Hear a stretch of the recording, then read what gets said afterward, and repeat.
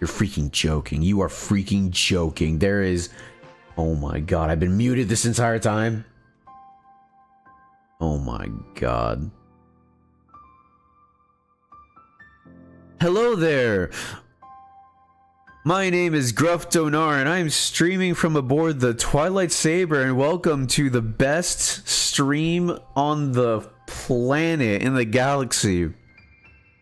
Oh my gosh, I can't believe this. I'm never muting my microphone ever again. Never ever. Alright, well... At least I didn't say anything, like, about the show yet. So I don't need to backtrack. Yeah. Let's just move on. I hate this so much. Anyways, so... we are going to be talking about Andor Season 2, the show. And this is the first time I've ever done something like this, talking about a show or a movie in like a podcast sort of way, I don't know. So I'm still learning, obviously, clearly, as I just demonstrated. So I learned something immediately when I started taking notes for this show is... I'm never taking physical notes again. I'm doing it all on the computer because taking physical notes for 2 hours sucks. Your hand starts to hurt as you write down all the notes. I'm not joking. So episode 1 took 2 hours to get through taking notes. Episode 2 took 2 hours. Episode 3... yeah, that's better. I'll be back later. Let's see you, Grubb. Thanks, Emric. See you later. Episode 3 was so dense, it took 3 hours to take all the notes. To be fair, it took like I don't know, like a little bit of a break to eat, but still, when I was taking notes for the episode 3, good thing I showed up. Yeah, it is. You know, they should really have, you know, Microsoft Teams has this thing where when you're in a call and you're trying to talk, it'll send you a notification saying, hey, you're muted, idiot. They should have that for OBS or Streamlabs. That would be really helpful. Oh yeah, but the music is coming to an end, so I'm going to go ahead and turn the music off because I want to completely focus on what we're talking about here. Maybe I'll turn it on later. Use your notebook to make a pre-stream check. That's true. That's a good idea. That's a great idea. I should just, instead of a notebook, I should just have a post-it note on my monitor. But either one works. Either one works. So let me actually make my way over to the show itself so that we can, you know, look at it as it's going on and all that jazz. Let's see here. I would love to talk about season 1 with you guys. I know that Emmeric's not going to watch it, and he has every right not to, but for anyone who does have the possibility of watching it, please watch it. Like, it is it's some of, if not the best Star Wars out there. Absolutely fantastic. Now, let me make sure. Oh, frick, I chose an episode. I didn't want to do that. Stop. Stop. Okay.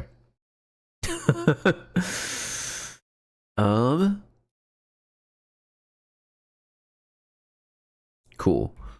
We are in the episode.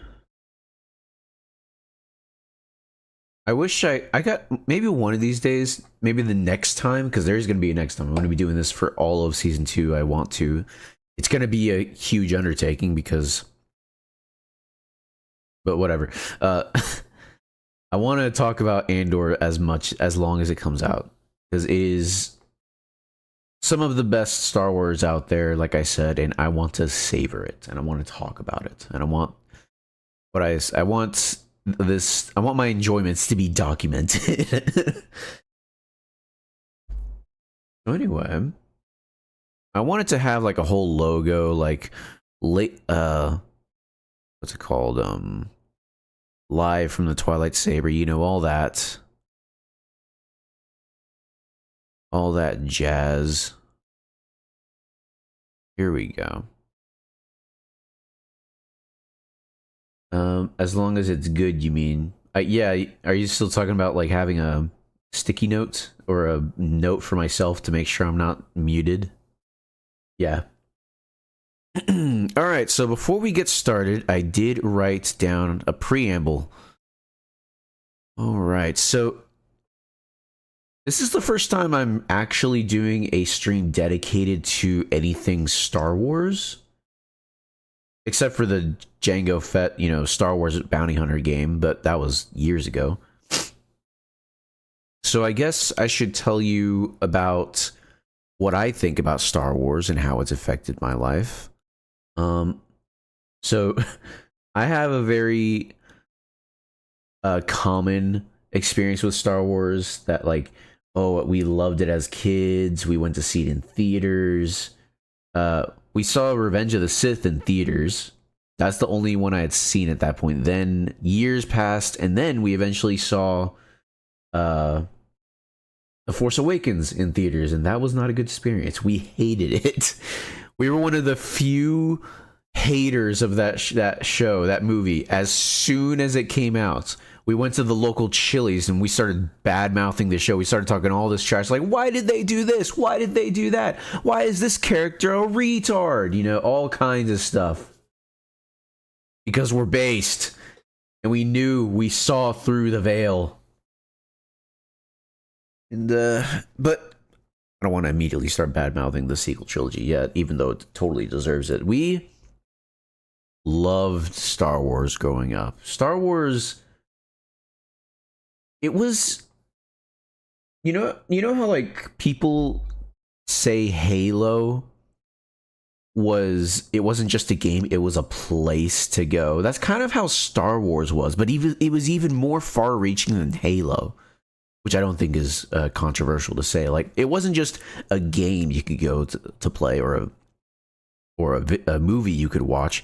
It was like you would go outside to your neighborhood friends and like fight each other with toy lightsabers in their yard, and you could ride your bikes with your lightsaber in hand. It was something that was different. It was like this one thing we all really loved. It's hard to I don't think there is any single property nowadays that has that quality anymore, which is really sad if I think about it. Like, this was the one thing we were all like, yeah, this is awesome, and we all know it's awesome, and we're all going to enjoy it together. Like, that's just not a thing anymore. Everyone has their own, like, their own niche, which is not a bad thing, you know, everyone's different, but I miss everyone being unified on, like, yeah, we all love Star Wars. I should get the boys together and we should all fight each other with lightsabers, but anyway. So, if you're not blind, you might notice how Star Wars has majorly affected my VTuber model and my lore, even my, you know, stream overlay. I just, even though I don't like Star Wars as much anymore, if at all, and even that was even the case when I first started this channel, or this VTuber, was that I still appreciated Star Wars' role in my life because it was very formative. Like, there's no getting past that. It was very formative for me, and I wanted to like carry on that memory, you know. I'm talking about like Star Wars has passed away, that has died. It largely has for me anyways, and for a lot of other people. But yeah. I have it. Your bank. No, you don't. Your bank passed away, bro. Texan. I feel bad for Texan, dude. He got into Star Wars much later, around the time Rogue One came out, and man, Texan, there were so many years of Star Wars. I was just talking about how when we were kids, like riding around our neighborhood on bikes, like that era of childhood, literally all the kids on the block loved Star Wars. And even if they didn't, we would still like have toy lightsabers and fight each other. It was so much fun. Dude, I believe it was one of my cousins. He had a freaking E11. No, it wasn't one of our cousins. It was a friend of mine from church. He had an E11 blaster, like an electric one. It lit up and made noises, and it was life size too. It wasn't like a shrunken mini version. It was a life size E11 blaster. It was the coolest thing I'd ever seen in my life up to that point. And I think even to this point, that's still the coolest Star Wars thing I've ever had. It wasn't like a collector's item. Pretty sure it was like a plastic toy. But still. Actually, no. That's not the coolest Star Wars thing I've seen. Adept once went to Galaxy's Edge. And just dropped back again while on the toilet to tell you Disney sucks. Bob Iger should audio jungle himself. Since see you later at work, dingus, or after work. I agree, Emmerich. I agree with every single thing you said. I think Luigi needs to pay some Disney executives a visit. You know, to give them a plumbing job and some mushrooms. You know. But anyway. What was I talking about? Oh yeah, the E11 blaster. So that's not the coolest thing. That's the second coolest thing. Spaghetti. That's the second coolest thing. Let me get into a place where y'all can see the chat. Chat? Huh. There we go. Super Luigi in real life. Yeah. Usually the chat like autofills there, but I guess it didn't. Maybe that's something I need to fix. But anyway.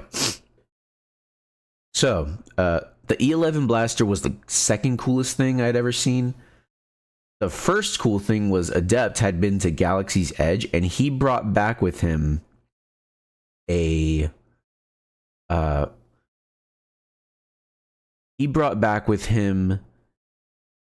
music box.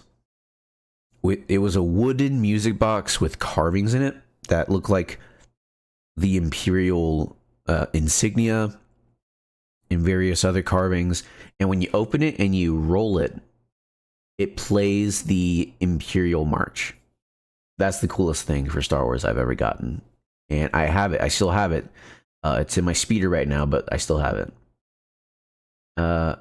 Usually your bank would be filled, but boom, I'm in chat. When you crank that thing. Yeah. It's super Vader appears, bro. It's kind of tinny nowadays, but it's okay. It's fine. But now that I've talked about what Star Wars meant for me, it's time to talk about how Star Wars is doing nowadays. I'm just gonna read y'all what I have written here in my notes. Vader appears, but in a sitcom fashion. Yeah, the crowd cheers. Woo! Let me just read y'all what my notes say. Go into what I think about modern Star Wars. Its fan base is diseased, rotten to the core. There's no saving it.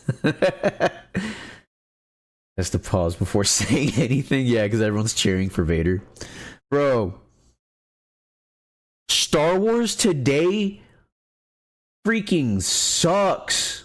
It's so bad. It's the biggest laughing stock I've ever seen in my life. You know, like, so there wasn't like everybody who liked Star Wars. There were like kids at school who didn't like Star Wars, and they would elementary school, pretty much everyone was fine with Star Wars. Then you get into middle school and everyone like makes fun of you for liking stuff because the American irony is starting to set in. The cynicism, the inability to take anything seriously.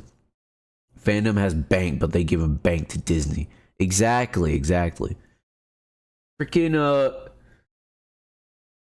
where was I going with that? I completely forgot what I was going with that.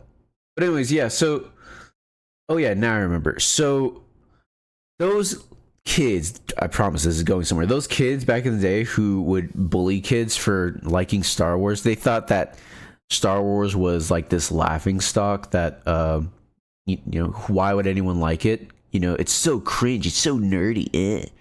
Well, now Star Wars actually is that thing that that they thought it was. Now it actually is that thing. And it sucks, dude. Like, man.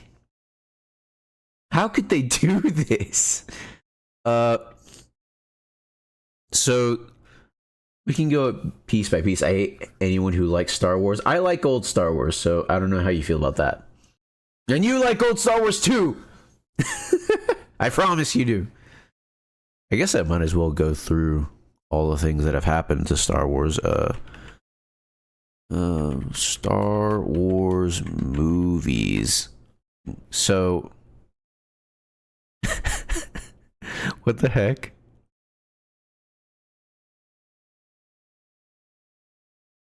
Oh, it gave me all Star Wars movies. What in the world is this? It gave me some movie called Jedi Junkies. I thought it was a porn film, but apparently it's PG-13 and it's on Tubi. Who knows what that is? Good lord. Anyway, let's see. In release order, please. Good lord. Anyway, let me just go to Wikipedia. Okay. Gotta go. I'll watch the VOD. Thanks for coming by, Adept. I really appreciate it. Thanks for saving the VOD, honestly. Bro, call my Philip Banks because my bank is filled up. Bro, you better hope Philip Banks isn't some local bank.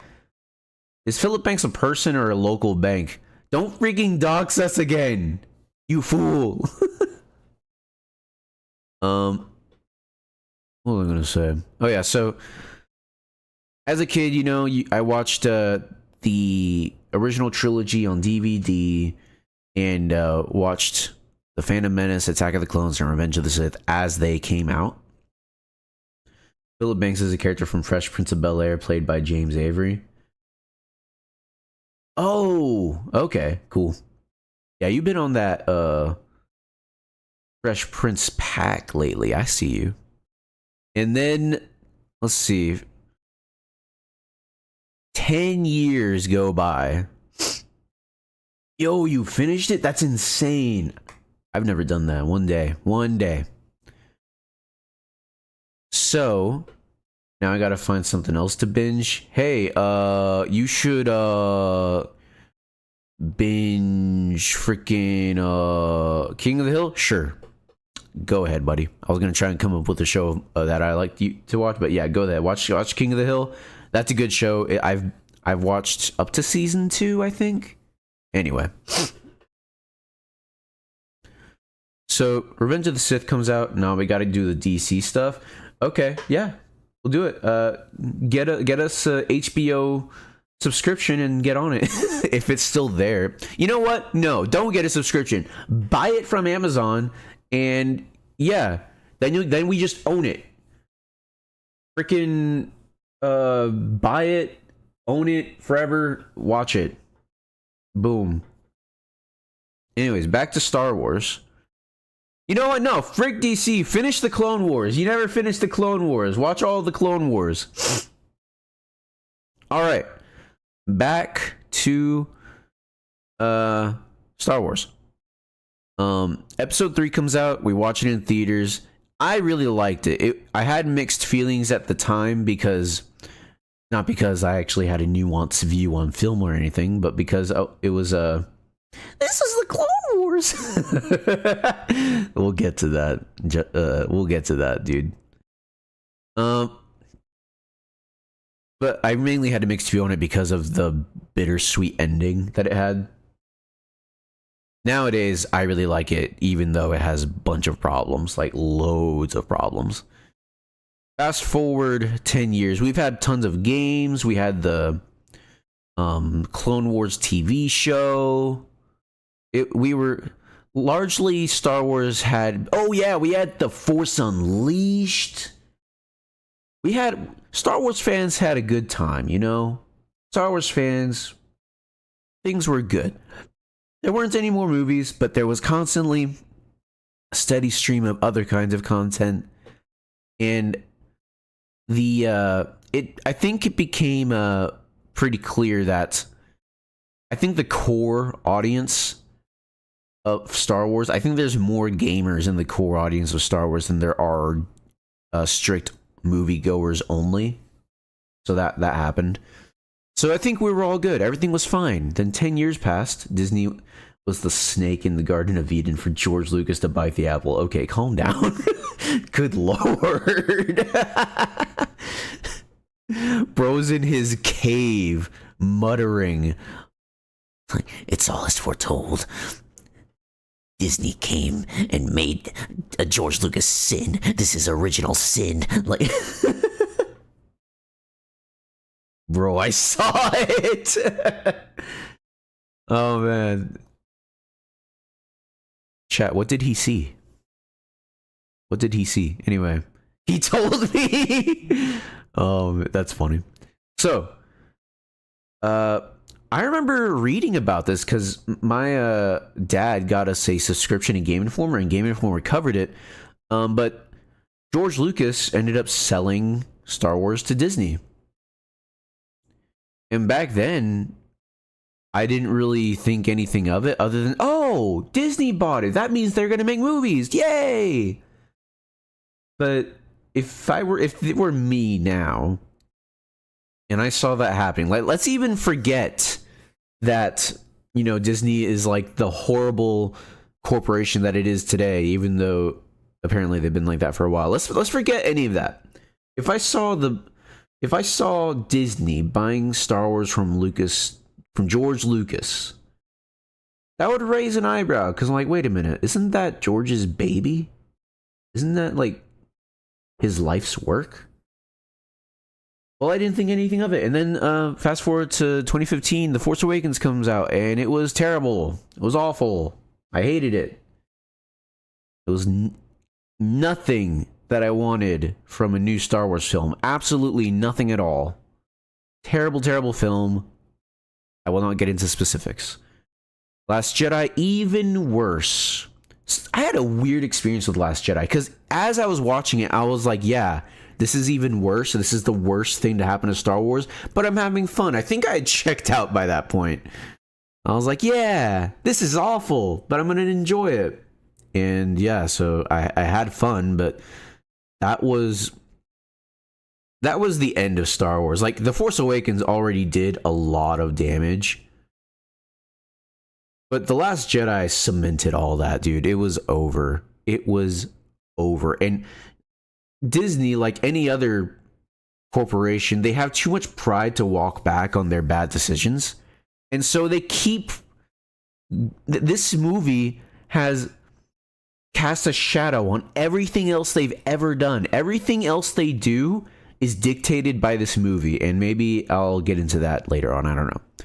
Then Rise of Skywalker came out. Rise of Skywalker is a meme of a movie. It's not real. It freaking sucks. Like, all these movies suck.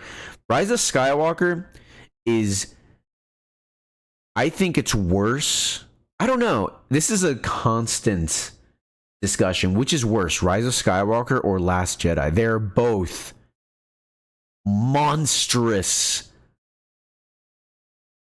films. Random side tangent. Disney is obsessed with making new lightsabers every movie and show. Just some wacky new lightsaber weapon. Dude, even the classic lightsabers are different, because the ones they have in Kenobi are supposed to be like the classic lightsabers that you see in episode 4. But they handle so different. They look so heavy. They're like baseball bats instead of like actual swords. Freaking sucks. But yeah, so that was all the classic the films, the main films. In between that, we had Rogue One. So I actually liked Rogue One. I am not going to lie. I cried in the theater watching Rogue One.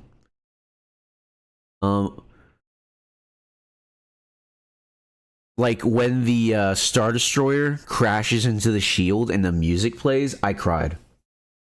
And then when it shows the character at the end say hope at the end, I cried there too. And it wasn't because the story is some amazing, well-written thing.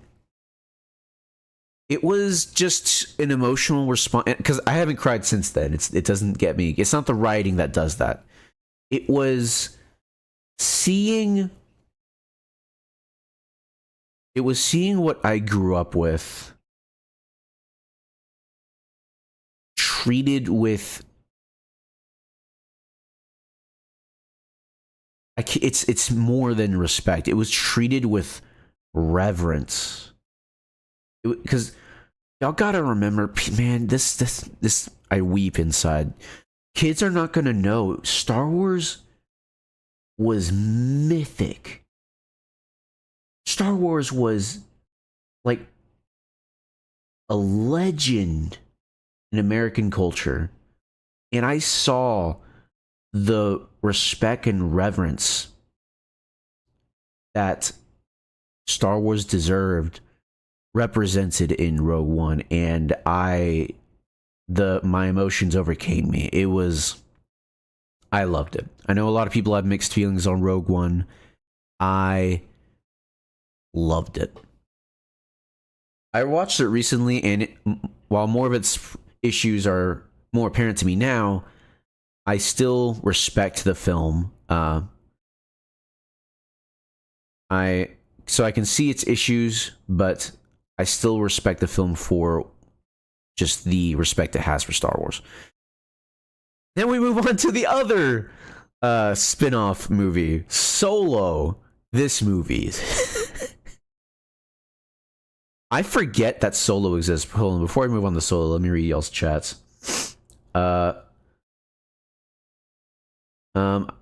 Regarding new lightsabers, I mean, I get it because they're going to sell it for kids and some such. Dude, you don't need new lightsabers to sell them to kids. Just sell kids regular lightsabers. Like, so there was this funny thing back in the day. I saw, when I was shopping with my mom at like Walmart or something, I saw a Dooku lightsaber. And if you know Dooku's lightsaber, it's like a specialized lightsaber. It's bent in a way because the way he handles it, because he is a, I don't know how to explain it. My words are failing me. He's very good at sword play, and so he has like a very specialized lightsaber that only he has because he what's the word? Because he's just good at it.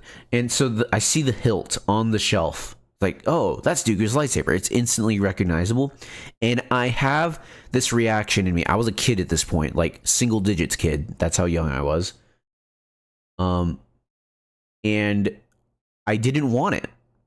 Not because it wasn't cool. If I saw it today, I would totally get it if I could. But like, when you're playing as a kid and you see this specialized lightsaber, it's like, oh, this is this specific character's lightsaber. No one else in the galaxy has this lightsaber. You don't want it, because when you play pretend with your friends, having such a unique lightsaber makes it harder to play pretend, because now you can't be just any guy wielding a lightsaber. You specifically have to be Count Dooku. So you want a ubiquitous lightsaber, one that anybody can have. That's what you want. Anyway, side tangent over for that. The Rogue One. That's a joke Texan and I have from Jared Genesis. If anyone watches EFAP, you might know what I'm talking about. He called Rogue One the Rogue One, so that's what we call it. The Rogue One was pretty good. Absolute cinema. Star Wars used to be on that pack Bro, these trash movies keep releasing before or on my birthday, May 25th. Solo dropped on May 25th, and it sucked. Single wrinkle in the brain. Dude, Star Wars is cursed now. Like, we get one good thing every... maybe one... When did Andor Season 1 come out? Andor Season 1 release date. September of 2022. Oh, frick. Yo, he hesitated. He had to think. Yeah, I don't remember. I didn't watch it when it first came out. I think I watched it a year after. So, 2022. So, what came out in 2019? So, Rogue One came out in 2016. That was the last good show or movie in Star Wars. There was the Clone Wars, their extra season, but that one was a mixed bag. But the truly great stuff, there was Rogue One. Then fast forward 6 years later, we get Andor. So at least, at most every 6 years, we will get something good in Star Wars. That's the bar now. We're 3 years later and we're getting Andor Season 2, but I'm not gonna wait 3 years. I think I'm gonna try and play it safe and only wait for 6 years. Bro, we all groan when a new Star Wars is out. Exactly. We're like, oh no, what do they do now? The Mandalorian. We thought The Mandalorian was gonna be good. But I'll get into that later. So yeah, Solo. Solo was actually terrible. I remember it started off cool. What are you talking about? What is it? But then Mandalorian dipped. Oh, Mandalorian, yeah. I thought it was gonna be cool.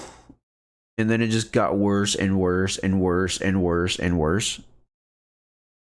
And people say, oh yeah, the second it was the third season that got bad, right? I was like, no. Season 1 is awful. Season 2 is even worse. And I haven't watched season 3, but I've heard that's even worse still. Dude, Solo went under so quick. Dude, Solo didn't make its money back. People forget this, but Solo didn't make its money back. Star Wars is in trouble. I mean, I know this was in 2018, but like, since the Rise of Skywalker, it's been only shows until that one fact about the movie. I never heard anything about except that one fact about. I think I know which one you're talking about. So Solo is all about Han Solo, and apparently when Han Solo started his adventure, he wasn't named Han Solo. He goes to like some Imperial like bean counter, and before he lets him through, and he's like, "All right, what's your family name?" And he's like, "Oh, I don't have one. I'm just Han." He's like, "Oh, you're alone, huh?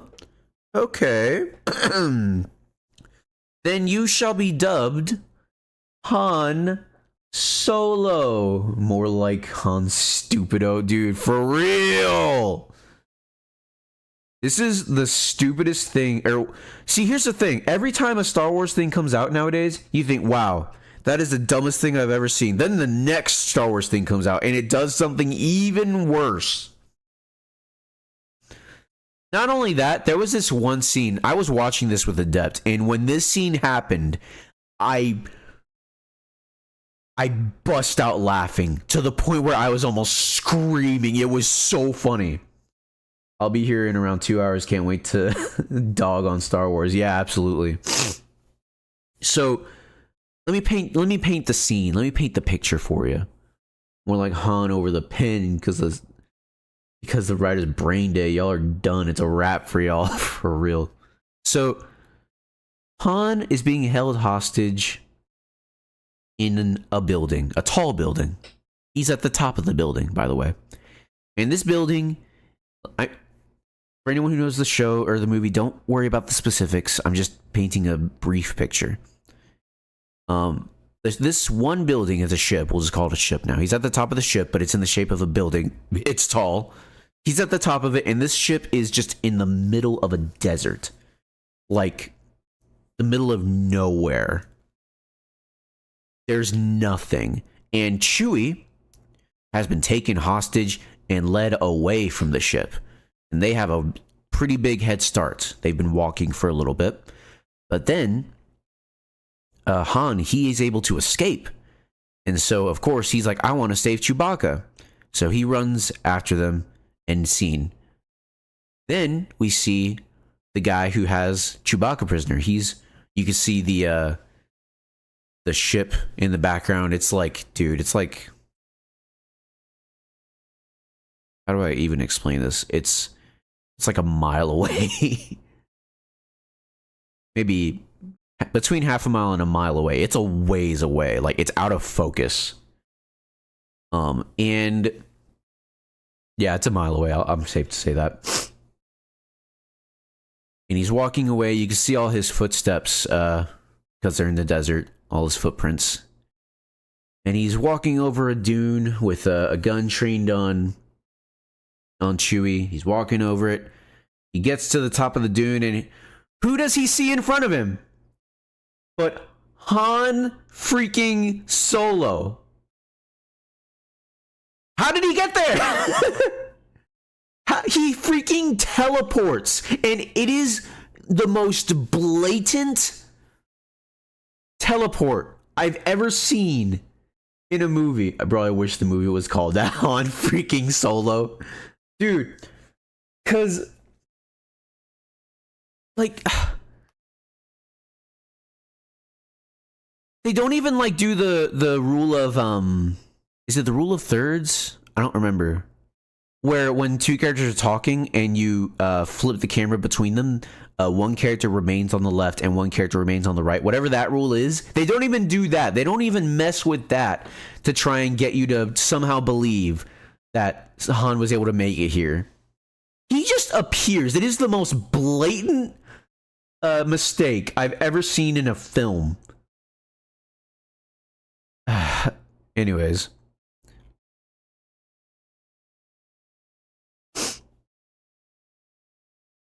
I'm just going through here. Oh yeah, so then we have the different stuff. There was the Mandalorian. Didn't care about that. Let's see here. All right. Going through Disney Plus stuff now. Apparently they don't have the TV shows here. Disney Plus Star Wars shows. All right. So first came The Mandalorian.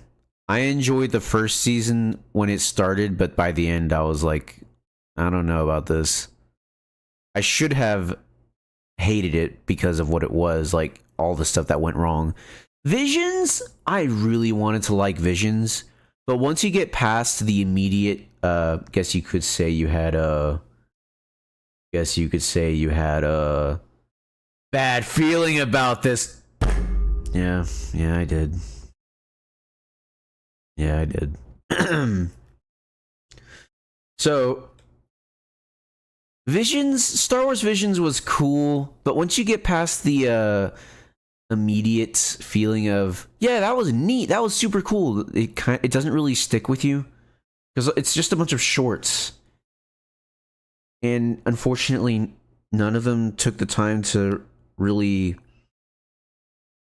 tell a story that was like that touches on the human condition at all. Like they very briefly touch on it, but not enough to like stick with you.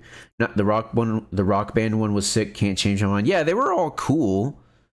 The only one I didn't really care for was the last one. There was also another one I didn't care for, but I can't remember. Oh yeah, I didn't care for the twins episode.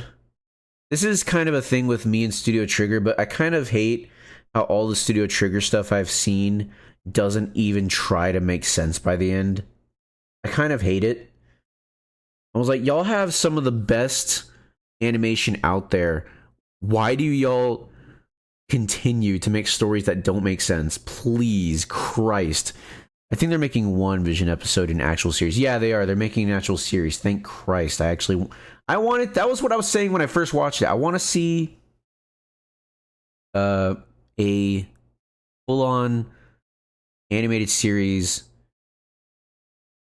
close to like the runtime of like Naruto. It felt more like pitch ideas. Yeah. I really liked the animation for the first episode was clearly great. It was like an episode with a bunny character. I liked the character designs in that. There's one character who like uses blood as like makeup or something. It was pretty cool. My furry friends were going insane for the bunny character. Lop. Oh yeah, her name's Lop. And I think in the Japanese, they're like, Ropu. Something like that. I don't know. So anyways, Vision was alright. Boba Fett was stupid. Boba Fett was the most retarded Star Wars had been at that point. And it only got worse. We got Ahsoka, which, oh man, you could tell they had nothing for these episodes. They were banking on people liking the characters, the classic characters. Boba Fett was a spit in the face. It was. Ahsoka was terrible. They like, oh man, Ahsoka was a sucker. Oh yeah, and Obi-Wan. Obi-Wan was the last straw for me. I stopped watching all Star Wars because at first I was like, oh yeah, I'll watch this stuff and see how it is. And then I'll watch EFAP watch it. Obi-Wan was the last straw. I no longer watch the show to form my own opinion before I watch EFAP. Obi-Wan was on my birthday again. Yeah, they love to do that. They can't keep getting away with this! Oh my gosh. Obi-Wan, that was the last straw because not only was it worse than everything that had come before, but it ruined some of the most beloved characters in Star Wars. Because it wasn't just Obi-Wan. It was Vader, Aunt Beru, and Uncle Owen. Freaking Princess Leia. Frick whoever was in charge of that. They deserve to be flayed. It's also because, fun fact, A New Hope was released on my birthday, May 25th, 1977. Yeah, they keep releasing stuff on the anniversary because they think they're him, and that just happens to be your birthday. So you just get stuck getting garbage for your birthday every year whenever they release some crap. I deserve the Force. Oh yeah, and then they came out with the Acolyte, dude. The Acolyte has to be, so far, because this happens every time, this is the worst in terms of storytelling. It is the worst. Texan, have you seen all of EFAP's like reactions to the Acolyte? Because I remember you would catch it every now and then when I was watching it. Man, it is bad. Really bad. And I'm going to try and get away from using words like good or bad in this because I that's something I want to get away from in general. I want to use better words, like better descriptors, but man, you've seen them? Oh my lord, dude. Skeleton Crew, I have not watched Skeleton Crew. I watched a trailer for it last night because I was curious. It looks like The Goonies mixed with Star Wars with a little bit of Stranger Things question mark minus the scary bits of Stranger Things. It feels like that's the vibe they're going for. I'm not going to watch it because I don't trust Star Wars and Disney anymore. If someone I trust watches it and they say it's good, then I will watch it. Until then, it's not going to happen. You forgot to mention that the fans are eating this. Oh yeah, the whole reason I went over all of this. The Star Wars fan base is diseased, rotten to the core. There's no saving it. The fans love this stuff. The fans eat up this crap, and they ask for seconds. Literally everyone likes every movie and show they make. Yes, it is insane. They lay down their life for this. I don't understand. I cannot comprehend. Like, usually, I can understand, like, oh, someone watched this thing and it was really bad, but they enjoyed it for what it is. I could understand that. But no, these people are different. They're built different. They're built incorrectly. They freaking not only enjoy this stuff, they think it's high art. They think it's freaking the second coming. They treat this stuff like it's Shakespearean, and I am so sick of it.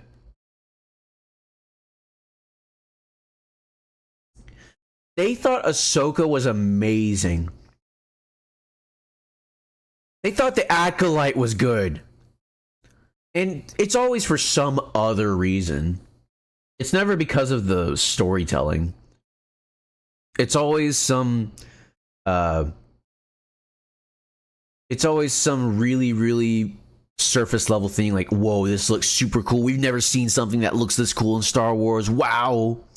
Oh my gosh, look, it's the woman. Look at the woman do the thing. Isn't this cool? Oh my gosh, look. Now the woman is black. Oh my gosh, this is so cool. And I'm like, dude, what about any of that makes the story good? Darth Vader appears. Oh yeah, Darth Vader. And like, oh my gosh, Darth Vader. Oh my gosh, look, it's Darth Vader. He's in Obi-Wan. This is so cool. Now, let me be clear, because I just want to cover myself in case some people of that ilk come by. I do not hate black people. I do not hate women. I don't hate women or minorities. It's just people point to this stuff and say, look, they did the thing, therefore it good. This is another thing. If you don't like any of this crap, the fans will be like, you just hate women and minorities. You're a racist. You're a sexist. And it's like, dude, I just don't like the funny movie. I think it's bad. Why can't we just have a discussion? Let people enjoy things. Well, I enjoy being a hater. I'm sick of it. Bro. I'm so sick. Call me Flyleaf, because I'm so sick. Freaking, you fans are so toxic. The toxic positivity crowd. Yeah. I'm pretty sure toxic. I'm pretty sure toxic positivity was a term before Star Wars. But Star Wars is what makes it, what made it a popular term. Like, people know what that term is and what it means nowadays because of Star Wars. Also, Sonic fans. Fans are never grateful. We gotta get out. My man Boxic, we gotta get out. But yeah, like, you just want to have a discussion about the story and where it fails, where it succeeds, and these people are having none of it. You either like it completely or you hate it completely. And if you hate it completely, you hate it for a bunch of toxic, horrible, bigoted reasons. It's never the opposite. It's never like, oh, you like this for completely worthless surface level reasons. It's always, no, you are an auteur, you are an artiste, and you know your stuff. You like this because you are knowledgeable on all the literary elements and all the amazing things that go into this show. It's never, oh, you're shallow. It's always, no, you are super deep. You are smarter than everyone else, and you got there all by yourself. Bro, in a Telegram chat, a furry who is a fan of Star Wars hated me and a friend who were dissing Obi-Wan. He went black icon and left the chat. I remember you telling me that. Dude, these people have the emotional maturity of a child. They cannot handle confrontation. They can't handle, I was going to say backlash, but this isn't even backlash. This is just casual disagreement. Y'all just don't like the show. We gotta remember, it's just a show. It's just a show. Like, I'm gonna go into all the amazing stuff that Andor is, because we're almost an hour in. Holy cow. But it's just a show. You'll be fine. But I guess they're in the same camp that I'm in when I talk about Andor. They think it's more than a show. They think that it speaks to the human experience the same way Andor does. When someone pokes, bro, it's like, haha, Sonic sucks kind of child mentality. When someone pokes fun at your favorite character and you get frustrated, yeah, it's bad. It's bad. Back to my notes. What did I want to... Yeah, so here's what I wrote in my notes. Everything is concerning the fans and how they see Star Wars. Everything is awesome and serious and the best thing ever. And if it's not, well, Star Wars was never good anyway. One time in 1977, a stormtrooper bunked his head. So that makes large gaping cannon breaks okay. That's another thing. Every time you try to criticize these shows and you corner them on a criticism that they can't deny, they will deflect and say, oh, well, Star Wars was never good anyways because they did something or other in some other Star Wars property. Dude, we're getting so... It used to be that, oh, whenever something bad happened in Star Wars, like when The Last Jedi came out, and people were criticizing that, they would say, oh, well, this thing happened in the original trilogy, or this thing happened in the prequels. Now, we have so much Disney stuff that people are pointing to the Disney stuff. Oh, well, it's okay that this character forgot their backstory. They did it in this other Disney project. It's bad there too, you moron! And if it was bad in the original trilogy, or if it was bad in the prequel trilogy, it's bad there too. It doesn't change. Oh yeah, it's a kid's show. It's like, this is a kid's movie, or this is a movie about space wizards intended for children. That whole garbage. Patrick Williams, he regretted saying that. It's really funny. Star Wars used to be a pillar of American pop culture for 50 years. Well, almost 50 years. Almost 45 years. Let's see. It came out in 77, then Force Awakens came out in 2015. So about 40 years, give or take. And they complained about episode 9. Oh yeah, then all these people, all these complaints we levied at The Last Jedi, then and here comes The Rise of Skywalker, walking back on The Last Jedi completely. And they hated that. I was like, oh, now it's okay to criticize Star Wars. Now it's okay to point out all the insane character problems, all the insane plot problems, all the insane lore problems. Now it's okay when it's your thing that's getting criticized or walked back on. I hate these people, dude. They have no principles. Anytime I hate someone, it's morally correct because they have no principles. That is a joke.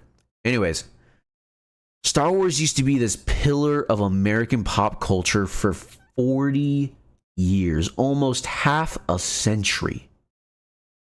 Now it's a laughingstock, barely managing to be relevant beyond critic circles and rabid fans. Like, think about it.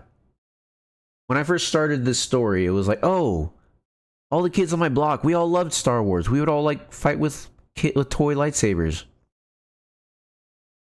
When was the last time you saw some kid with like Star Wars, Ravid mentioned? When was the last time you saw some kid with like some Star Wars merch? When was the last time you saw a kid with a toy lightsaber? Now, there's a whole conversation to be had, like, oh, kids don't play outside nowadays. That's true. That's a separate conversation. But like just out in the wild, like when you go to your local, I don't know, your local mall or your local theme park, when was the last time you saw anyone wearing something for Star Wars that wasn't an adult? It's been a while, I'm gonna be real. Like, I'll see adults wear Star Wars, and it's either because they're a rabid fan or it's because they remember the good Star Wars. But it's been a really long time since I've seen kids with Star Wars. I have seen some. There are some kids at church who like Star Wars, but that's it. And if I didn't go to church, well, then I just never would have seen that kid. All right. So I've talked about my experience with past Star Wars and modern Star Wars.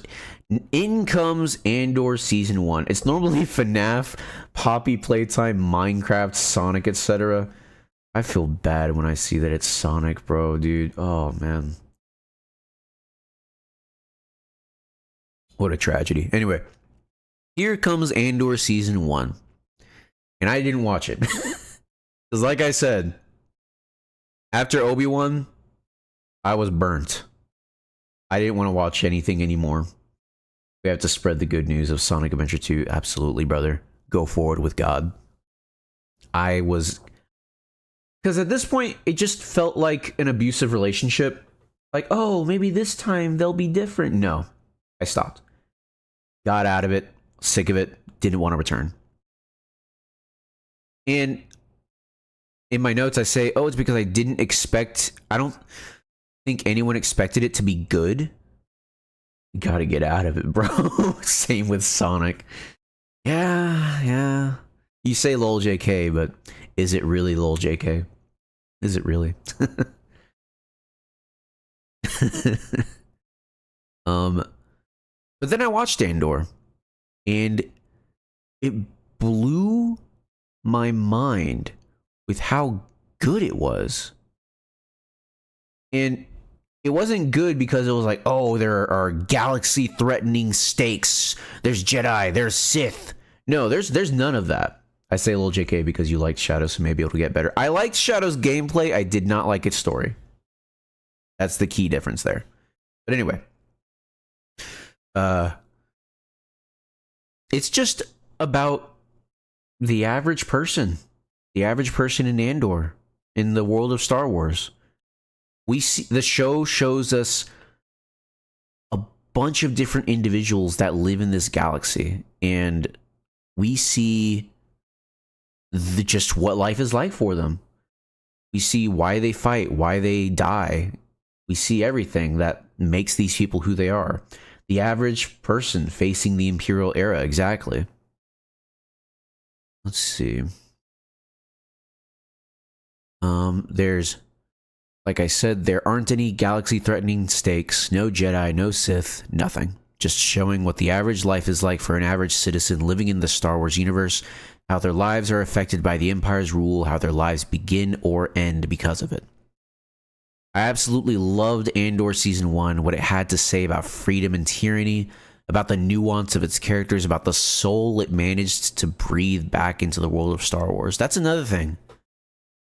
This show, I know how we joke about, but why? Yeah, so Tex and I, we have this inside joke where whenever a character is like, this is my motivation, or this is what I want to do, we ask, but why? Why do you want to do that? Because usually there's no reason why. It's because the show or the movie needs them to. Or maybe it's some contrived reason, something or other. But it's like, we're going to put an end to the Imperial Empire. It's like, yeah, there's actually a reason why to do that. But why? The reason why is because the Imperial Empire is very imperialistic and very tyrannical. You see the effect that they have on this universe. This show is the why. Yes, you get to see how the life of individual people are affected by the Empire. You get to see the horrible things the Empire is doing to the average person. Like in original Star Wars, it was like, oh, the battle has already started. You see them blow up a planet, and you also hear about them dissolving the Senate. You can infer enough. I say enough. They blew up a freaking planet. You can infer why everyone hates the Empire, but you don't see what it's like for the average person. It's not like a Jedi rising up, like, I'm gonna step in. For real. It's the average person, and it's just your average Joe. Yeah, people. Andor Season 1 apparently didn't perform as well, or at the very least, people didn't like it as much. And I think it's because a lot of viewers don't see the value in seeing this, in seeing how the average human is affected by this tyranny. And there's not just one type of human. There's all kinds of humans. That's why you get all these kinds of characters. You get people like Cyril, Cassian, Brasso and Bix. You get people like Nemec, people like Vel, Mon Mothma, Luthen. You get all these characters, all these very different people, and you see how their lives have been affected by all of this. The show goes out of its way to show you these things. Excuse me.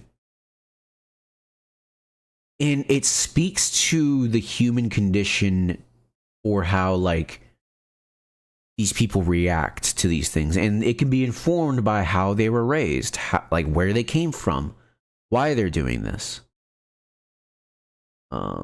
Just your average Joe key jangling. Fans need their key jangling. Yeah.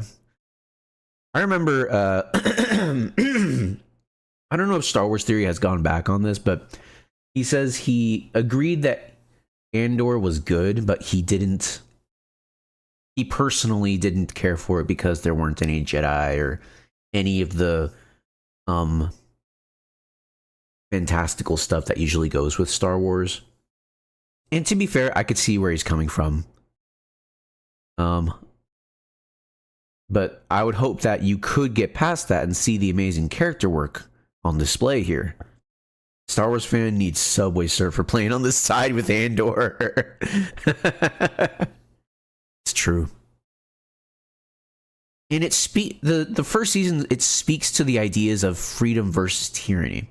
I think my favorite line in Andor season 1 is from Nemec in his manifesto. Oh yeah, and we're going to be talking about all of Andor.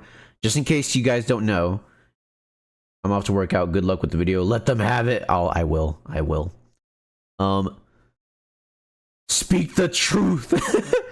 You sound like Forrest Whitaker. Speak the truth. Don't believe the lies. Friggin' Saw Gerrera.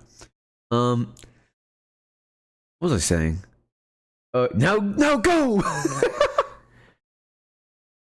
My favorite line from Nemec, it goes something like, freedom is a pure idea. It occurs without any provocation, or something like that.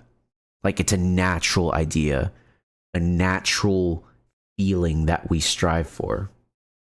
And tyranny is in opposition with that idea, of course, but tyranny is meant to cover up fear, and it's meant to hide the lie that this is the way things are supposed to be.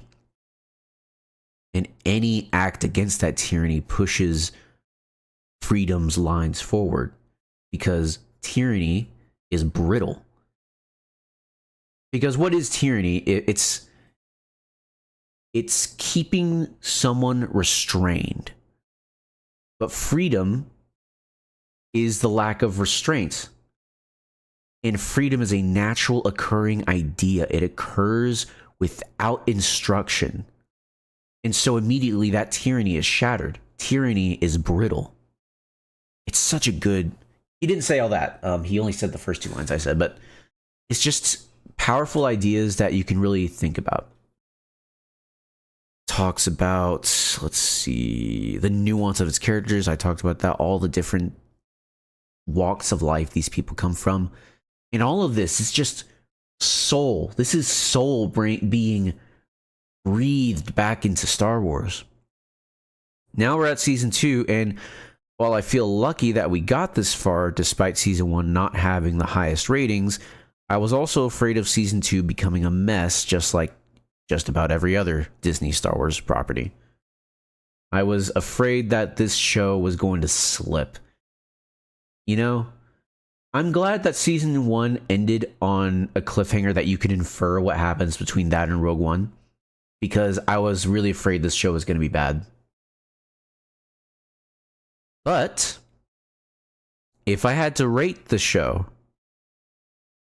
first of all, I'll give you my objective rating, like how much it remains consistent with itself. I've heard complaints about one plot point in season 2. We'll get to that. I know exactly which one you're talking about. We will get to that. It does happen in the 3rd episode, so it might be a couple hours. If I had to rate this show objectively for how consistent it is with itself, I would give it probably an 8 or a 9. Now, if I had to talk about how I feel about it, I think it's a solid 7 or 8. I flip between the two. I think it's that good. I really do think it's that good. Ooh, if I had to give Andor season 1 an objective rating, just the entire season, it would probably be around the same quality. Objective, probably an 8. How I feel about it? Ooh, probably a 9. Only because I know that there are some mistakes in it and it's not perfect, which is why I don't give it a 10. But if those mistakes weren't there, this show might be a 10 if those mistakes weren't there. It's really, really good. But that's for season 1. I give it a 9. I could probably be talked down to an 8, but right now I feel a 9. That's for my subjective opinion. Objectively, I think it's an 8. So the first 3 episodes I give objectively an 8 or a 9 for how consistent it is. But the stakes are pretty low here. So there's not much to mess up. So think about that. It's all mainly character stakes. There's so much that informs the story when you watch it. There's so much what informs the story beyond what the characters simply say. It's in how they move, how they look at each other, how they react when they hear certain information, how the cinematography informs the story. This is a show that uses all the tools in its artistic toolbox to tell its story. And it does it in a very tasteful way. It's not overly bombastic. It feels grounded. And just like season 1, it tells the story of many individuals that are very different from each other. It tells the story of many different individuals that occupy this galaxy. And so you see the galaxy through multiple perspectives. I really, really enjoy it. Now, we are finally through my notes that I made for this show before, not the show, the preamble. Now we finally move into the actual show. We love it. We love it. Yeah. So the first thing we see is that it's 1 year later. 1 year later for BBY. I was wondering, like, should they spell out BBY? Like, should they just say before the Battle of Yavin? Because, like, literally every single person that I know, I've had to explain this to. I'm the only one who knew it, apparently, at least in my circles. No one knew what BBY meant, which is fine. I didn't know what it meant for years. But should they explain it? Should they say what it is? I don't know. Let's see here.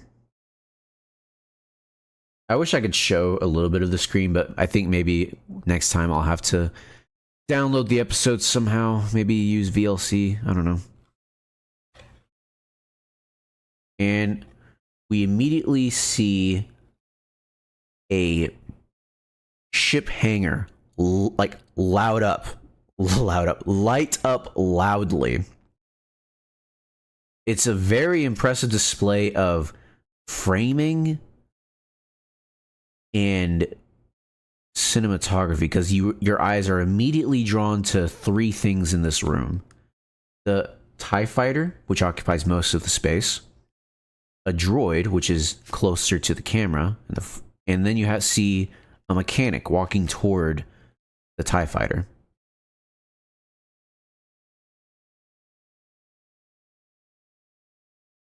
Now let me look at my notes here.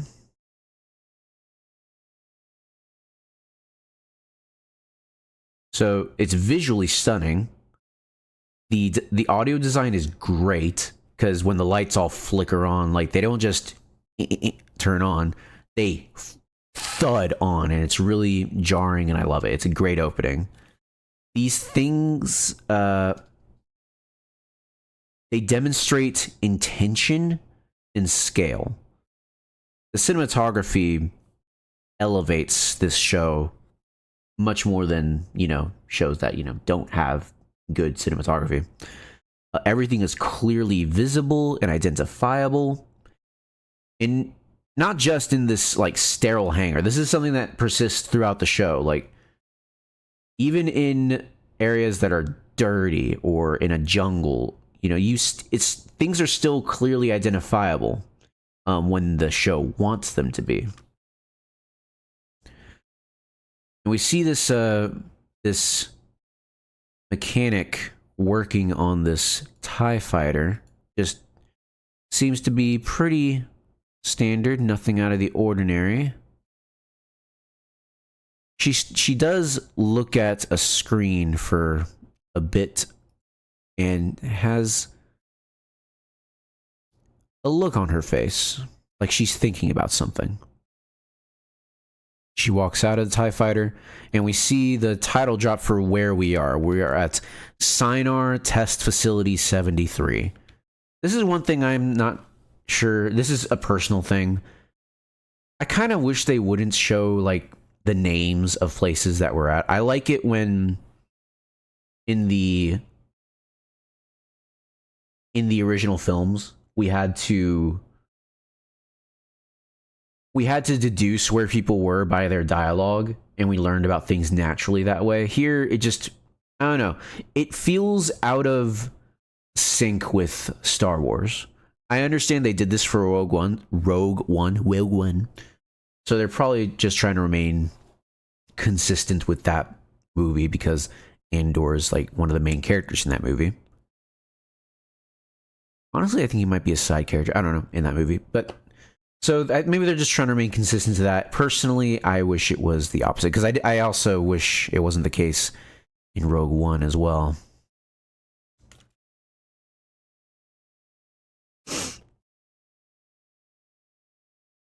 Oh yeah, I guess I should say this. Why was that hangar so sterile? What does this tell us about the facility or the Empire? I think it tells us that the Empire is at the height of their power right now. Everything is clean. Everything is very, very nice looking because they have the power. They won. The rebel groups haven't really. They're up and running, but they're not a force to be reckoned with yet.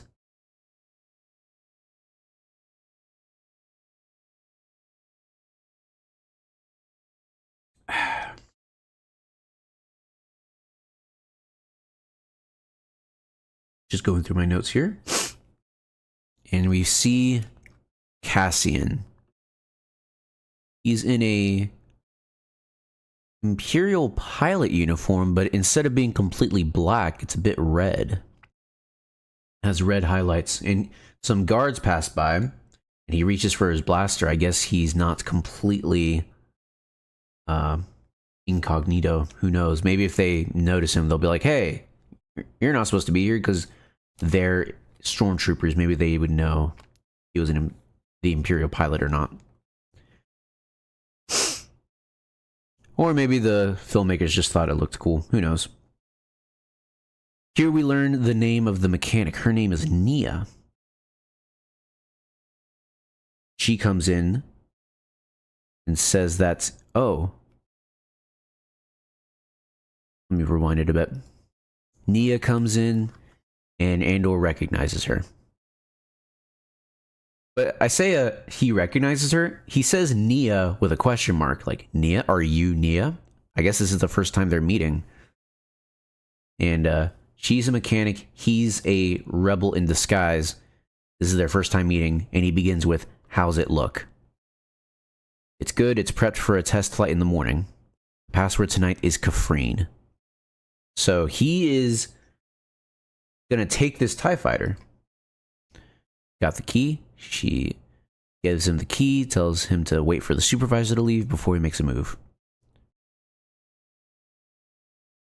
All right. They're establishing their backstory before, just in case anyone gets caught. They have a alibi.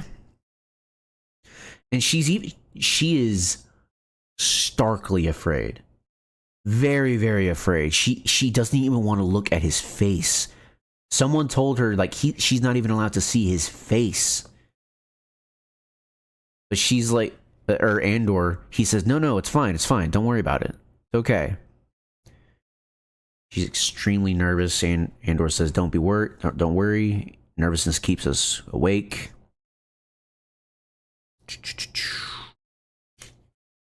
Now, the reason why I'm going over this dialogue here in a sec is because there's so much we can glean about these characters, just simply from the dialogue. Let me show you what I mean. He says, "Don't worry, nervousness keeps us awake. It's gonna be fine." Nia says, "I'm never coming back here." Andor says, "It's a big sacrifice." So Nia, she sounds like someone who all she's known her whole life is the Empire, and she's working for the Empire as a mechanic. This is just who she's been for such a long time, and now she's giving all that up, and she's in pieces. She's so nervous. She says, "I've had fun here." Has memories that she doesn't want to forget. Friends. She says, "That must sound strange." Andor says, "No, not at all." Nia says, "Now everything changes." "You're very brave." "Am I?" "My hand's shaking." And she sees one of her friends walk by, and she gets her attention, probably to say goodbye for the last time. Like, this is the last time she will ever see her. And the conversation they have is pretty casual. They just say, "Hey, hi, hey, I'm talking to the new pilot. Isn't he cute?" You know, that sort of thing. But imagine how this is for Nia. She says, "See you tomorrow."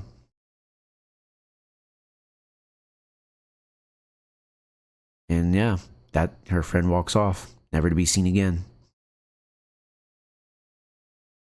Andor makes sure everything's okay. Says, "Oh yeah, she just said you're cute." She says, "Have you been part of the rebel? Like, have you been part of the rebels, for long?" She says, "Oh, I shouldn't ask. I'm sorry." Cassian says, "You're risking everything. You can ask what you want." Nia asks, "If I die tonight, was it worth it?" She is so nervous. Her mind is going towards everything that could go wrong, everything that could possibly go wrong, and she just needs to know, listen, if I die, was any of this worth it? Was it worth anything? Cassian gets a very serious look on his face, like he's thinking. She says, "You've done this before. You must have thought about it."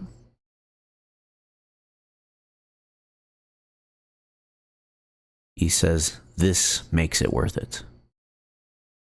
This right now. Being with you, being here at the moment you step into the circle. You made this decision a long time ago. The Empire cannot win. You'll never feel right unless you're doing what you can to stop them. You're coming home to yourself." That's a great line. Coming home to yourself. It's a great way to convince someone to act on their true feelings. And this dialogue isn't just, I feel like it's not just Andor speaking to Nia, trying to motivate her. I feel like he's describing himself. That even when he was in denial about fighting the Empire, he knew something was wrong deep down. And he eventually had to act, and that was him coming home to himself. He's speaking from experience. You've become more than your fear. Let that protect you. And this brings Nia to tears of appreciation, ? She says thank you. She's still very nervous, but she's been given a little bit of encouragement to take with her. And we never see Nia again for these 3 episodes. This is her only scene. For the little time we see her, I really like Nia. She's endearing, someone who's trying her best in an impossible situation. And Andor makes his way towards the TIE fighter. So it's an experimental TIE fighter. I assume that's why they're stealing it. An experimental TIE fighter. And he's walking towards it. He never puts the pilot helmet on, I assume, so that we can always see the actor's face, but it is a little weird. Because the TIE fighter has like a targeting system, a really impressive targeting system, but apparently that doesn't work with the helmet, because if it did, he would wear it. But yeah, he just never puts it on. Oh yeah, here we see what that droid is. It turns out it's a guard droid, because it almost sounds the alarm, but Andor shoots it before it can do that. So the fact that it was there, like even in the dark before the lights were turned on, that's good. I like that. It shows that they're constantly keeping a watch on this place. No cameras though. Weird. It's a bit weird. Although she did say the supervisor had gone to sleep. Who knows? You would feel like something like an experimental craft would have more security. Let's see here. And here, Andor walks into the cockpit and he starts panicking. Not panicking, but he starts muttering to himself, no, no, no.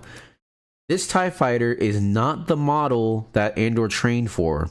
I'm kind of jumping ahead. We don't learn this. I mean, it's pretty apparent he doesn't know like where anything is. But yeah. So he's working on escaping. He turns it on. He spins a minigun. He prepares like the cannons. He's about to take off, and he accidentally goes into reverse and hits a wall, and the hangar door closes, and he can't get out in time. The TIE fighter is not... He can't figure out how to fly it. So it's like going off sideways into the ceiling. It's not like going super fast, so this is something that can withstand the vacuum of space and maybe even a few blaster shots. So I'm okay with it not like destroying itself in this hangar.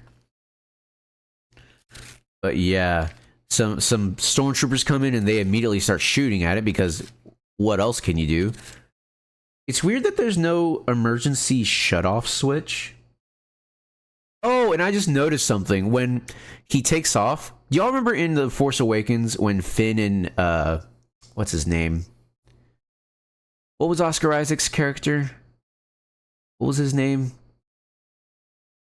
I've completely forgot Oscar Isaac's character.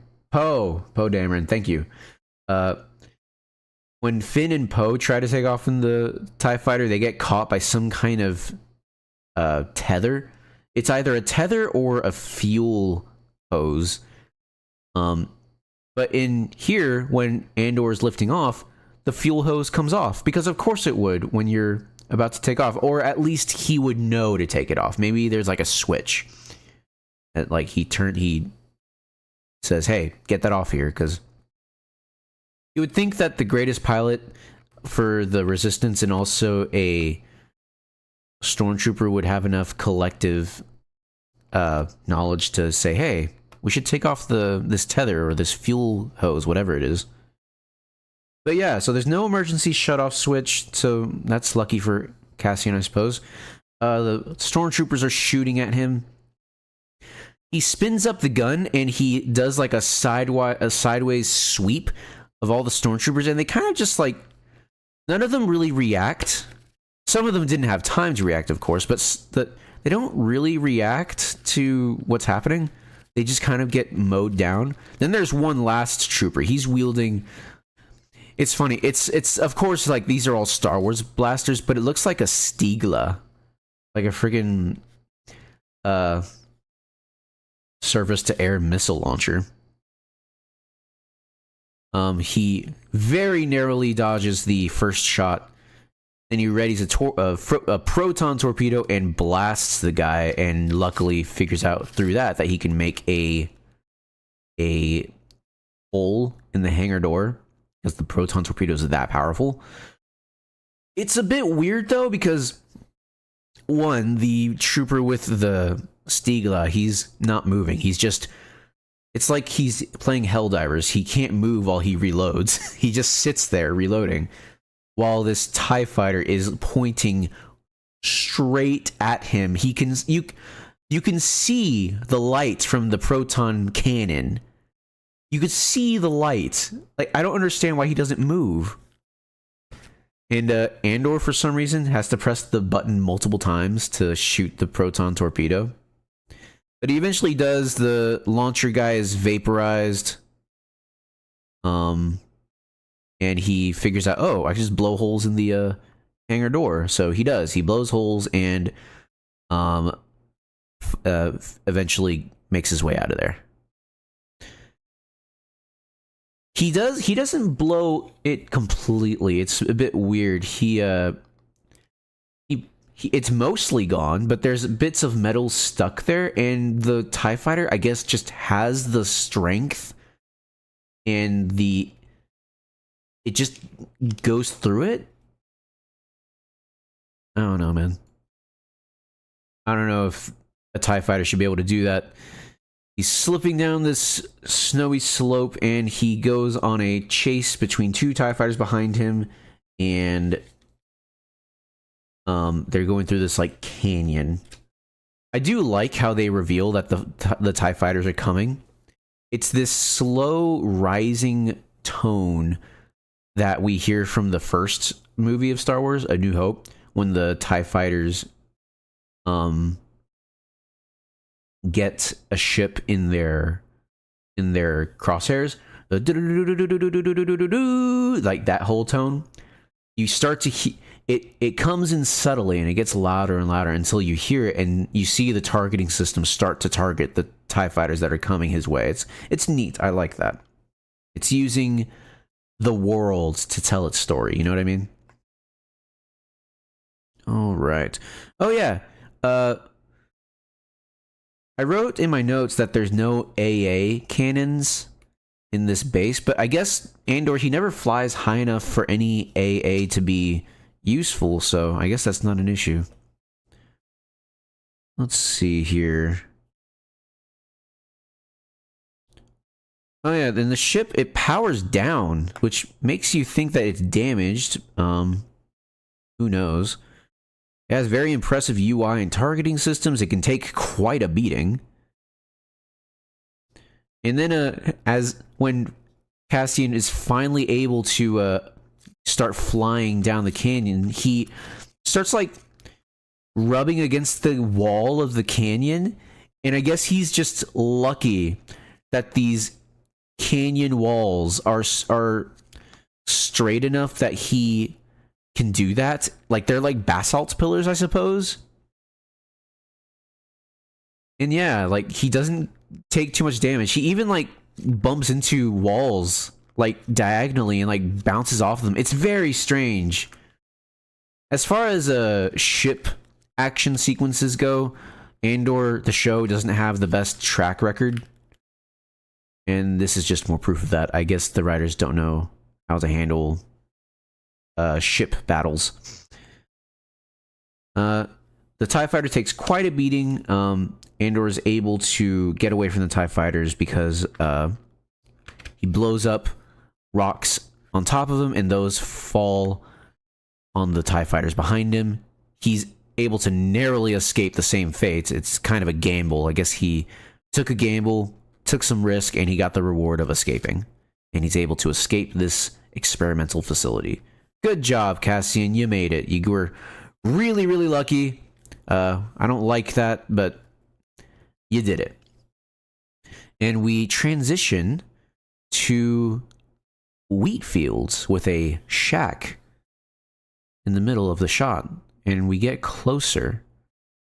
We see someone sleeping on a hammock. It's Woolman Pack, who, if you don't know, that was the son of a character named Pack from the first season.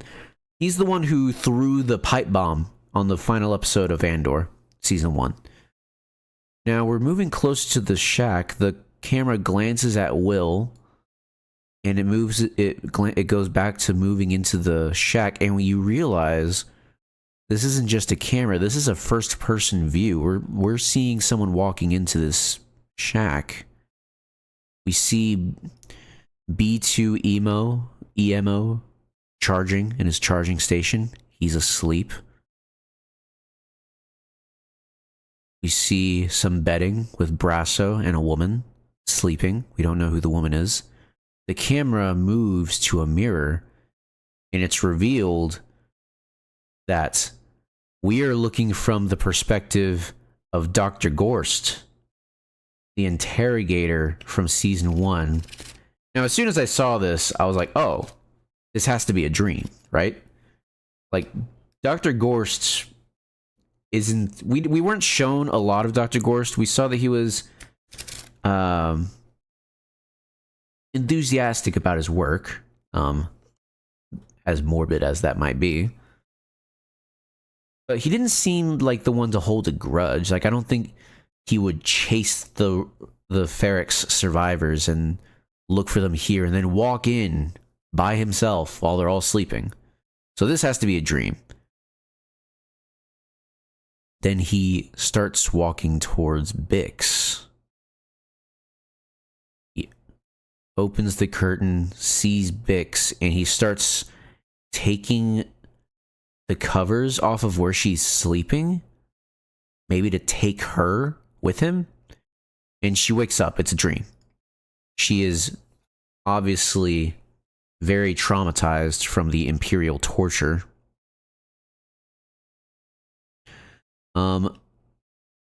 And so this is just a way of showing like where all these characters are now. They're on another planet. They're together, and Bix is still recovering from her torture from Dr. Gorst. One interesting thing I thought about, though, is that we don't see the daughter of Ferrex here. The daughter of Ferrex is missing. We'll get into that later. They wake her up, they try to calm her down. You know, she's going through it, which is really too bad. B, he says, it's okay, Cassian will be here in the morning. So we know Cassian is coming, he'll be here in the morning. That's what we know.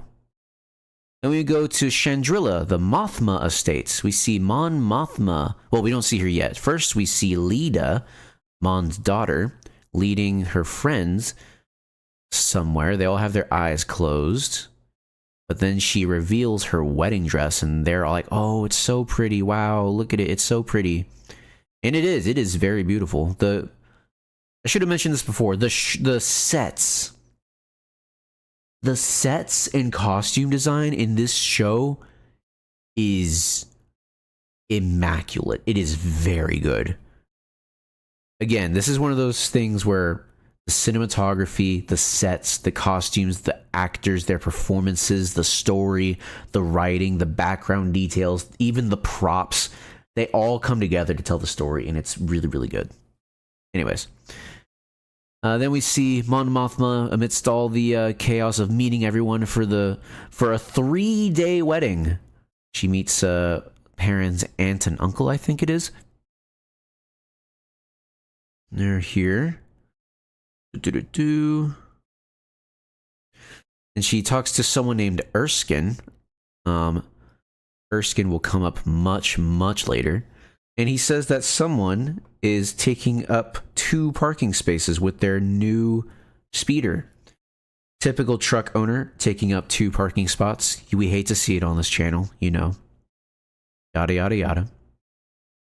Oh, it was the governor. He's taking up 2 parking spots. Then Mon looks off past the camera, and we don't see what she sees, but she's troubled by it. She gets a troubled look on her face. And she starts hurriedly walking, faster than she was before,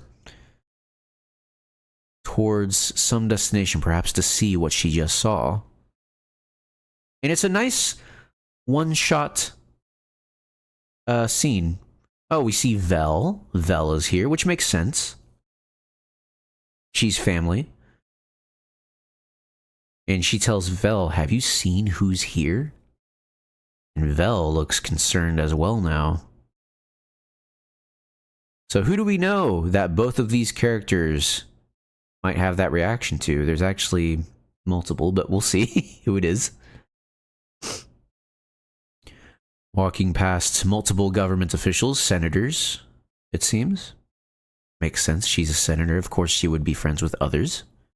And of course, they would be invited to the wedding. And we see Tay Kolma, her friend from the first season, who helped her with her financial issues. The one who introduced her to Davo Skulden.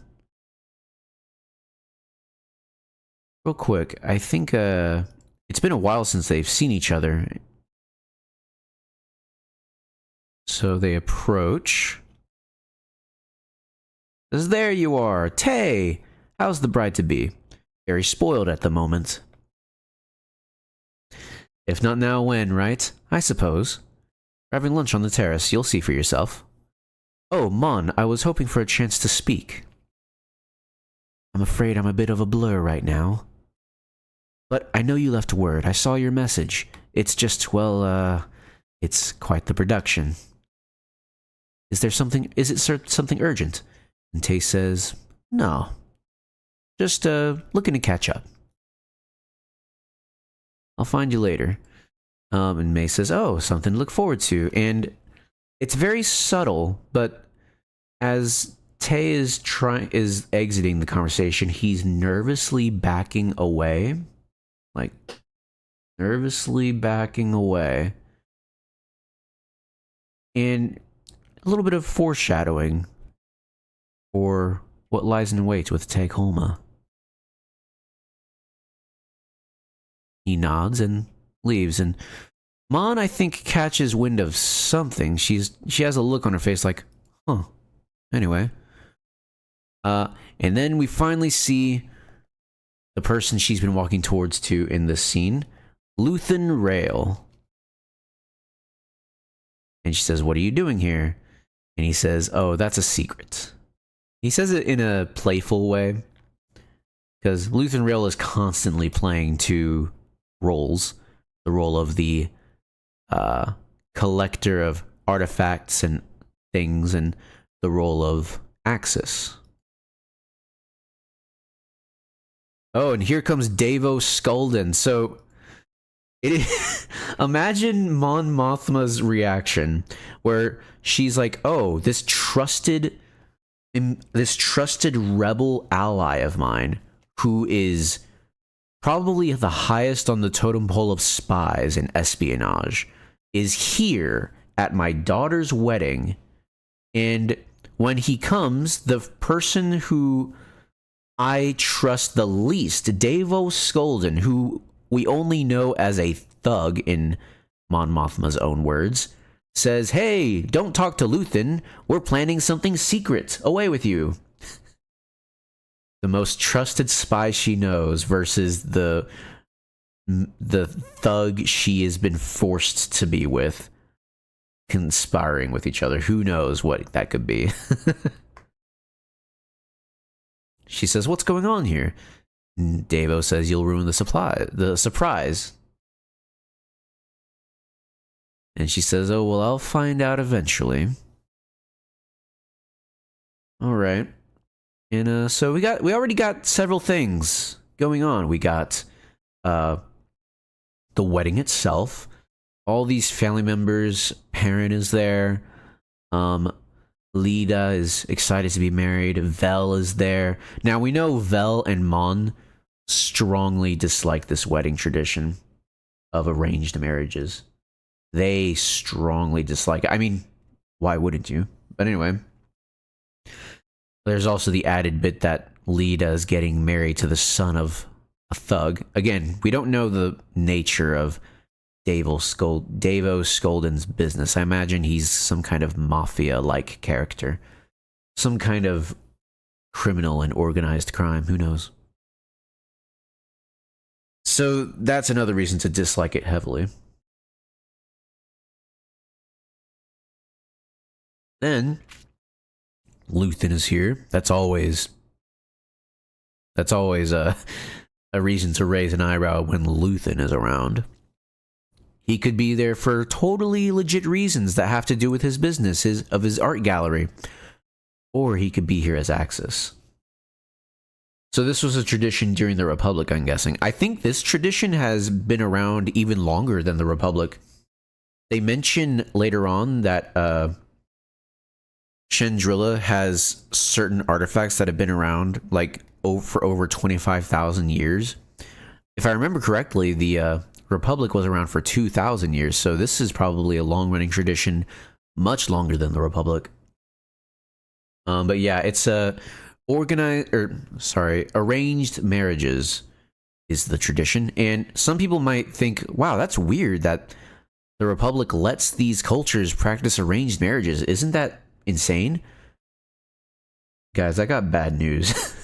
We still have arranged marriages in North America. Not even in some other country. In North America, in Canada, in America, pretty much anywhere you go, you will find some form of arranged marriage. I am sorry to be the one to tell you guys, but I don't think it's unbelievable that arranged marriages still exist in this society. Anyway.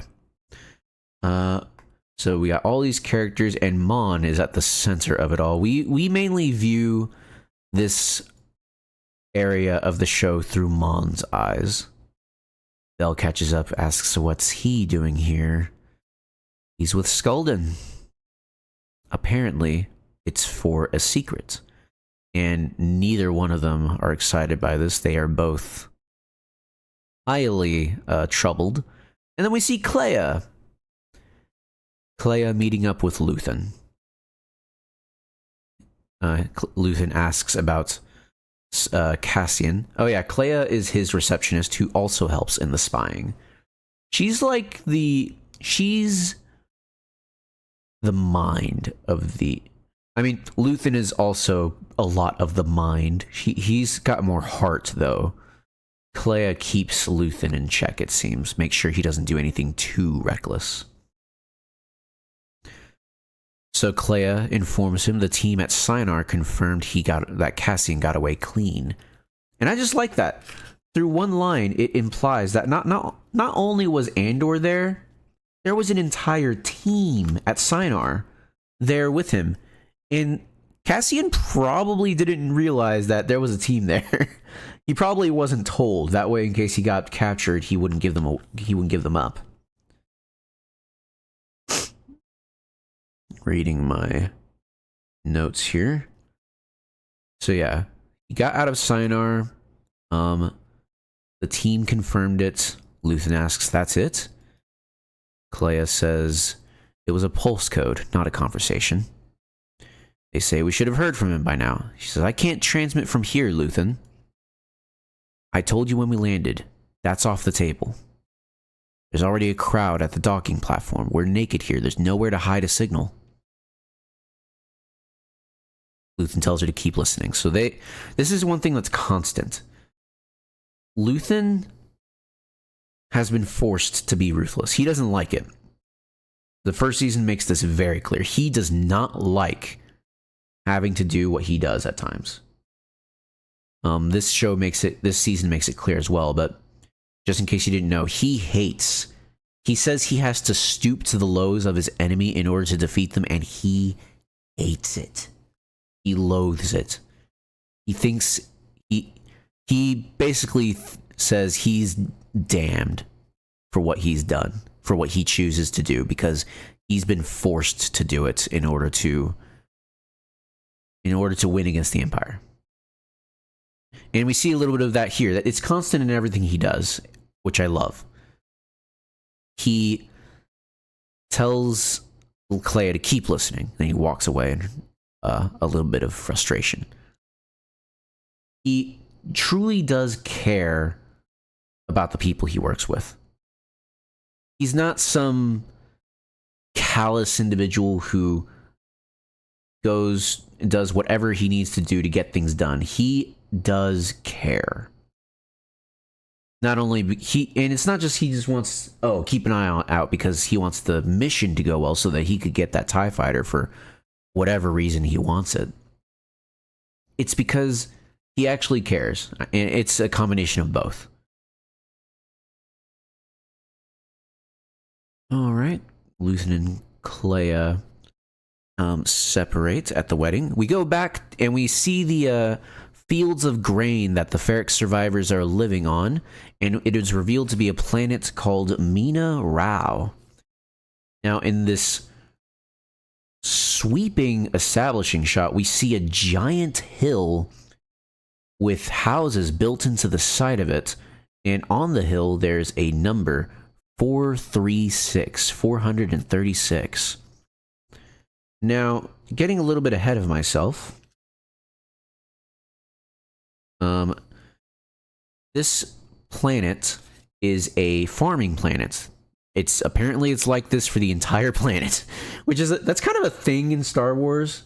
They go to the forest planet, the ice planet, the deserts planet. There's no, like, on Yavin or Endor. Let's take Endor as an example. Endor shouldn't be a forest moon. Like, it shouldn't. Scientifically speaking, it should not be a forest moon. There should be seas and Arctic peaks and at the top and bottom, you know?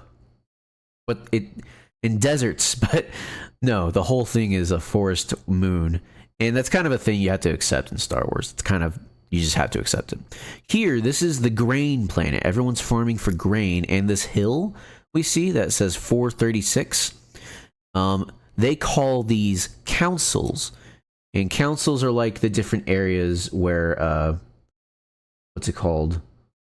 Where they farm for grain. Like, oh, this council is farming for grain here, and this council is in charge of farming grain here. So they're basically units. That's the name of units. Instead of Unit 436, it's Council 436. I don't think we know what council the Ferrix survivors work on. Maybe it's this one, 436. I would imagine so, since they show it here in this shot. Yeah, the Republic wasn't perfect, but the alternative is worse. Grievous's backstory is an interesting look at the Republic's flaws. Ooh, I definitely want to... I'm pretty sure it was a book, right? I want to read that. Sounds interesting.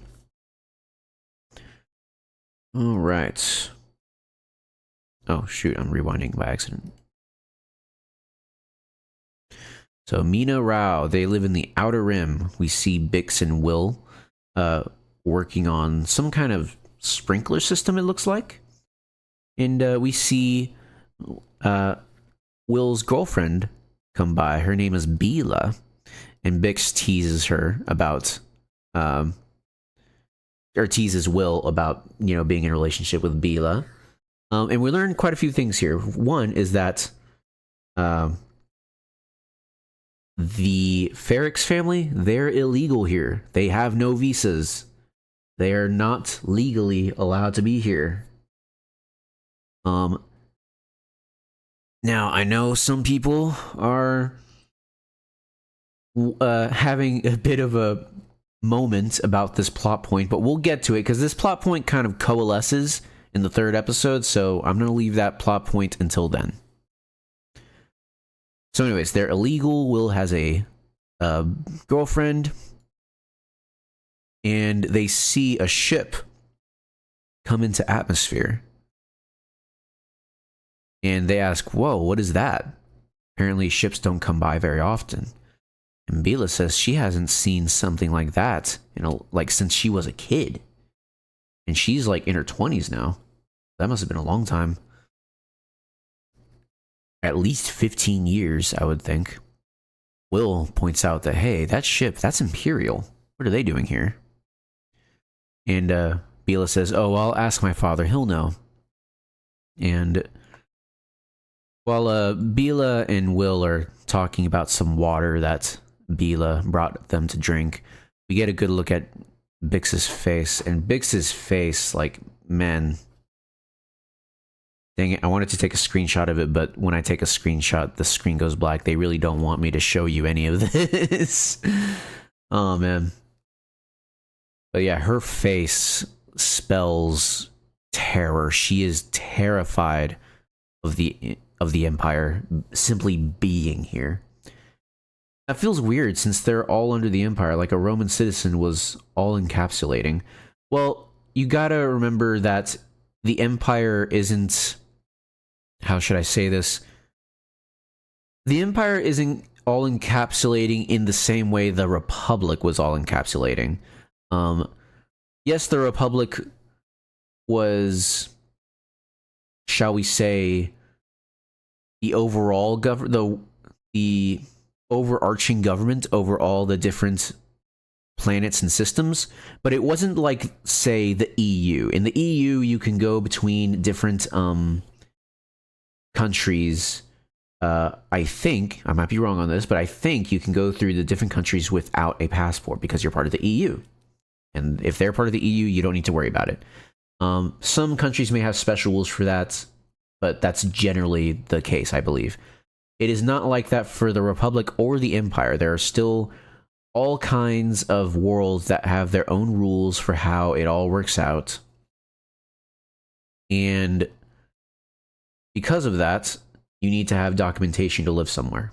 It's just the EU, but without that luxury, I suppose. And to be fair, it kind of makes sense if you think about it, that the Empire would want to keep that rule.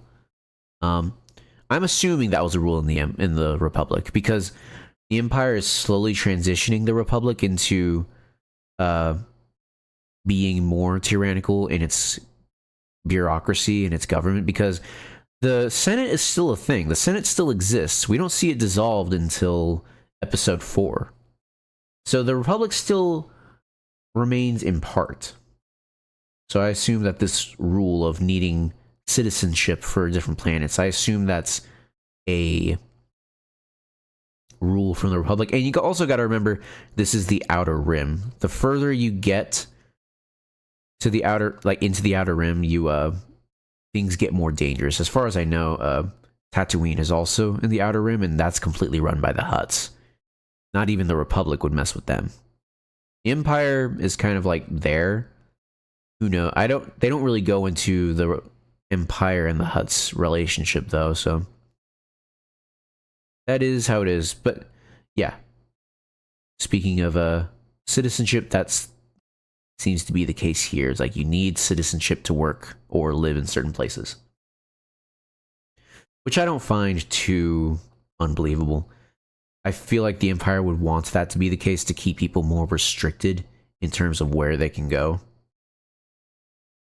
so that they can keep a better hand on things, shall we say. Anyways, Bix is terrified, and honestly, with how traumatized we saw her earlier, it's not unbelievable that she would be terrified of the Imperial craft coming into atmosphere. We see Cassian land in a wood somewhere. It doesn't tell us what planet he's on. He's just landing in a random wood.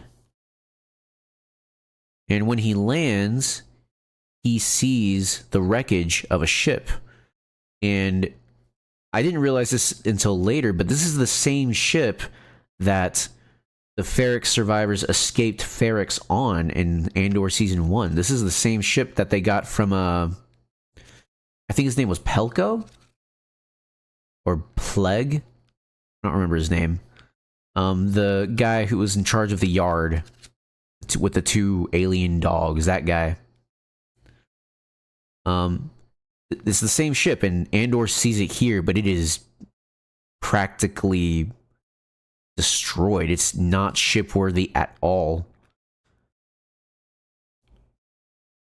And this raises the alarm for Cassian. He's like, oh, something's wrong. He's looking at it, and yeah, it is not looking good. He gets out and he takes out his blaster. He starts shouting for someone named Porco. Porco, where are you at? And as soon as he starts shouting, voices come from the wood. It says, "You can stop right there.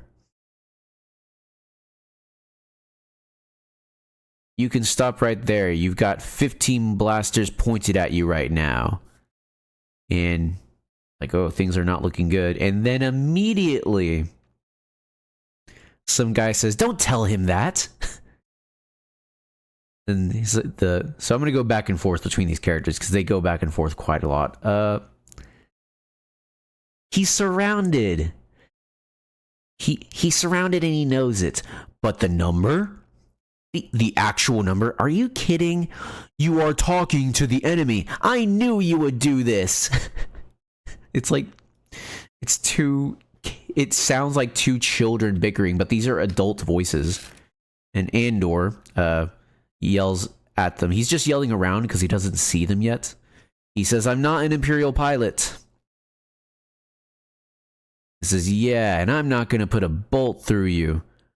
So yeah, long story short, and Cassian, I keep having to stop myself from calling him Andor because that's the name of the show, and I want to have some level of separation there. So Cassian gets caught by these survivors, and I'm just going to say right now, I hate these guys. These survivors. So when we see them, they are worse for wear. They are like dirty. They are crazy and stupid and annoying, and I hate them. They're the two main guys who are butting heads. Their names are Gertis and Barty. And I love how in this interaction, they're both having this this argument. Bartis doesn't like Gertis giving numbers to Cassian because he thinks that Gertis is giving too much away. Meanwhile, both of them are betraying how idiotic they are to Andor by having this conversation. So they're both giving stuff away because they're stupid, and I hate them. Now, I'm just going to say it right now. Andor Cassian is going to be stuck on this planet for 2 whole episodes. He's just going to be stuck here with these survivors. Now, I don't know if Cassian's plot being stuck here is going to be relevant later, but it sure doesn't seem that way. Like, he's just stuck here, and I don't really care for all the nothing that happens here. All it really shows, it does give you a glimpse into how much Cassian has changed in the years since we've seen him. He's more authoritative. He knows how to take action. He knows how to give orders. But is that really something we had to see over the course of 2 episodes? Like, you couldn't find a better way to do that? Like, we couldn't realize that throughout the show? I don't know. Anyways, Cassian gets caught. Next scene, we see the Maltine Divide. We see a snowy mountains with a giant, what looks like a castle at the top. It says the Maltine Divide. And here we actually hear Krennic from Rogue One talking here. He's in a meeting with all these Imperial officers, and he begins by saying, "No notes, no records. None of you were here. Nobody puts this in their calendar. All service and transport droids will be data wiped once we are done.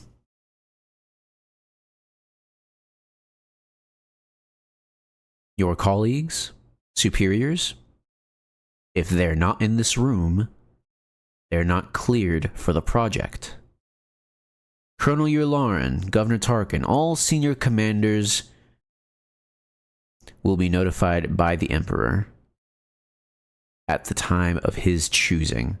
They're just casually name-dropping Yularen and Tarkin, you know, for the fans, I guess. Now, the group in this room is, of this moment, the tightest of closed circles. Any security violation will be brought to the Emperor's personal attention. I love this.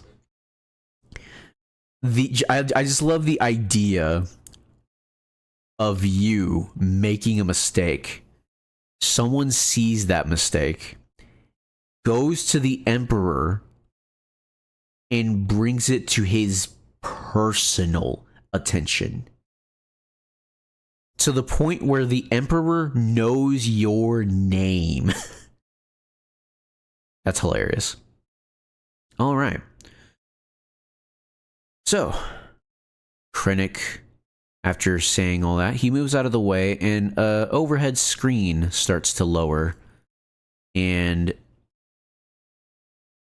it starts to play like an infomercial for a planet named Gorman.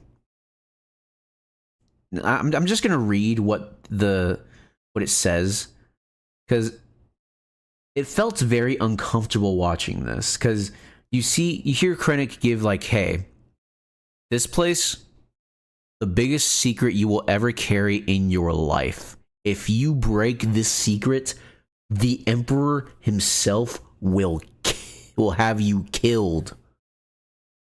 Now, off to watch this really, really innocuous infomercial. It plays like this nice, fun music, like peaceful music. It feels like it reminds me of The Sound of Music. Not the music itself, but just the imagery, because the planet it's showing, Gorman, is a planet that harvests twill. It makes threads. Like, the whole planet is for threading. And so it plays like a horn. You know how like Ricola, that it plays a horn. It plays a horn like that.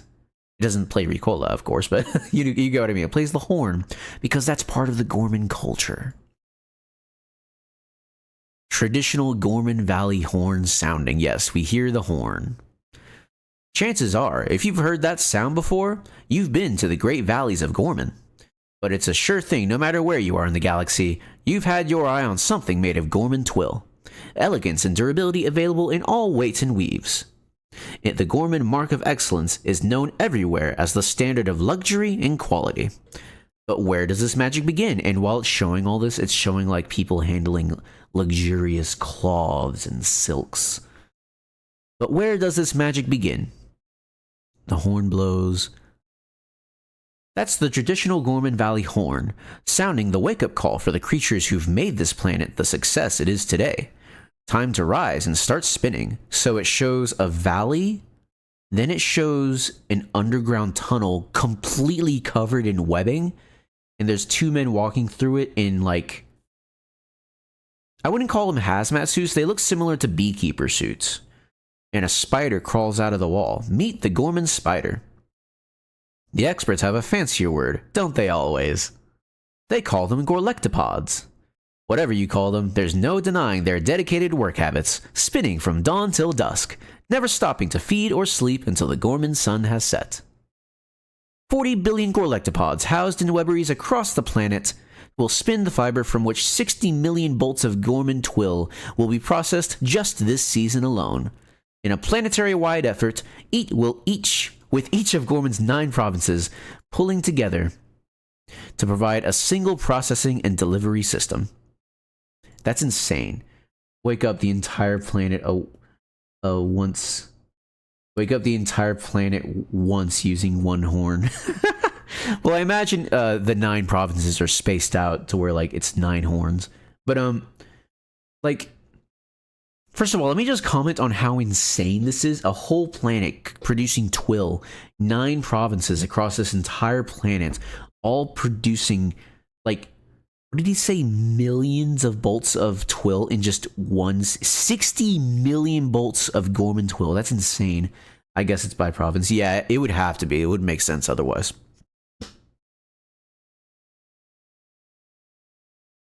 But yeah, like 60 million bolts. That was before you got to that part. Oh, sorry.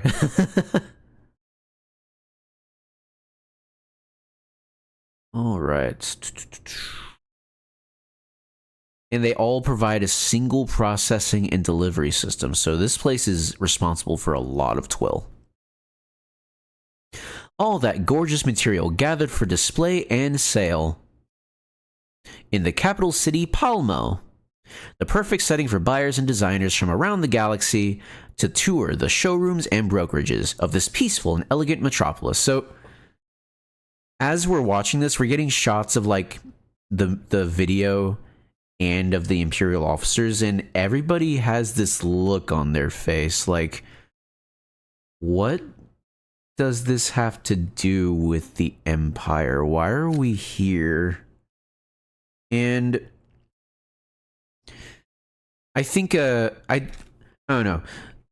I wonder how relevant all of this information is. Like, it's telling us all about Gorman life, shall we say.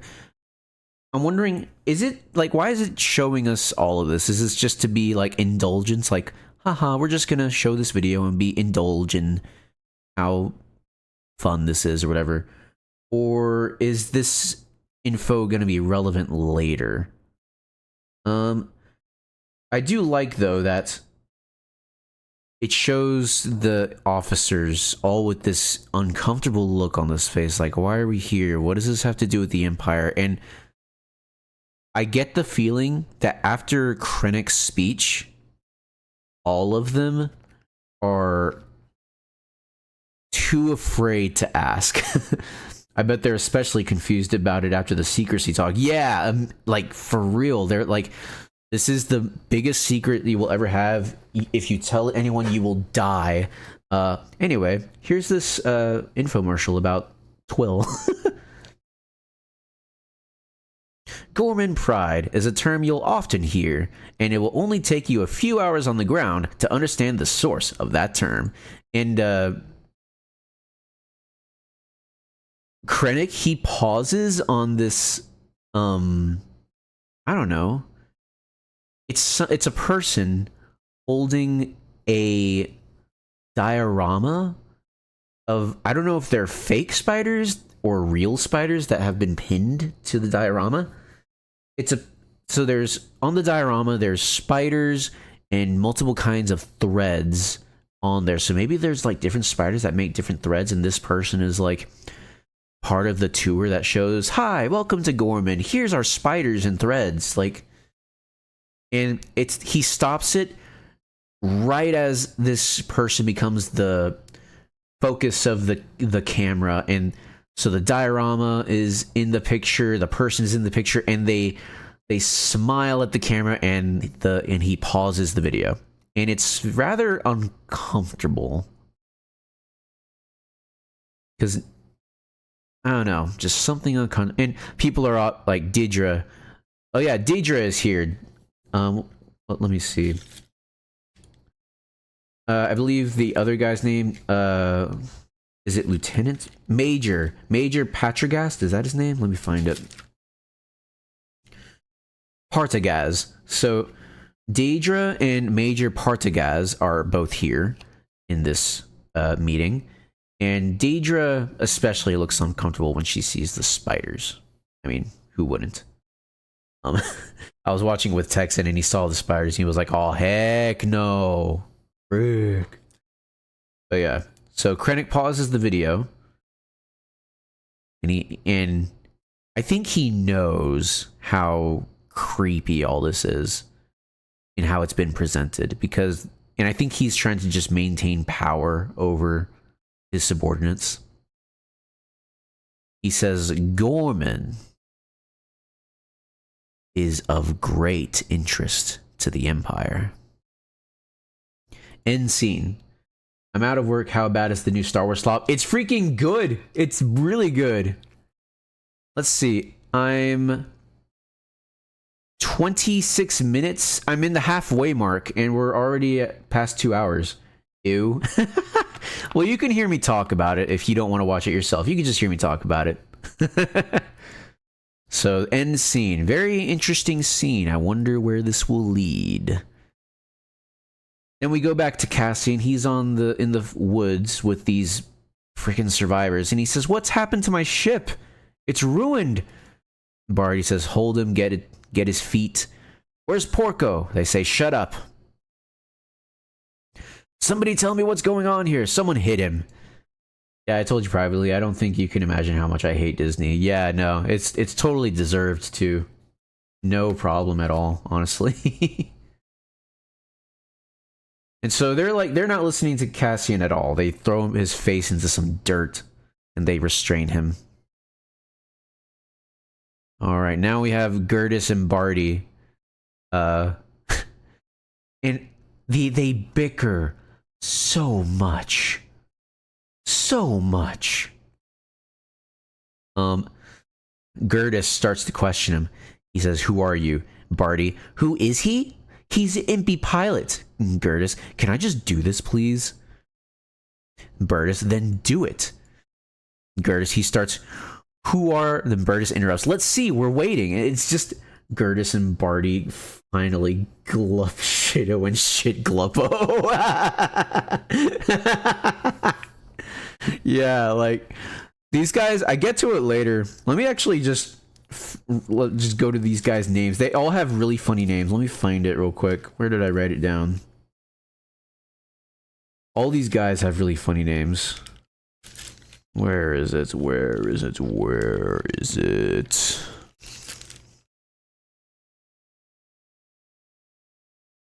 I'm just looking for it real quick. Just arrest him and settle it then. Well, the thing is, they're stranded down here, so there's not really much of an arrest they can do. And Gertis is trying to question him. Gooberski, Stupto, and Han Solo. Oh yeah, here are all of their names. Glad they're keeping up with the funny names. Yes, exactly. We have Gertis, Barty, Fleck, Snee, Snur, Crab, Tick, Roud, Beso, Neek, Nazy, Plug, Rika, Flu, and the best one of all, Musk. That is their names. Imagine naming your child Musk. Couldn't be me. Anyway. Like, it's so funny. These guys have the worst names I've ever heard. Snee. His name is Snee. Snee and Snur. Brother. So yeah, these survivors being in that room while they were coming up with the names would have been fun. Oh yeah, you know that they were having fun with that. They literally name a guy Crab and Tick. That's hilarious. Freaking Snee, man. Which one is better? Snee or Snur? Which is better? Snee or Snur? There's all the chats. Worse than the names my sister came up with. Your sister comes up with Star Wars names? That would be funny. A racial snur.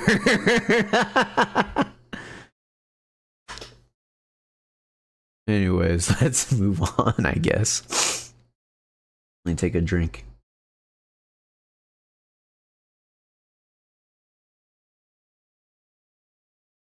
But yeah, let's see here.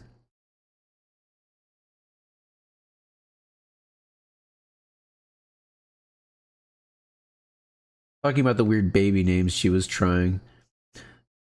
Gapuski, leader of planet Goombarino.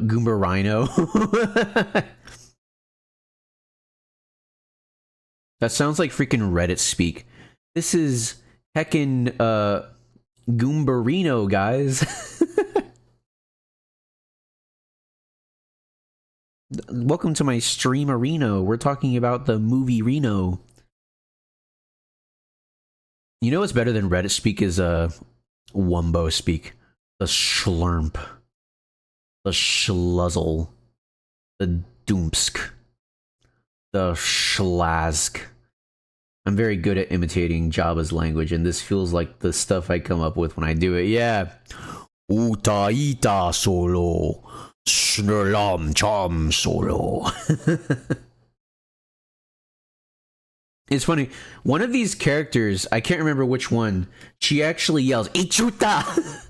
in one of these scenes. We'll get to that eventually.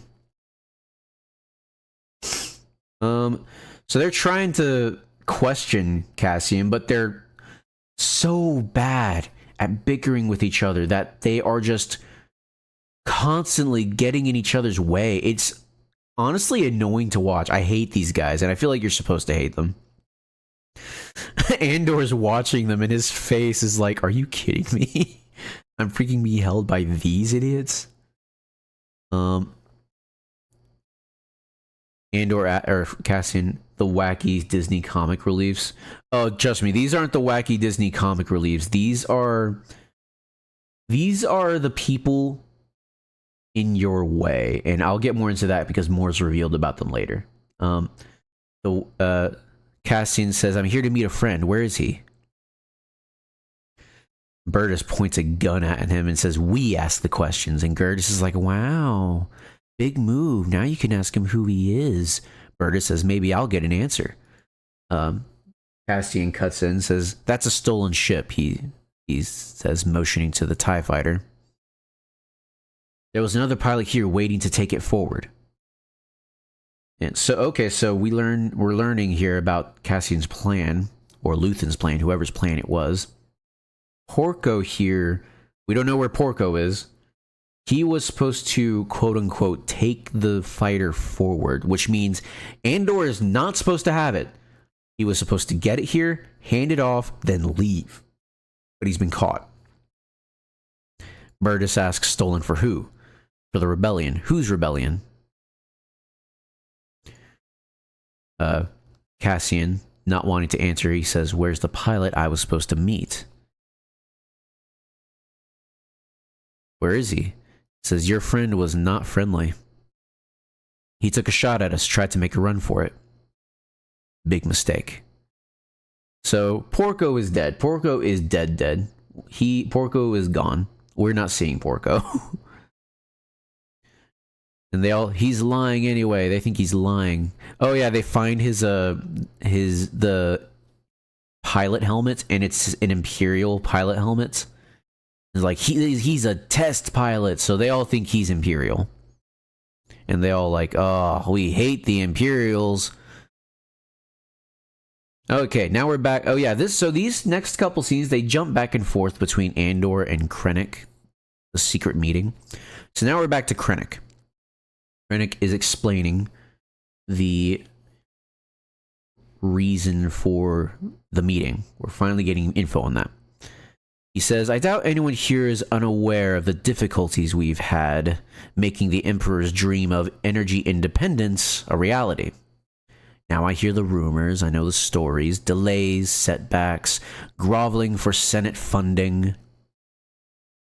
I met with the Emperor yesterday, and he suggested I remind you that the energy initiative remains the centerpiece of his agenda. So this caught me by surprise. Apparently, Krennic? No, Krennic. Did I say Krennic? That might be my accent coming out. Krennic. No, his name is Krennic. So this took me by surprise. I wasn't expecting energy independence to be part of the Empire's agenda. Access to stable, unlimited power will transform the galactic economy and solidify Imperial authority. That's got to be intentional, right? He literally said unlimited power. Unlimited power! But yes, he is right. The Empire is after unlimited power. Very cool. And it turns out spiders are not the most unique thing in Gorman. Based. There's a mineral underground, and now a doctor in the meeting, he starts to explain. Deep substrate foliated calcite. Krennic, he says, calcite. Synthetic calcite, calcite alternatives, calcite substitutes. I mean, the amount of time spent pondering this grubby little bit of rock is sadly astonishing. Now, we've promised delivery in 3 years. That delivery is dependent on some version of Gorman calcite to coat the reactor lenses. Now, should we fail to find any alternatives, we will have to control Gorman with a hand firm enough to silence any resistance, and you have been selected to help plan for that possibility. Columbo, stop pondering the calcite balls. I can't. I need to ponder my balls. Alright, so the purpose of this meeting is laid bare. Gorman has calcite. The Empire needs calcite for independent energy. They need that calcite, and one way or another they want to get it, but it might come that they need to silence any Gorman resistance, and this is the meeting where they plan on how that will be done. Now, let me just say, I love this. I love that we're getting a scene where Imperials sit down and plan something. I freaking love this. It reminds me of the next generation of Star Trek, where they always have those meetings where like, hey, we're meeting some kind of problem here. What can we do about this? And each person has their own area of expertise, and they all suggest something is like, we could try that, but the da-da-da and the this and that and the other thing, they might present an issue. Well, what if we do this instead? I was thinking about that. Let's pursue that further. You know, that whole conversation. We don't have that in TV anymore. We don't have characters who are knowledgeable about things, who are experts in things. We don't have writers who are talented enough to write these scenes, and so we just don't get these scenes anymore. Except here. We're getting this scene here. I freaking love it. Let me go back to my notes. I love Krennic. Or hold on. But when Lucas did movies about evil bad guys planning evil stuff for a whole trilogy, people called it boring and bad. Yeah. The prequels have their issues. The inclusion of politics is not one of them. It's all in the execution. It's been a bit since I've seen this. I remember liking the politics. There might be some issues with like plot and where things are in terms of things not making sense. Like, wait a minute, if this is here, then this other thing shouldn't be here. You know, that sort of thing. Star Wars 3 is my favorite Star Wars movie. That's a good choice. It's a good choice. I like that movie too. It's my favorite in terms of the Mustafar fight is by far the best fight in Star Wars, like clearly. But yeah, great music. I like the acting. Some people think the acting is dumb, dead younglings. If you could, so the slight tangent. Revenge of the Sith is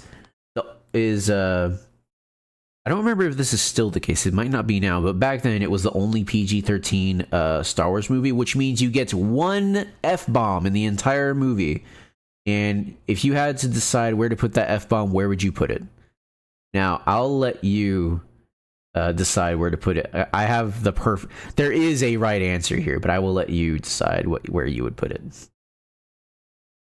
I want to know where you put it. While you're thinking about that, let me go into my notes here. I love Krennic. I do love Krennic. Even in Rogue One, I loved him. He's great. He's all about ambition to a scary degree. And here, we see that persists.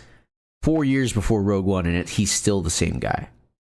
It's great. I love it. And this meeting is been brought together to plan for the possibility of subjugating Gorman. Now, moving on.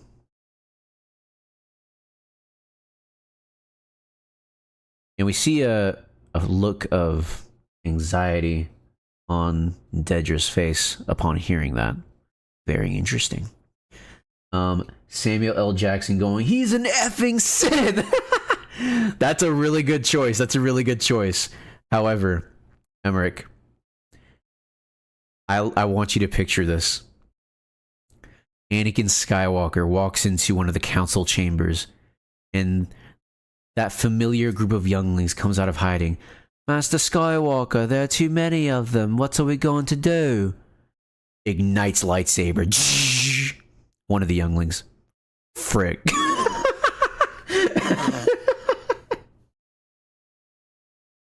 You cannot convince me that there is a better place for an F-bomb than that specific moment. You cannot do it. It is impossible. That is the To be fair, I didn't come up with this. It was someone on EFAP. They came up with it, and I just run with it because it is hilarious. But yeah, love that. Anyway, moving on. Dedra is kind of anxious about subjugating Gorman. She doesn't... We'll see how she feels about it later on. Now, the survivors are trying to figure out how to fly the TIE fighter, and one of them is asking for food. That's pretty much all we get from this scene, so we'll move on. They ask, they keep on asking Andor for help, and he's, like, not being helpful at all. They're getting really mad at him. He says there's no manual to fly it. Like, listen, we're trying to focus on figuring it out, but they can't figure it out because it's all new. They're worried about... It's like, well, we don't want... One of them points out, like, hey, Cassian can fly it. He's like, well, we have to do the math. Not all of us can fit in here. We have to fit as many of us as possible. Andor, please help us. Nuh-uh. What do you mean, nuh-uh?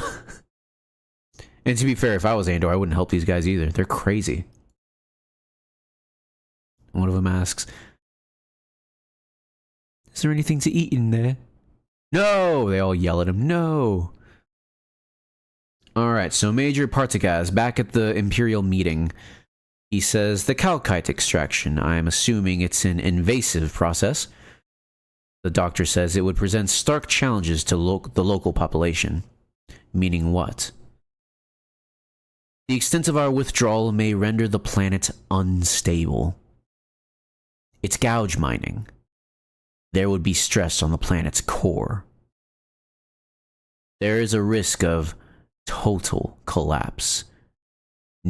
So, we're talking about the potential ruination of an entire planet. And the Imperial officers, they start pointing this out. 9 cities. 800,000 Gormans. Well, relocation would be ideal. But we need to plan for alternatives, all of which will require preparation. Gorman is neither obscure nor without political power. They will not go quietly. Which is exactly why you're here. I wish I was as good at acting as the guy playing Krennic is, because the way he says it is only 9 cities in an entire planet. Well, you gotta remember, these are Star Wars cities. Just how big are those cities? And they handle Twill for the entire planet. And I believe earlier it said like 9 provinces or something.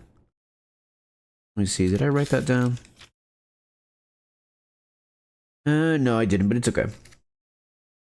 I can believe a city or a planet is occupied by like 9 provinces that have 9 cities in each province that is all dedicated to producing Twill. I can agree. I can imagine that those 9 cities cover every I was gonna say every corner of the planet, but you know, it's a sphere. They cover enough of the planet to, you know, manage it all. The survivors are still bickering. If Rika says she can fly it, she can. She's not saying that. I don't hear you saying that. It's confusing. He's got a teacher. Why would he do that? If he doesn't, we'll kill him. Like, That's your plan. He's got to know we mean business.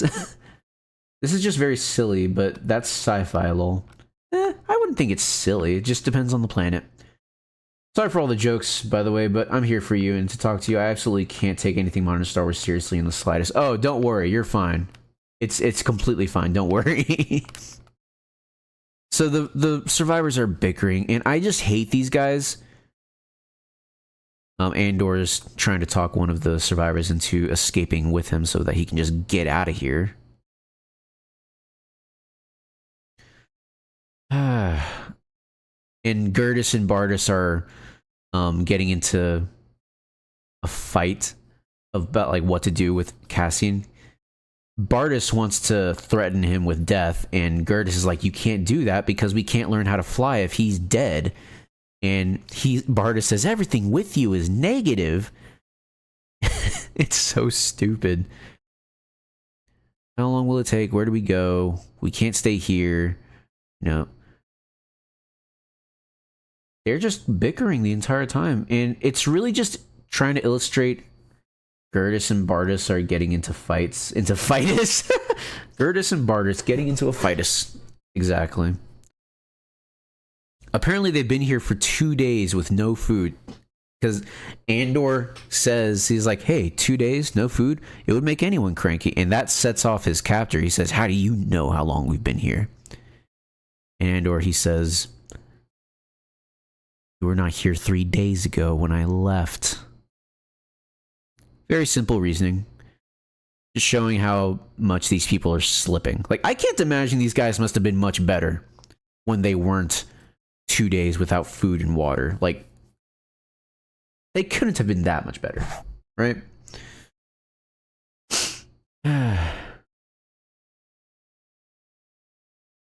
So they're discussing. We're back to the same problem we had before. We need to make who's gonna go on the TIE fighter first? And Bartis says we make trips. And Gertis says who goes first? And Bartis says there it is, right there. That's our real problem. The lack of trust. Gertis is taken aback. He says, your brother dumped us and ran away, and you want to talk about trust? And Bartis says, he went back to survivors. Gertis, no one believes that. They're just fighting. And Bartis starts saying, Rika, Neek, Nazy, Raud. We all know what really happened. So there's a bit of a subtle plot going on here. They're starting to take sides. You can start to like see the names fall on either Gertis or Bartis's side, and they're all slowly taking sides. Then Cassian, he comes up behind him. He says, Maya Pei. Who's Maya Pei? You're the Maya Pei Brigade. This is on you. So Maya Pei is a rebel, and these rebels are following her. So they're all rebels. They're all on the same side. And he got that out of his captor. That's how he found out. He was talking to his captor, and it slipped, I guess. And they're like, so they're giving him all this information. Oh yeah, we are the Maya Pei Brigade. We're well, Bartis, how about you go first? And they're giving him all this information about Maya Pei. We got ambushed. We lost 6 ships, 40 fighters. My brother, you know Maya? He's like, yeah, she was a customer. We've been supplying you along the way. Argue all you want, but we're all part of the same rebellion. Your friend was hostile. He was on a mission. We're stealing an Imperial test ship. For who? Who are you with? I'm not telling you that. And Gertis says, well, we told you about Maya Pei. Cassian says, yeah, well, you should be more careful. So, all these scenes, they do progress. Like, the situation with the survivors does change and progress. But really, what it manages to do the most is show all the different ways that Andor is on a different level than these guys. These guys are pathetic. Like, even us, I feel like we wouldn't be this bad just as normal people. These dudes are absolutely insane and crazy and stupid. So yeah, so these aren't just survivors, they're rebel survivors. And of course, they get into a fight again, but then it cuts to back to the setting, back to the meeting with the Imperials. Thank God. I like the meeting with the Imperials so much more. I kind of hate like the rebel scenes. They suck. Back to Krennic. We're not here to gloss over any difficulties. The suppression of Gorman is not a decision to be taken lightly. This is not our first meeting on the subject. D. Shambo, Nisus Osar will be our partners from the Ministry of Enlightenment. So these two guys go into like a whole spiel about how they're basically shaping public opinion. These guys are like D. Shambo. Yeah, D. Shambo. They are like the Ministry of Truth from 1984 or the Patriots from Metal Gear Solid. They shape truth as they see fit. Just listen to their dialogue here and you get what I mean. So they stand up. Thank you, director. They get prepared to speak. Some of you, what you're thinking about Gorman's at this very moment exists because we put it there. Hasn't there always been something slightly arrogant about the Gore? Oh, we all feel it. What is that? Last year, when the shipping lanes had to be shut down, how hard would it have been to simply allow the Imperial inspections that most other countries or planets welcome? And didn't it seem as if the Gore were always... Hold on, I'm missing some of this. Well, if they can change history, why doesn't DeChambeau change his effing stupid dumb name, idiot? You make a good point. You make a very good point. Let's see here. And didn't it seem as if the Gore were doing what they always do? Putting themselves first. Did a dedicated Imperial naval officer really have to die to protect Gorman pride? And one of them, with a rat smile on his face, says, "We did that." I freaking hate these guys already. They've had the floor for less than 30 seconds, and I already hate them. It's really, really well done. These dudes shape culture and truth as they see fit. And it's implied that they are either directly or indirectly responsible for the death of an Imperial naval officer. Now, regardless of what you might think of the Empire, I think it's clear that a lot of the people who are in the ranks of the Empire are conscripted. So who knows if this nameless Imperial naval officer agreed with the Empire or not, or he was just good at his job and he just wanted to make it through. We don't know. All we know is that these guys probably got him killed to make a point, to control truth and culture about the Gores. The Gorman. We did that. They're both smiling. They both delight in this. These people are evil. We made the story. We shaped it. We blew it up. We decided when it was over. With the right ideas planted in the right market, in the right sequence, we can now weaponize this galactic opinion. Now, we love spiders. Oh, it's an image we can build on. Aggressive, unpleasant, keeping to themselves. Now, is it just coincidence that the Gorman personality seems so in tune with these creatures? The secrecy, the overcharging, mocking Imperial protocols, laughing at us, and Krennic, he cuts them off here. He's like, okay, we get it. All we wanted you to do was tell us what part you play in this. We get it. But I'm glad that the writers let these guys have the floor for a bit. It illustrates one of the weapons of war that the Empire wields that we don't really get to see in any of the movies or any of the other shows, to be honest. They weaponize information. I hate when an evil character states how evil they are. Literal show, don't tell. I mean, here, I don't think that's the case here. They are literally working for what they call the Ministry of Enlightenment, where they shape information as they see fit.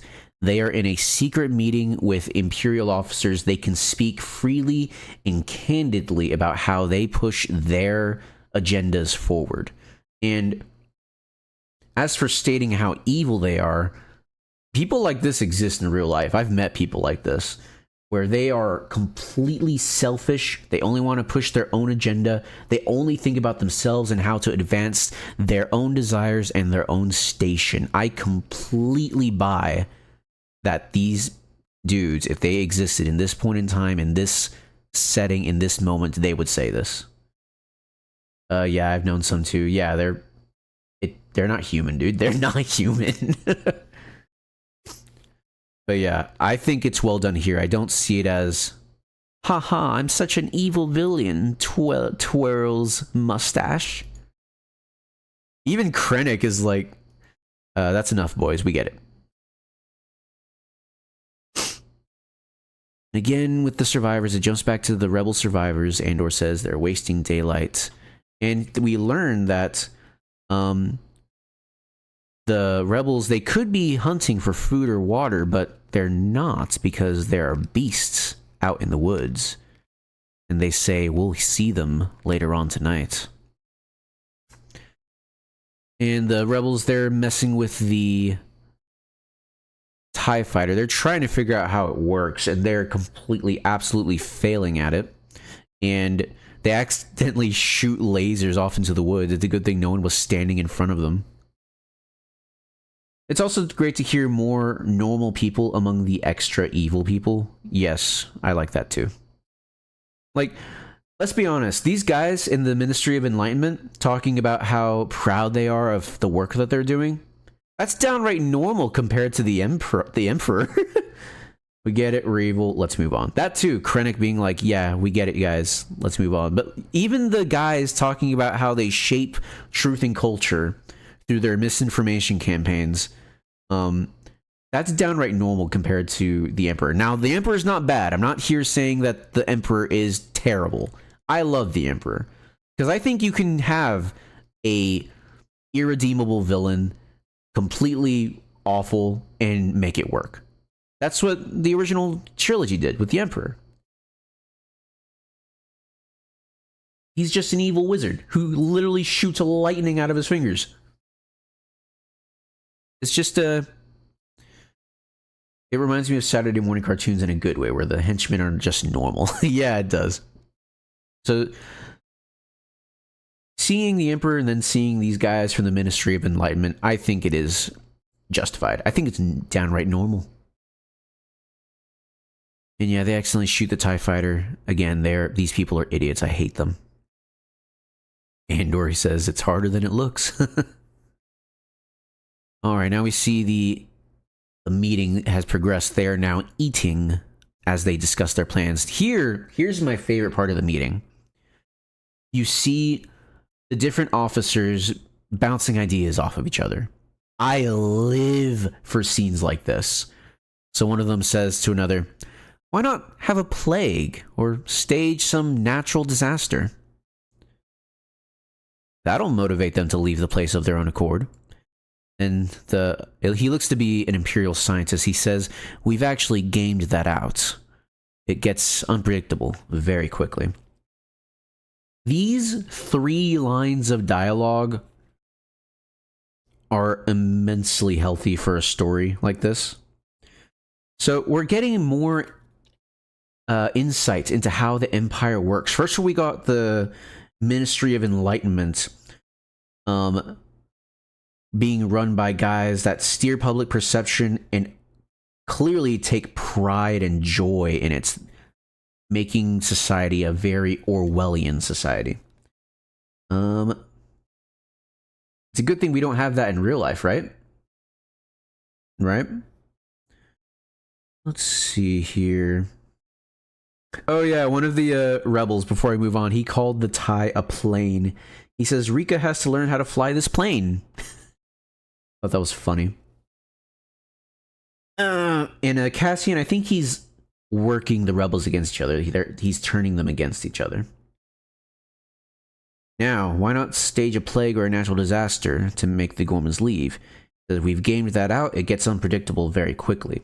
Now, these can be summed up as throwaway lines, but they account for, not only are they building our knowledge of the Empire, that they are even capable of doing something like that, it accounts for that possibility. Like, someone out there might be asking, wait a minute, is the Empire powerful enough to do that? And this accounts for it.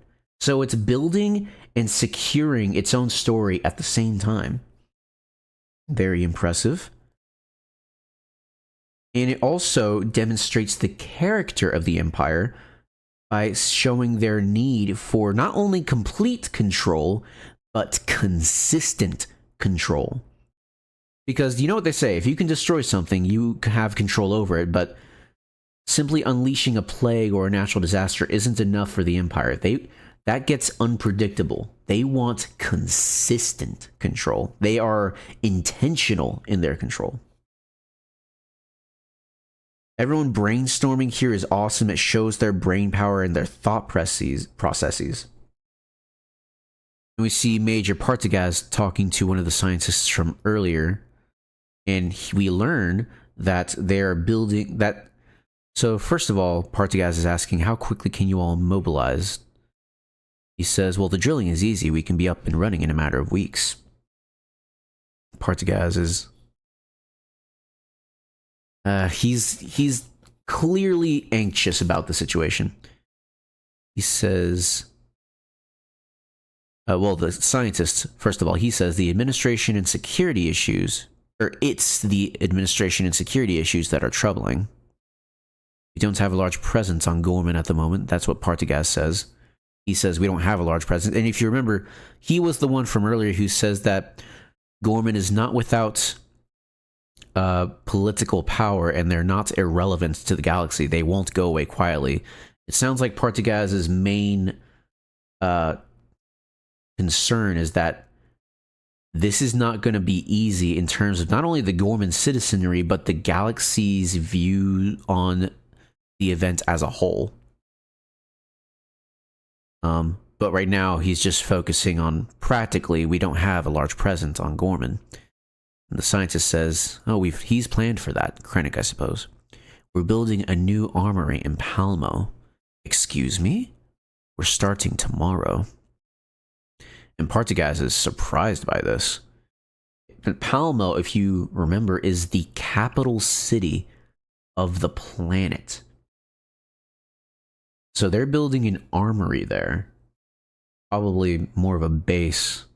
So that's going to be their base of operations, or their people on the ground for if the time comes they have to subjugate Gorman. Deidre is not talking to anybody. She's just looking out the window at the snowy mountains. And Krennic approaches her.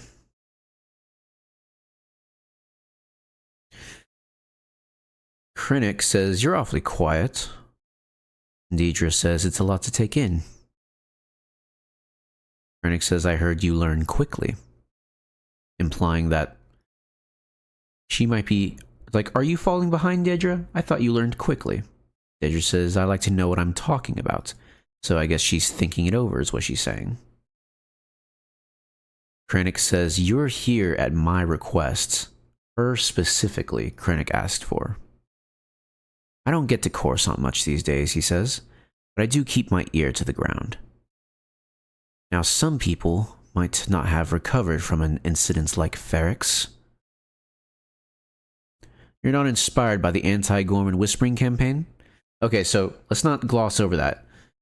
He's impressed by how Dedra has handled the Ferrex situation after the incident. So we don't know what she's done since then, but apparently she's handled it well to the point where one could say she's recovered. Now, I wonder if we're ever going to see more about that. Like, where is Ferrex right now? How is Ferrex? Where is it at? He's asking, are you not inspired by the anti-Gorman whispering campaign? So the Ministry of Enlightenment, their whole thing. She says she's still forming an opinion, and Krennic starts getting agitated. He says, piece of advice, you think you're hard to read, you need to get over that. Now, you have a plan already. You had it before they finished speaking. I want your assessment. I like this. Krennic is supposed to be the one in power. he is their superior officer. When he tells you he wants your opinion, you give it. You don't play around. You don't just lollygag. You give it when he's asking for it. And so Dedra, being cornered, she says, all right, here's what I think. Propaganda will only get you so far. You need a radical insurgency you can count on. Count on for what? You need Gorman rebels you can depend on to do the wrong thing. Director. I like this. Are we gonna have some CIA operatives radicalizing Gorman rebels? Is that what's gonna happen here? Man, it's a good thing we don't have this in real life, right? Anyway. And we're back to Mina Rao. Finally, we're back to Mina Rao, not the rebel survivors. Turns out the ship that came into atmosphere is due to a supply census, which apparently never happens. It's an audit or a spot check. And of course, the Ferric survivors are very nervous about this because they are not legal. They're not supposed to be here. Also, they're waiting for Cassian, and he's not back yet. He was supposed to be here by now, but he's not here. And apparently there's someone named Kellen working with them, helping them. We'll see him later. And we find out that Brasso's wife, girlfriend, not sure, her name is Talia. That's where we're at here. All right. The Imperials are currently auditing Council 500, so they're not there yet. So while this is all going on, they're going to try and warn Cassian. So Will goes over to the radio, and we see they have a painting of Marva. That's nice. I like that. And there's this shot. I wish I could show you guys. There's this shot where it shows the room. Will is off to the left, working the radio. Talia and Brasso are comforting each other in a hug off to the right. And Bix is in the middle, alone. And here is a instance of the cinematography telling its own story. Bix looks very lonely. Still listening, but yeah, if only we had the visuals. Let's not get killed by Disney assassins. Oh, I gotta be careful because I wrote my notes down physically, which I'm never doing again because it was really hard on my hand. But I have to be careful not to hold it in front of the camera because my model just stops moving. Anyways, yeah, I think if I want to show y'all visuals, I'll have to download these somehow and show it to y'all through VLC. Hopefully I'll be more prepared the next stream. Use phone to write, boomer. Use your phone to write? Ew, dude, I'm using my computer. Frick that. Use the phone? Good God.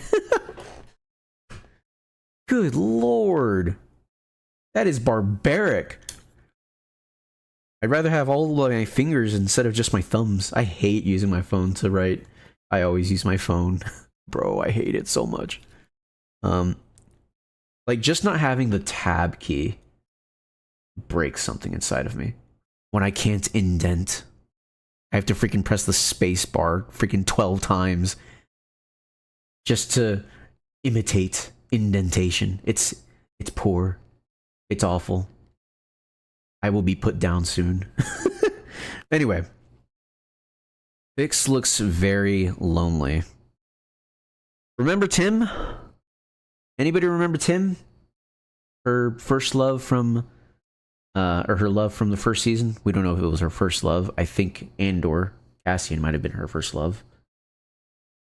I wonder, does Bix feel like she has no one in this instance? Will has Bila, even though she's not in the picture right now. Brasso has Talia. Yeah, we really don't. I really think that in this scene, Bix is feeling lonely. But we'll have to revisit that later. Now, Luthen is still. He's getting really worried about Cassian and Porco. He's talking with Clea. Apparently she's been down trying to reach somebody all day. What did she say? I'm looking for the exact line. Nothing from Cassian, nothing from Porco. She says, I've been down there scrubbing frequencies all day. So, down there. She's been down there, you guys. All day and nothing. We know Cassian got off Sinar. We know Porco was waiting. What are we looking at? Clea says, I'm looking for a drink. They are both on clearly different headspaces. Luthen is worrying over something he cannot control. He did the same thing with Alkenzi. He set things in motion for Alkenzi, and he worried his head off for the entire time when the operation was going on. And Clea was the same back then as she is now. She knows they can't control anything. They've done their best. They have to wait. This is part of the job. She says, I'm going to go look for a drink. Because she knows she can't change anything, so while she's waiting, might as well have a drink, I suppose. Monitors on, hope for the best. Now, Luthen is getting worried. He gets worried over all the operations. I mentioned this earlier. But I wonder, why does he want this TIE, this experimental TIE fighter? Is it because of the tech, the weapons, or is it just because it'll fetch a high price? Fund the rebellion? I don't know. I wonder if he's going to give it to Saw Gerrera, or maybe barter it with him. Who knows? Anyway, I remember seeing the groom here in Leda's wedding. His name is Stekken Skulden, so I'll just call him Stekken from now on. And at first I thought he might be the same actor as the kid who played Bruce Wayne in that show Gotham. I forget his name, something Masseuse. But it is not the same actor. Anyway.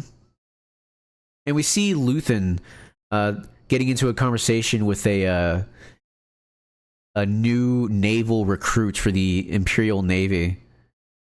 And he takes advantage of this inexperienced new naval recruit for information. He says, so it's a dad and his son. The son is the new recruit. And the dad is, saying, oh, we've all treasured our naval service. What does he say next? And Luthen asks the recruit, hey, where are you stationed? I'm being trained on Steerguard, but we're all being transferred now. And Luthen's like, really? Where's everyone going? He's keeping his ear to the ground, making sure he stays abreast of the Imperial's movements. I like that. Oh, and Vel and Clea run into each other. We haven't seen them run into each other since the first season when Vel stormed into the gallery. It's a nice interaction. They're just, talking. Not about much. Clea, again, like, their interaction in the gallery was less than stellar. Vel, she told Vel she was flying off the rails. She shouldn't be doing this. And so she takes the moment here to slightly teach her, use it as a teachable moment to always be mindful of the narrative you are crafting. Vel says it should be okay to talk here. Well, first of all, she's wondering, what are you doing here? And Clea says, oh, Skolden's a client. I'm working. Then Vel, she says, are we pretending we just met? Clea says, no, you've been by the shop. So he's like quietly educating her. He's like, listen, you got to keep this stuff in check. You got to remember what the narrative is. You got to remember when and where we've interacted publicly. So it's okay if we know each other. We're supposed to know each other. That's how it works. All right, then we see Tay Kolma again talking with Mon Mothma. And Tay is not doing so hot. He teases Mon about avoiding him. And she's like, oh, you jest. And he says, yeah, I jest. I'm overly sensitive. And at first she thinks, oh, he's still joking. But then he gets more into it. He says, it's been a rough few days. He asks, is everything all right? And Tay gets that look on his face. If you've seen it, you know what I mean. He has that, it is what it is kind of look. That's not a look you want to have. Like, that's like, it betrays just how much you are despairing on the inside. You know? Where you're just like, man, yeah, things suck. But it is what it is. That's the face he has on right now. The Ryan Gosling look. So Tay, he says, I've had some business go sour. Things have gone to a head. Mon is taken aback. She says, I'm sorry. I'm hoping to stay the weekend, but we'll see. And Mon, she asks, is Marnie joining you? Marnie, who we can assume is Tay's wife. He says, we're living apart at the moment.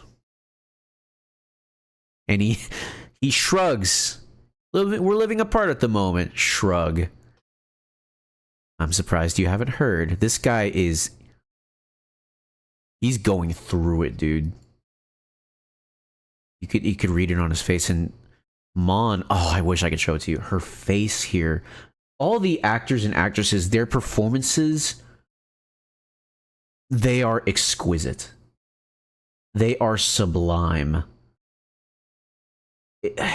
Her face here just shows how shocked she is, because you got to remember who Tay Coleman is. They've known each other since childhood. This is her childhood friend, and he's going through terrible, terrible things.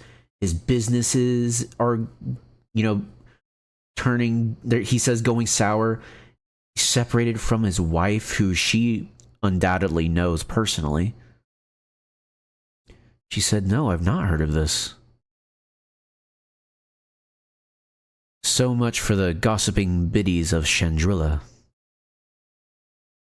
He tastes a bit of bitterness from this. Which I can't blame him if I was going through what he was going through. He says it's a recent development. And it's not what I wanted to talk to you about.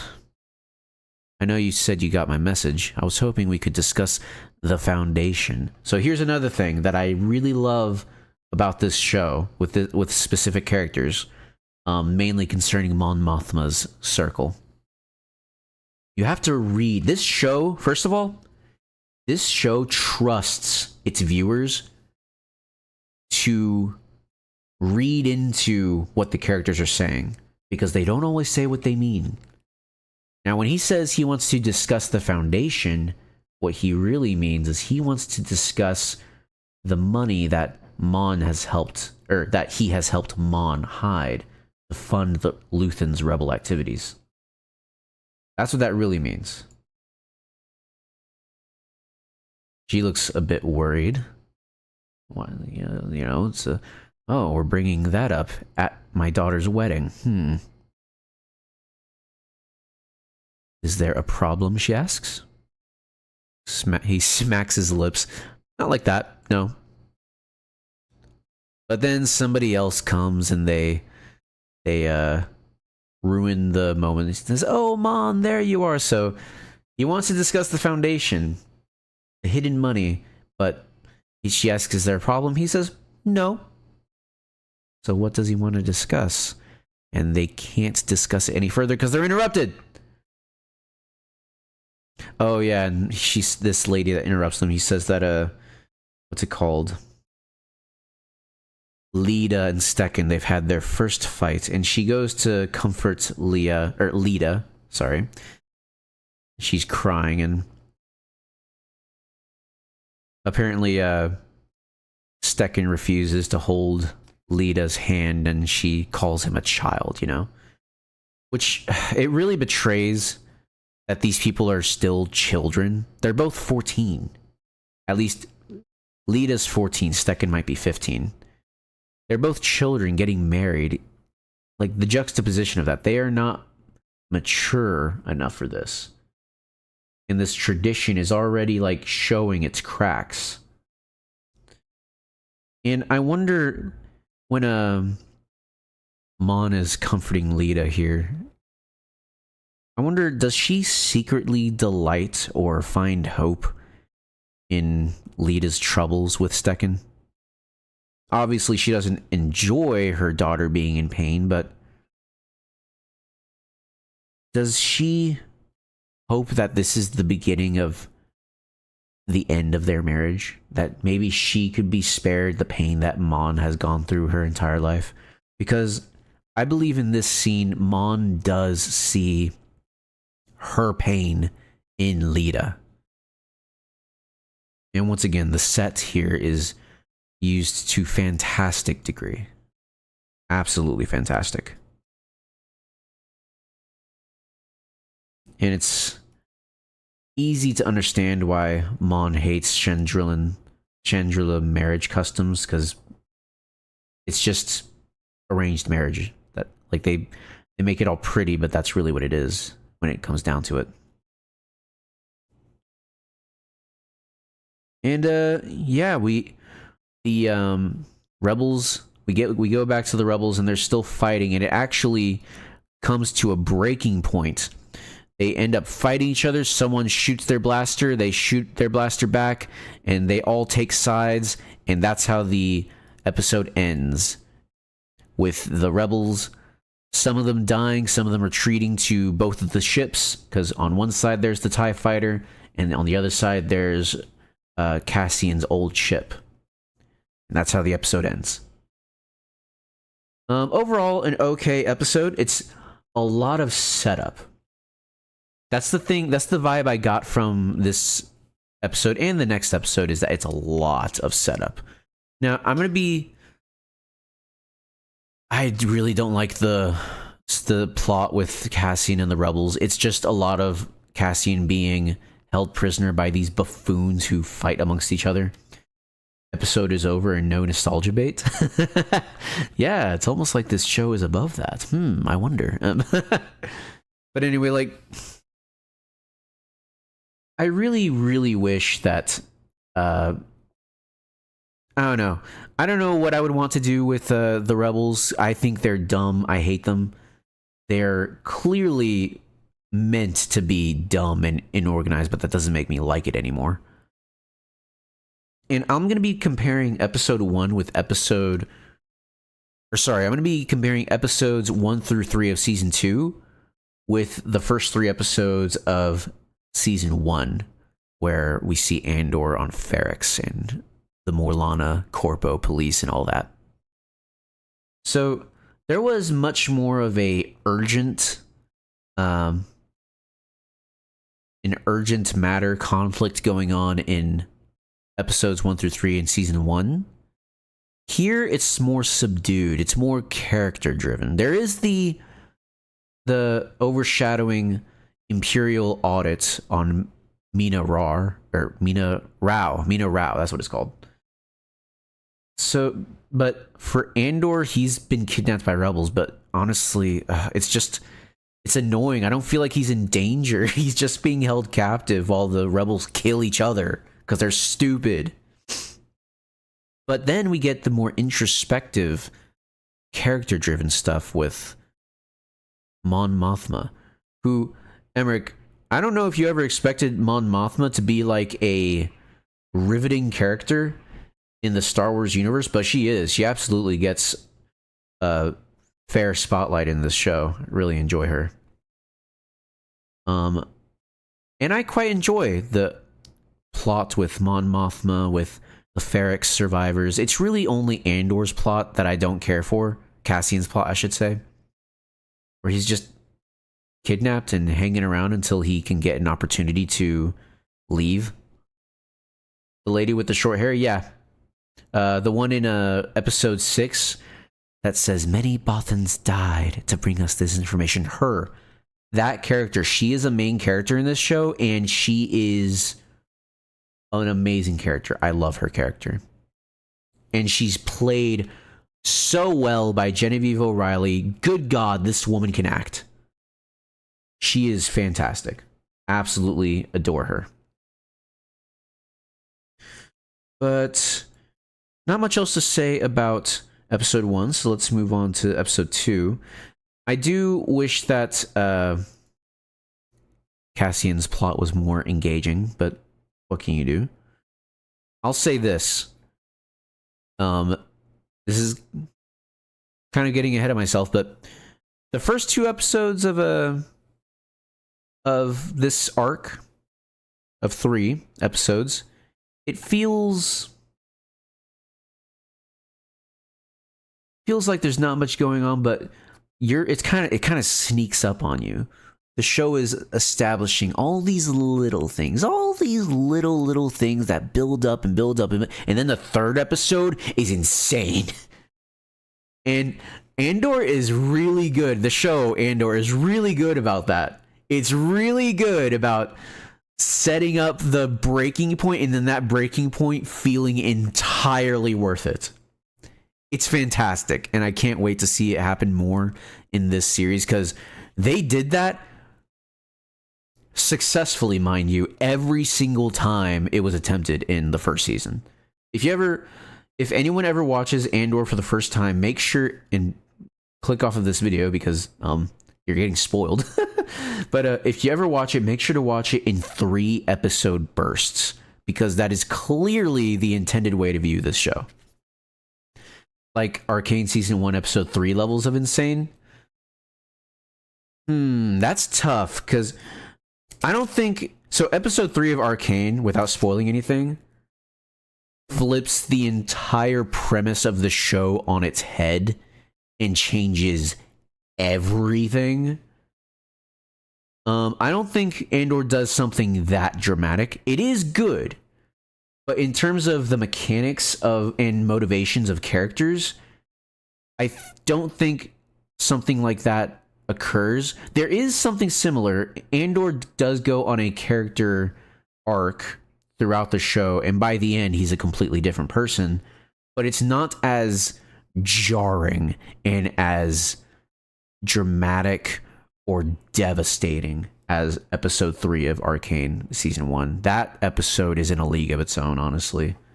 It stands head and shoulders above most other television, most other movies, to be honest. It's actually insane. I still haven't watched season 2. I've heard rumblings. I'm scared, but I'll watch it one day. Anyway, maybe when it comes on Blu-ray. On to episode 2. I forgot to say, the last episode was called 1 Year Later. This episode is called Sigrona Tima. We'll find out what that means later. And one other thing before I move on. If any of you have watched Star Wars on Disney Plus, you know what I mean when I say this.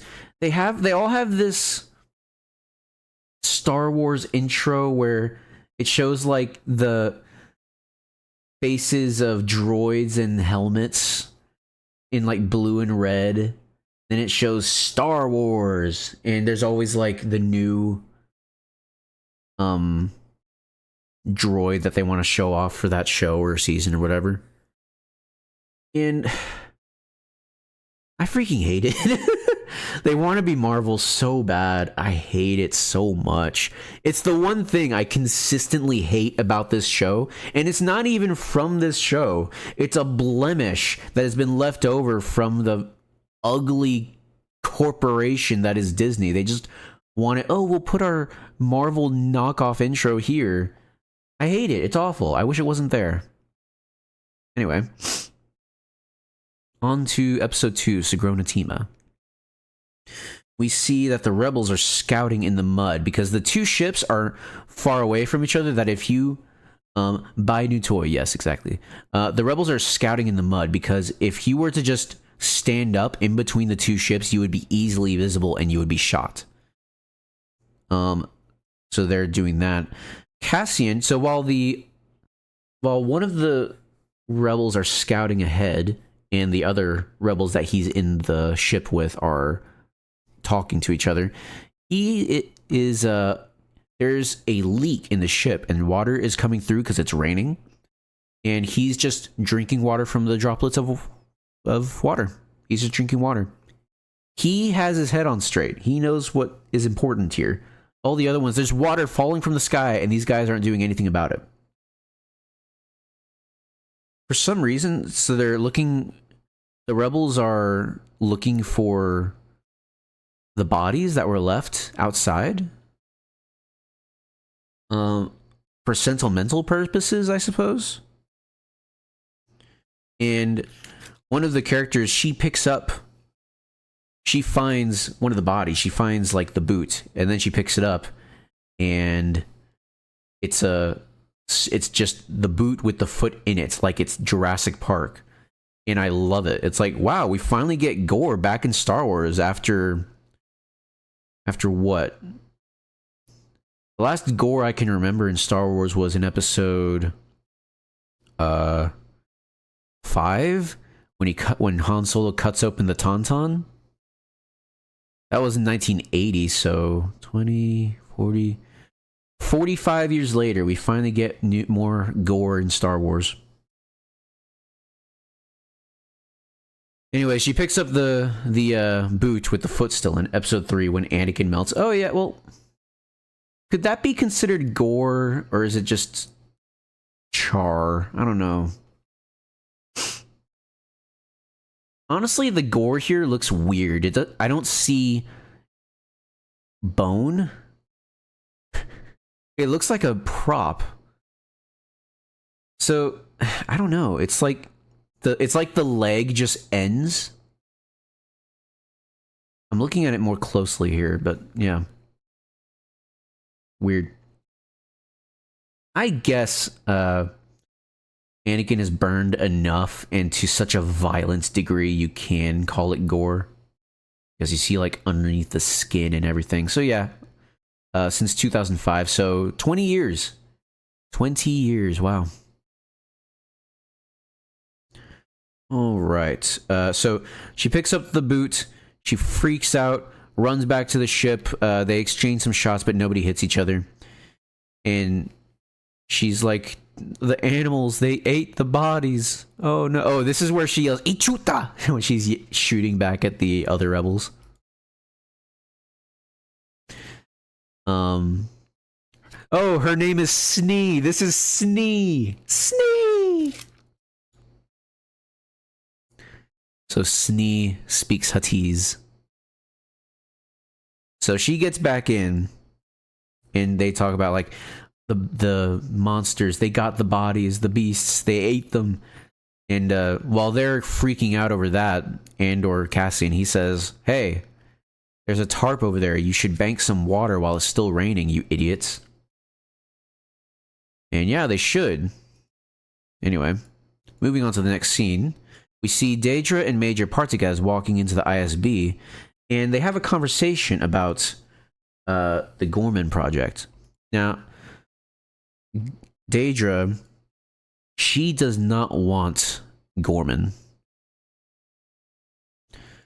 She thought about it all night. She doesn't want it. Partagas, he says, humbling, isn't it? Both of us reminded of our place in the chain of command. And Daedra says, I'm not sure what you mean, sir. He says, did Krennic offer you the job? You know that he did. Then it's done. We're in it. It's that simple. Someone tells you to do something, you do it. And the way they talk to each other here, it's much different to how they spoke to each other a year ago. They seem much more like equals here.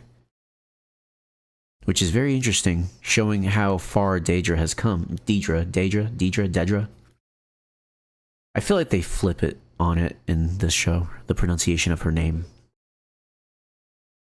Daedra, she wants to keep investigating Axis because she wants to catch him. Partagas is frustrated, saying that you can't keep chasing Axis because you've simply failed to catch him.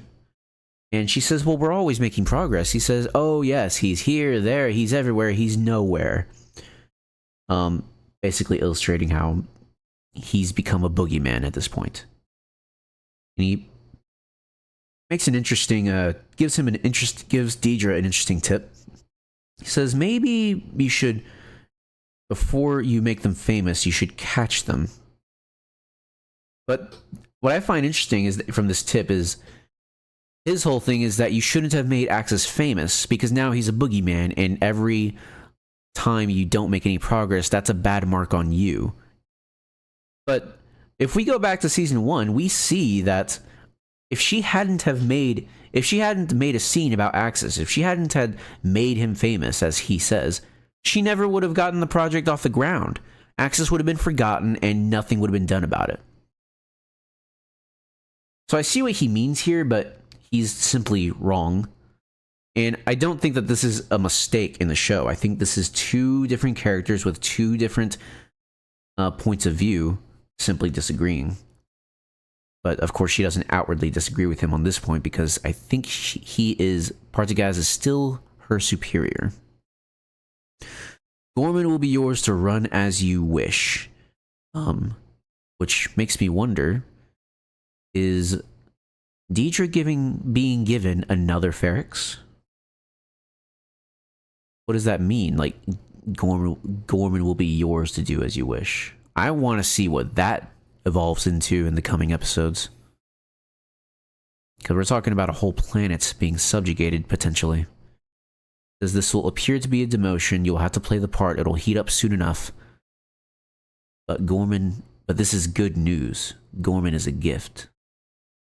He says you will answer only to Krennic, and he's got no time for anything but results. Dude, getting promoted in the Empire has got to be really stressful. Because every time you get promoted, your bosses become more and more unhinged. You're no longer working for the major Partagazes of the ISB. You're working for the Tarkins, the Krennics, the Vaders, you know? The crazy people. On to the next scene. Luthen is bringing in a artifact, having someone carry it in, and Luthen and Clea are getting more and more worried about Cassian. Clea even says that she contacted Bix. Apparently they still maintain contact. And Bix is okay with that, even after her torture, so I guess Bix has some fight still left in her. Now let's see here. They're also worried about...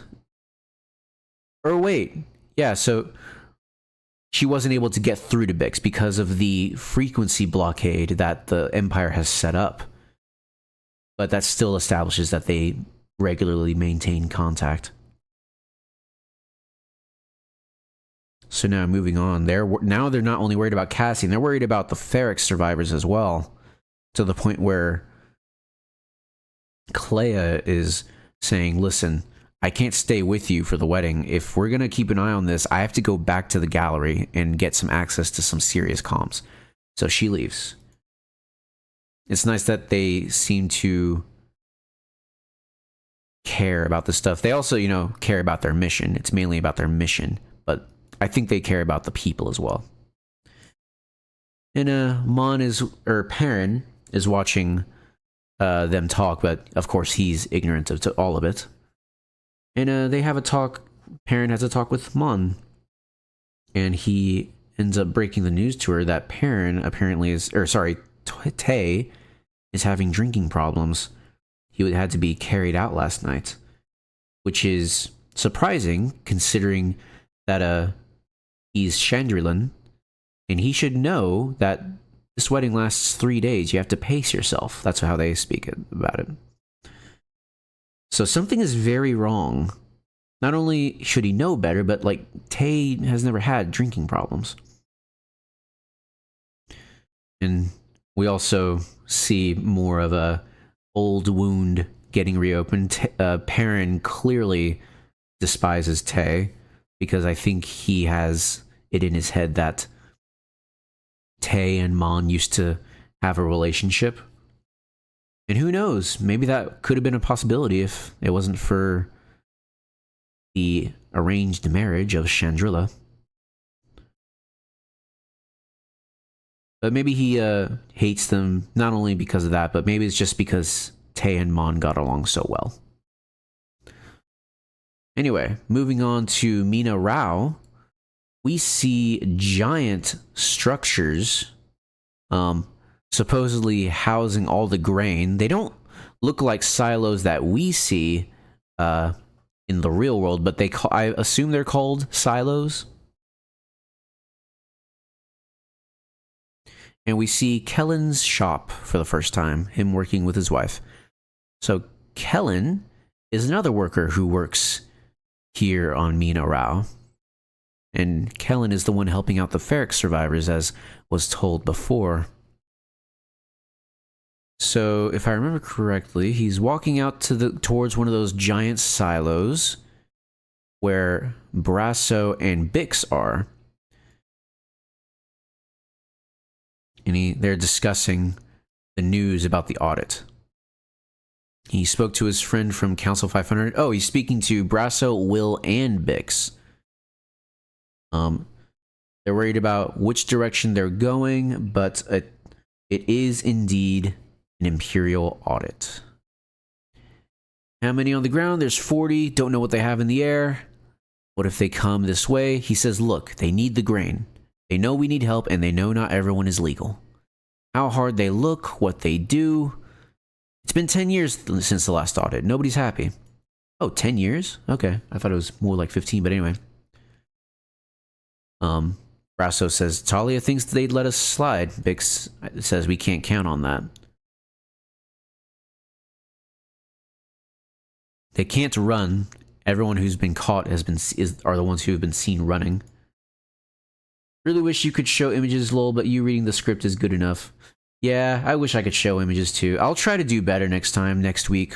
I'll try and download the episodes so I can show it to you, because Disney Plus, it blackens the screen when you try to show it. It really sucks. Let me see here. Let me see what happens when I try to show it. Watch it work now. Yeah, complete black screen. Y'all can't see it. Well, that stinks. Anyway, they're just really trying to figure out what to do. They can't run because everyone who's been caught are runners. They don't know if they'll be taken in or not because that's up in the air. It's kind of random.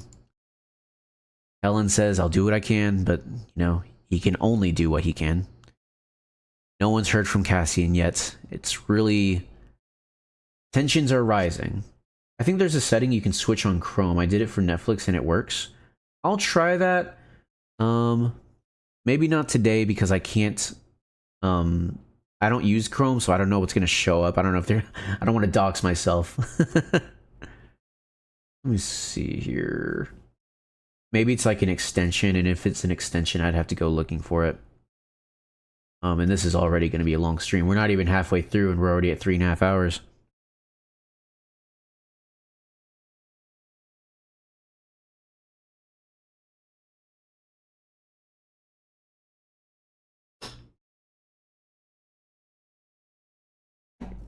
Just having a drink.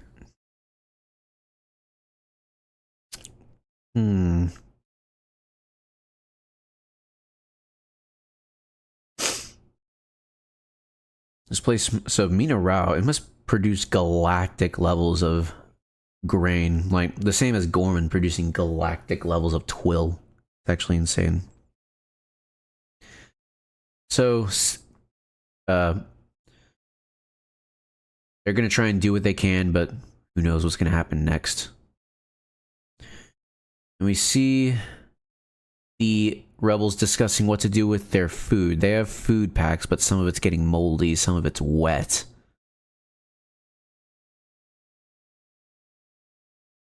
Andor says, hey, you need to establish a perimeter. That way the other rebels don't sneak up on you. The other rebels are eating fruit, and apparently it smells really bad and probably tastes really bad too.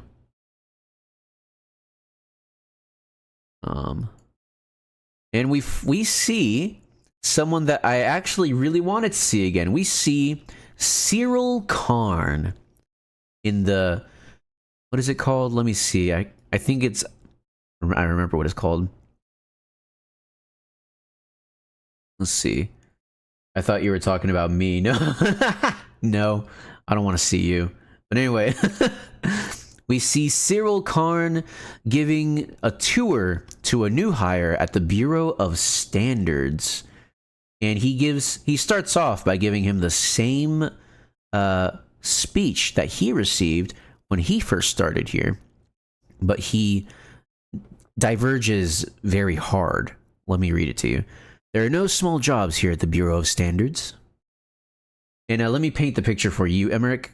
This place, imagine cubicles, like in a giant room. Like, oh dang, you're there. Yeah. Imagine the Senate's room, except instead of a circle, it's a rectangle, and it's all like cubicles for office workers. The Bureau of Standards. There's no small job at the Bureau of Standards. You may hear that and wonder how that can be true, but not that long ago, I was standing right where you are now. I was given a position in fuel purity, just over there. So he points to a cubicle, says, yeah, I was working right over there. And of course, the new hire, he looks over in that direction. Oh, he used to work over there. Then he snaps his fingers to get his attention. Now we're kind of in an intense conversation. He says, I found an entry on a Varnesian input account that didn't match. 200 Kovarn charging rods. Doesn't seem like much, does it?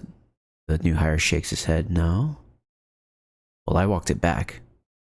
Every shift, I'd take time for my quota to dig just a little deeper. Then one day, after months of searching, screens started lighting up across the room.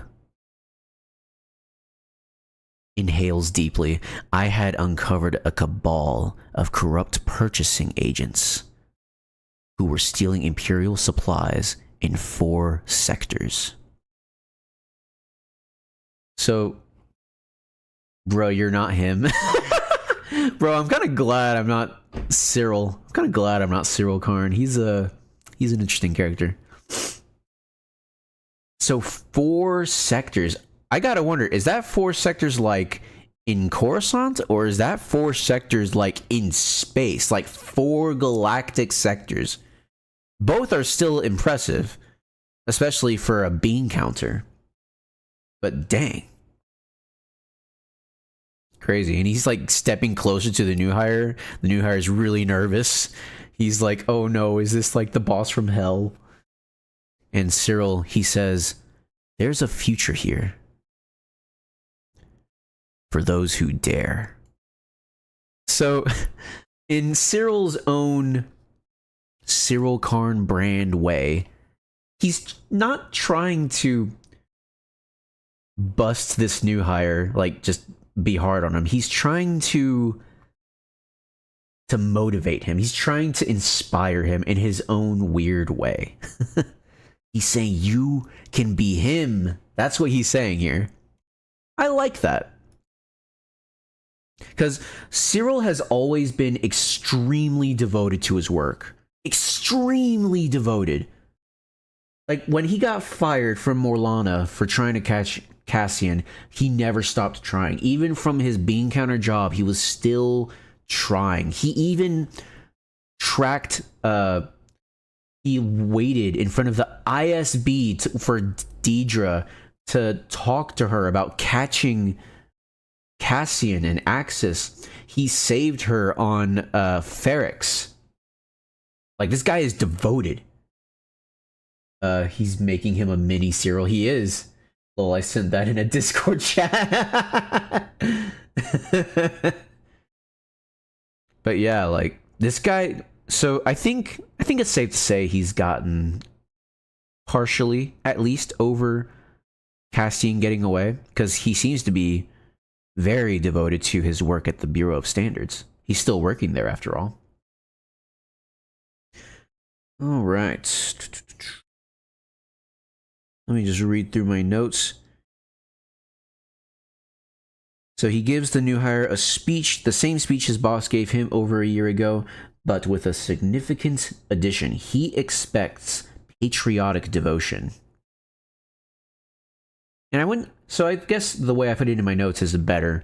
He hasn't gotten over his obsession with Cassian, probably not, but he has grown from it.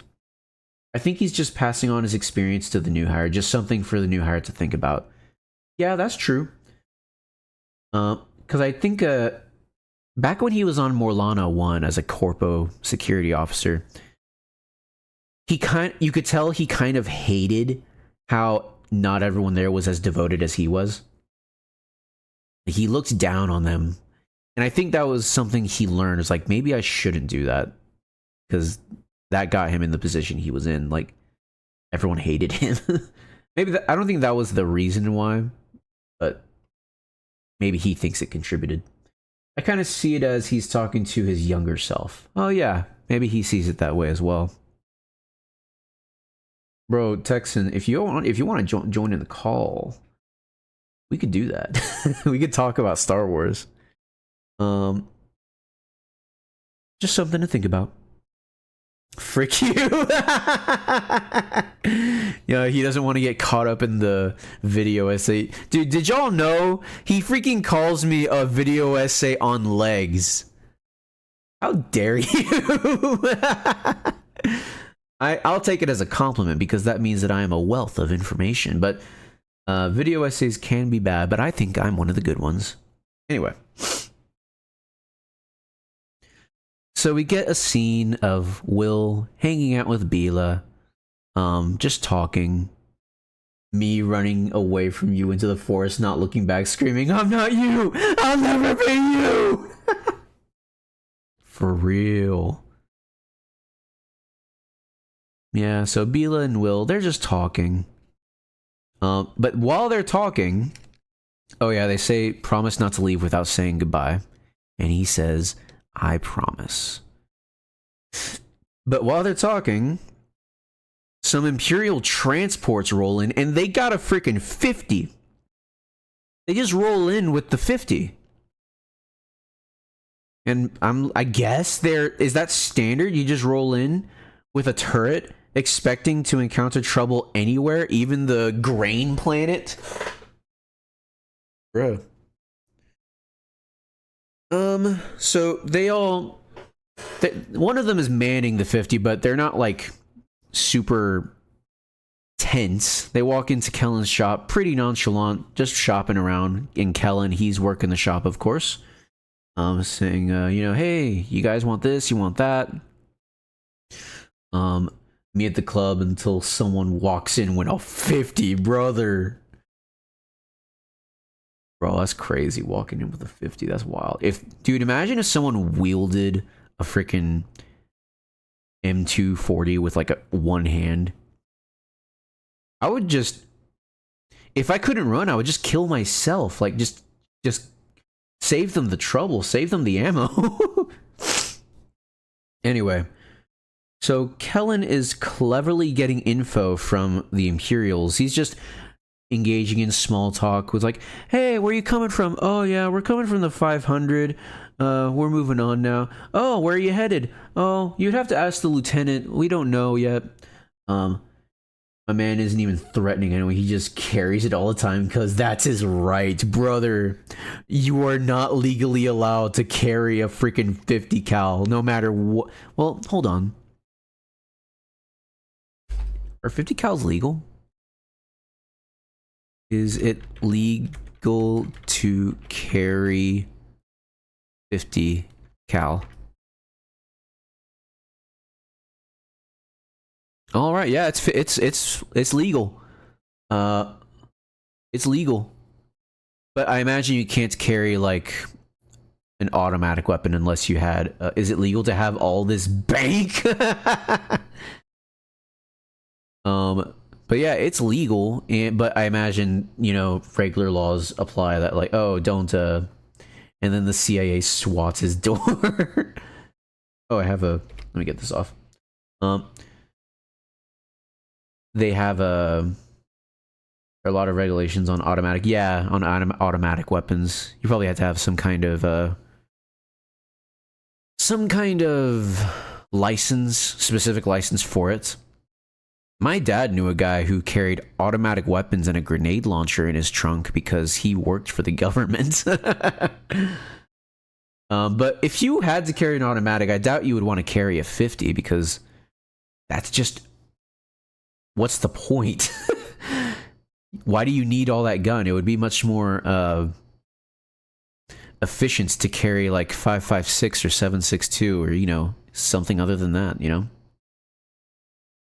Anyway, back to Kellen in the shop. So he's getting information out of these Imperials, and we also see Brasso taking he's shopping.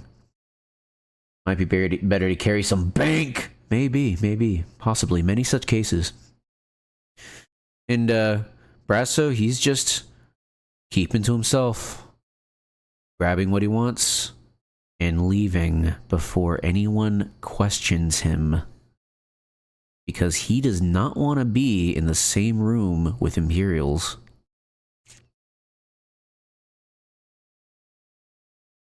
So they say, oh,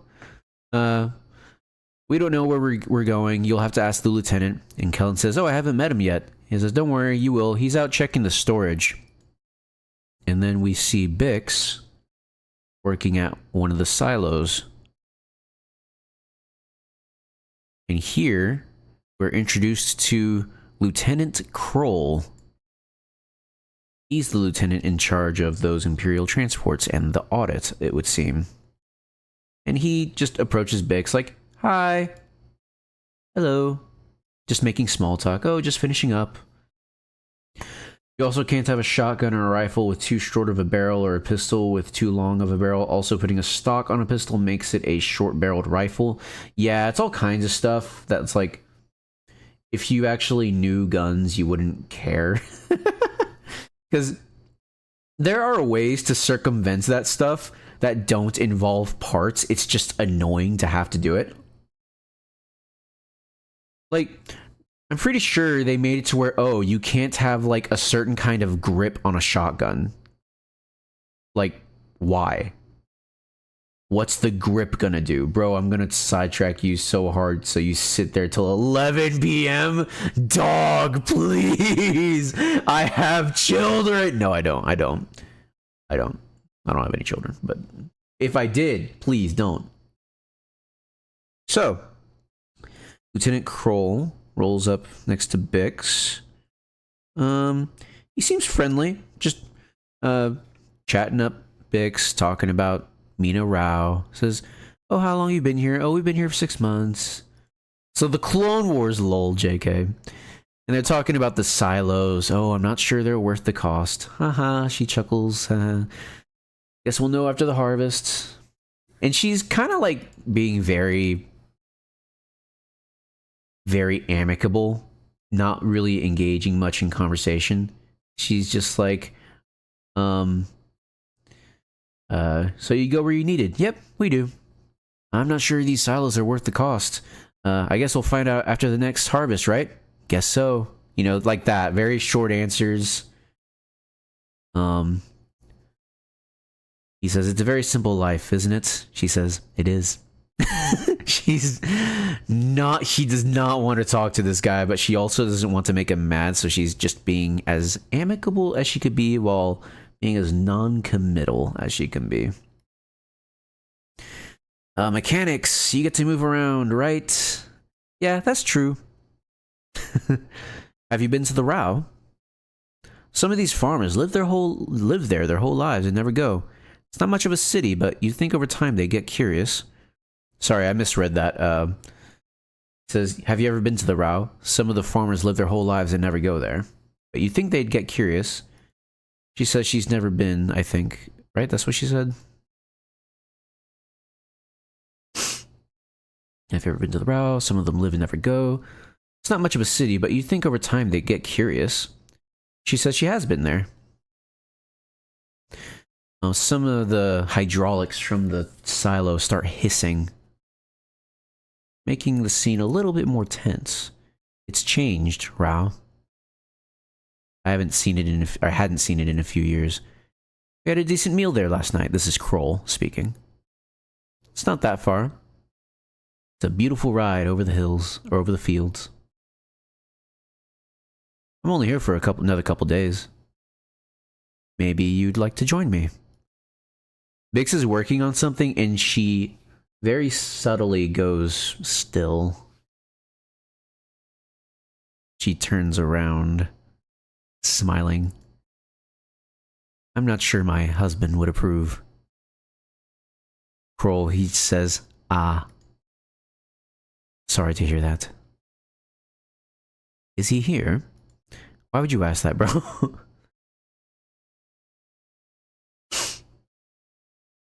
He's off planet for a few days. Is he a mechanic as well? A very good one. Does he worry about you? In what way? We've just shut down all the comms. It's not up to me, it's policy. We freeze the zone during an audit. It's supposed to stop things sneaking away while we're doing all our counting. That's good to know. He steps closer. Bro talking like a random in Discord. Brother, you need to kill yourself.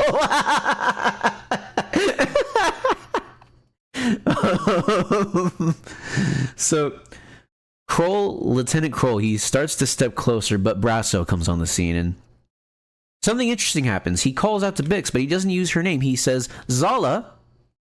So they're using fake names. That's nice to know. They're being careful. I enjoy that. Now, and Kroll starts questioning Brasso, or sorry, both Bix and Brasso. Says, what's your council? And he says, we're based in 207. We move around, we go to where there's a need. Like this, pointing to the silo. Well, nice to meet you, says Kroll. See you along the way. And before he leaves, he gives Bix a once-over with his eyes. And like, dude, this guy's creepy.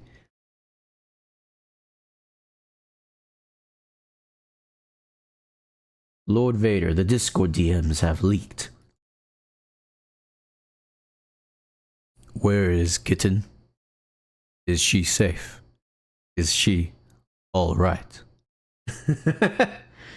And Brasso and Bix are very alarmed with Kroll and his behavior. Just not looking good. Not looking good. Don't like a guy like that being around, especially being in charge of the audit. And we're back to Chandrila. The Chandrilans go for what they call a wedding hike, as is tradition. I'm afraid that in your anger you doxed her. Oh no, she was subscribed, I felt it!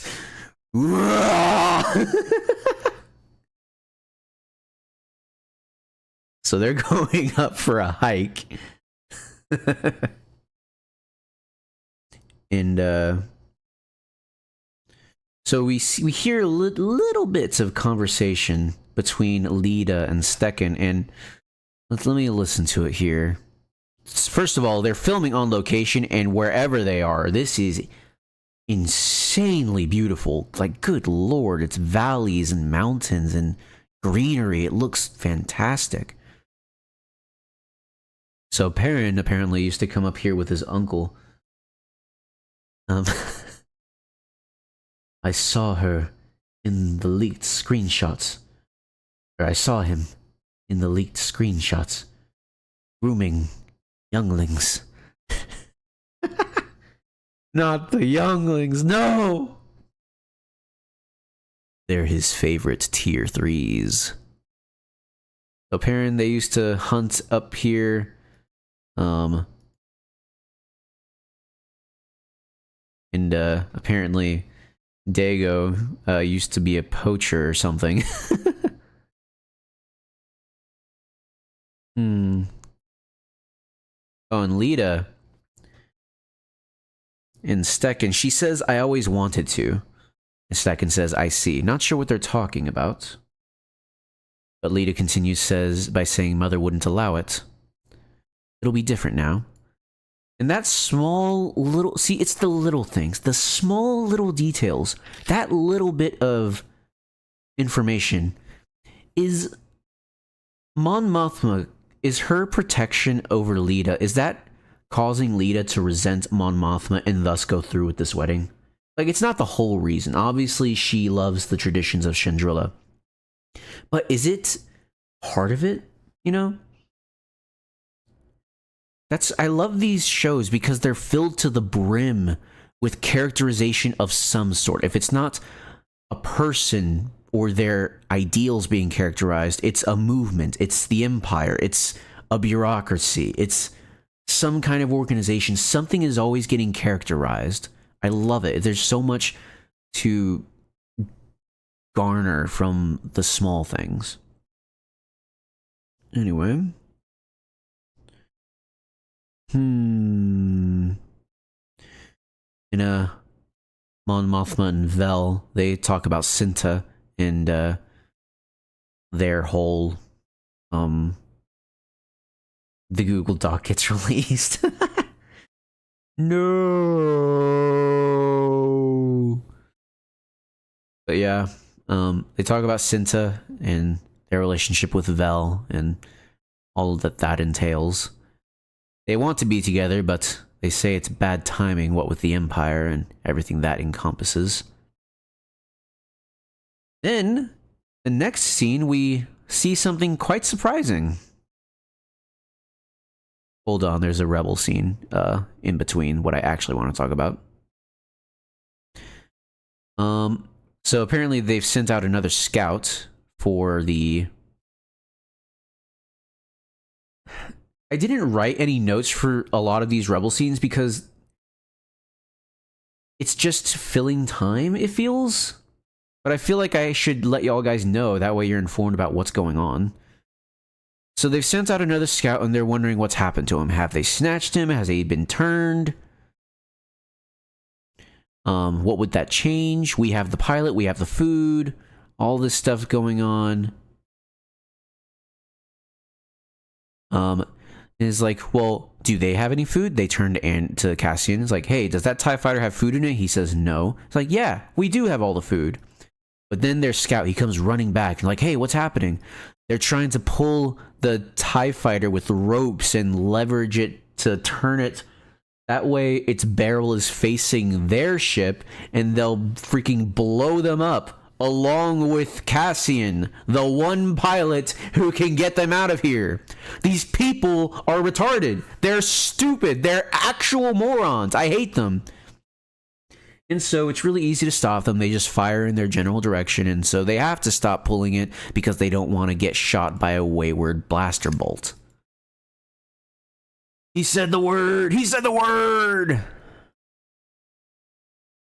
I guess it is worth mentioning that it's Andor who convinces them to stop them, because they were wondering, should we even do anything about it? They can't pull that thing. It's super heavy. Cassian says, look, if they're lucky, they'll make 5 meters by midnight, or by sundown. It's going to be close. You want to stop them. So that's what makes them stop them. It's little scenes that show Cassian in a leader position. But of course, he's still their prisoner, so they're not going to listen to him. As far as they're concerned, he's just saving his own skin. All right, and we see another interesting scene that has an interesting, what's the word? Development. We see a Coruscant apartment. First of all, seeing an apartment in Coruscant, I love it, because we hardly ever get to see just the everyday stuff. That's what these shows are all about. I love it. Or this show, at least. And we see Daedra in her Coruscant apartment, a very nice apartment, might I add, listening to operatic music. She's standing there watching over the view. She looks very nice. She's wearing like a white silk top. And someone walks into the apartment. And who is it but Cyril? He's back from shopping. So Cyril and Deidre are living together. Very interesting. When I first, when I saw them, when I saw Cyril save Deidre at the end of season 1, I thought that, oh, he'll be brought into like the ISB or something, but I guess not. I guess that wouldn't make any sense. Someone can't just be brought into the intelligence community just because he did a thing. That might not be his area of expertise. He was more into police work, and now he's still in the Bureau of Standards. So I guess he just works to, I was gonna say supports him and Deidre, but Deidre probably makes loads of money as a intelligence officer. I guess they're just both making loads of money. That's nice. Their apartment is very white. Like it's metallic grays and white rooms with white rugs, white tables and chairs. Very futuristic looking. The fact that Deidre and Cyril, like, the fact that Deidre even has time to have a relationship is quite something, considering she's an ISB agent. So Cyril's back from shopping, and he asks if it was okay, whatever it was, because she's clearly not, she's obviously not allowed to tell him that she was in a meeting to discuss subjugating Gorman. And of course, she can't comment on that. She says it was quick. Is that everything? He looks at the bags. And, I'm not sure what this line means. He says, I was sure if I went shopping, you'd be delayed. You know, we wouldn't have to do this. She says, no such luck. So they're preparing to do something. I wonder what it is. They are both nervous. He says, we could pretend you're not back. And she has almost a scowl, but not like she's mad at him, just it's discomfort. She says, she touches his face and says, we can't cancel again. She does have a stern look on her face, though, like she's commanding him, sort of. She says, we can't. But I don't think it's the sort of relationship where she's the one who tells him what to do. I think it's something that they both don't want to do, but they can't put it off. And he's like, all right, tomorrow then. We'll see what happens tomorrow. He's very uncomfortable. You could tell he's a bit nervous for whatever's happening. Then on to the next scene. We see a party for the second day of the wedding. And we don't... There's no... what's it called? The attention isn't brought to this until the next episode, but you can actually see it in this episode. We see Davos Skolden talking to Imperial officers. Rather interesting. I wonder if that'll lead anywhere, or if that's just flavor given to Davos' character. And Mon, she's walking through the party. People are saying Sagrona Tima. It seems to be some kind of welcome, or some kind of it's some kind of Chandrilan etiquette. That's how you greet someone or say goodbye to someone. Maybe like aloha. I don't know. We do get more on it later. And she sees Tay again. And Mon says, I've been looking for you. And Tay, he's looking at the party with impressed eyes. He said, I have to tell you, Mon, this is remarkable. Talking about the party and its extravagance. No one's seen anything like this for a long time. Mon says, well, perhaps there's good reason for that. Again, she hates the Chandrilan tradition. Then Luthen spies on them. Let's see. So, and I'll say this. Tay complimenting the wedding, that's him sneakily laying the groundwork for what he has in mind. And Luthen, he spots them and he starts to eavesdrop.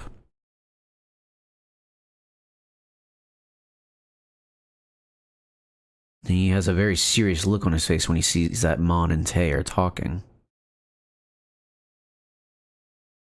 I'm waiting to hear them. Mon says, and I know apologies are in order. I've been so distracted by all this, it's impossible. Tay says, I was whining. It's the last thing anyone wants to listen to. Mon says, you've been having a difficult time. That's when we need to be heard. Tay. Alright, Gruff, I sadly have to leave for a call, but you can come insult me on Discord later. Take care, you idiot. Yeah, see you later, Emmerich. Thanks for dropping by. I really appreciate it. Make sure to share the stream, tell your friends and family about it, talk about it at the dinner table, all that. Subscribe, like, comment, all that stuff. Thanks for dropping by. See you later. Goodbye. Goodbye. Alright, thank God he's gone. Anyway, I shared it on Twitter. Oh, yeah, thanks, bro. Really appreciate it. Cool, thanks. See you later, dude. Alright, thank God he's gone. Anyway, so, we get back to Tay. He says, I have called your office. And Mon says, I've been remiss. The last time we spoke, you told me you had new business coming in. You told me you were waiting. And Tay, his tone kind of changes here. He says he sounds restless, irritable even, from Mon's lack of a response. Thank God he's gone. F you, you retard, Lamau. He says, I think I told you I was tired of waiting. And Mon is trying to remain, polite. She says, it sounds like it's serious. Tay says, it wasn't then. It might not be now. I still have several things pending. It's just, I have concerns. So whatever Tay's talking about, it wasn't urgent before. It might not be now, but his concern is mounting up. What could he be concerned about? And he starts to explain. He says the foundation is up and running. Your financial blemishes have been smoothed over without anyone being the wiser. Davos Skolden obviously has what he came for. Everyone seems quite pleased with how they've landed, and I'm left wondering about the risk I've taken on. There it is. Everyone has gotten what they wanted. Mon Mothma has what she wants. Davo has what he wants. But here's Tay. He's gotten... Let me read my notes here. Mon's finances are safe. Davo Skolden's gotten his son married, but Tay Kolma hasn't received anything in the way of compensation. Could it be he's genuinely asking for a just reward, or is it because he's desperate? If he's desperate, how desperate is he? Will he rat out someone for a reward? He mentions some of his investments have soured due to rebel activity. Perhaps this is to try and make Mon feel sympathetic to him, but it backfires. It makes it sound like he blames her. Does he blame her enough to retaliate? This is quite an interesting development because I did not see this coming. I don't think anyone did. Like, oh, Tay Kolma, he's the nice guy who helped out his childhood friend Mon Mothma. How cool. But here he is. His wife is away from him. They've separated. He's having trouble drinking. His business ventures are not doing good. Rebel activity is messing up his businesses. And here he is. He hasn't had a drop of compensation from Mon. Mon looks... She's looking away from him right now. She's looking toward the camera. Meanwhile, Tay is looking toward her to the left. he says, please say something. And we get this shot of Mon controlling her emotions very well. I'm shocked, she says. I'm sorry, I feel terrible. I had no idea. He says, do you know the irony is, it's the rebellion that's hurt me the most. Rebel activity soured my investments. And she is looking even more panicked because now she's like, oh, frick. Is he, like, gonna turn on us? You can see how I might feel. You can see how I might feel undervalued. And she, like, oh man, her acting is exquisite here. She, like, has this look of, oh, this is what it is, huh? Frick. She breathes shakily. Absolutely, she says. How I wish you'd made this clear sooner. Tay says, yeah, I should have. But perhaps I thought it was obvious. Backfires immediately to her like, you have not compensated me for the risk I've taken on for you. Now, there is a conversation to be had here. Yes, he's taken on risk, but he took on risk for a common goal that both of them have, which is they want to see a rebellion against the Empire. They don't talk about it much because they can't, because of their standing and their station. They can't talk about it openly, but that's what they both want. So there is a conversation to be had that goes something like, you would think that if they're contributing to the cause, then they're both working together, no compensation needed. But if someone asks for compensation, is that not wrong? Is it wrong to ask for compensation? I don't think it is. He has taken on risk, as he said before. And like he just said, he thought it was obvious.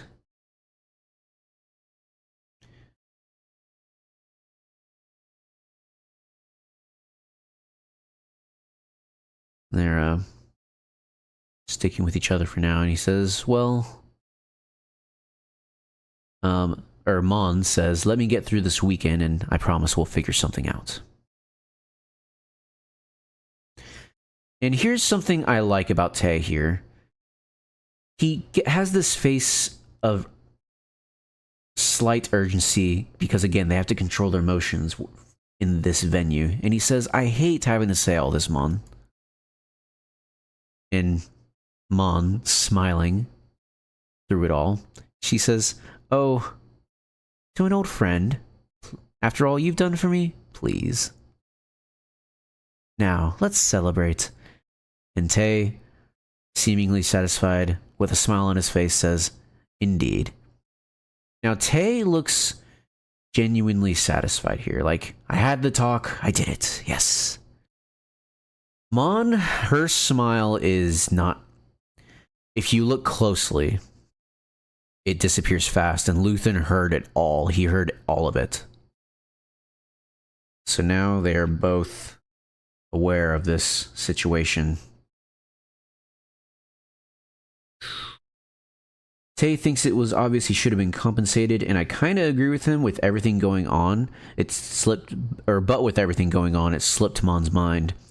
Tay says he hates having to say all this. Perhaps he's still a friend. Mon treats him as such, calling him an old friend, but she's clearly shaken up by this. She knows the implications of this request.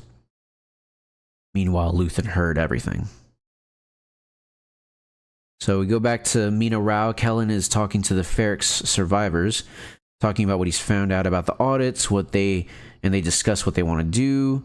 And through this, they have a meeting where they're out of the public eye. They're not at the shop. They're just at their home, sitting around a campfire, eating, talking about what to do. And as they discuss all this, again, discussions between characters on what to do next. I love it. And through their acting and how they speak to each other, you could tell they really do care for each other. And Kellen has some hate for the Empire, which could be why he's helping them in the first place, just to spite them. I really like all this stuff. Clea makes her way back to the gallery. And again, the sets are fantastic. We get some close-ups on a Naboo Queen's crown, some kind of mask, and the radio is very cool looking. It looks like an operator's board. Now, after we see Clea get back, we see Mon discussing her conversation with Tay to Luthen. I'll just read you what they say. Luthen, he's been chasing you all night. Mon says, I'm just stunned. With no warning? Well, I suppose I have been avoiding him. Now I know why. Parents said he had to be carried home last night. His wife's left him. Was there a number? Luthen asks. I said I'd get into it once we survived the wedding. Luthen says, so nothing specific. Well, he's had some bad investments. He sees all this. That's another thing. Tay sees this extravagant wedding when he's already had money on the mind. He had money on the mind before when he messaged Mon. Then he comes this and sees this extravagant wedding. Like, man, money is really on his mind now. Luthen says, we can't let this be. Immediately, Mon authoritatively states she will hold a meeting with Tay next week, basically demanding Luthen not to interfere.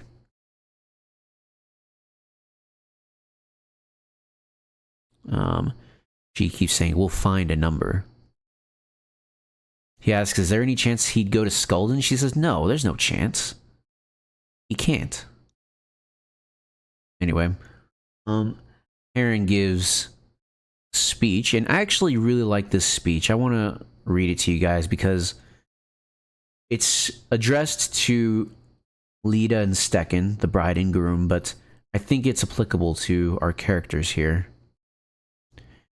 Which is always great when writers figure out a way to make aspects of their story accomplish more than one thing. So, Perrin gets on the pedestal, greets everyone, Sagrona. Praise to the families and clans of Chandrila. Praise to those who have traveled to share in our most treasured tradition. It's a little weird that arranged marriage is their most treasured tradition, but what can you do? As the father of the intended maiden, it is my Chandrilan duty to greet you, Sagrona.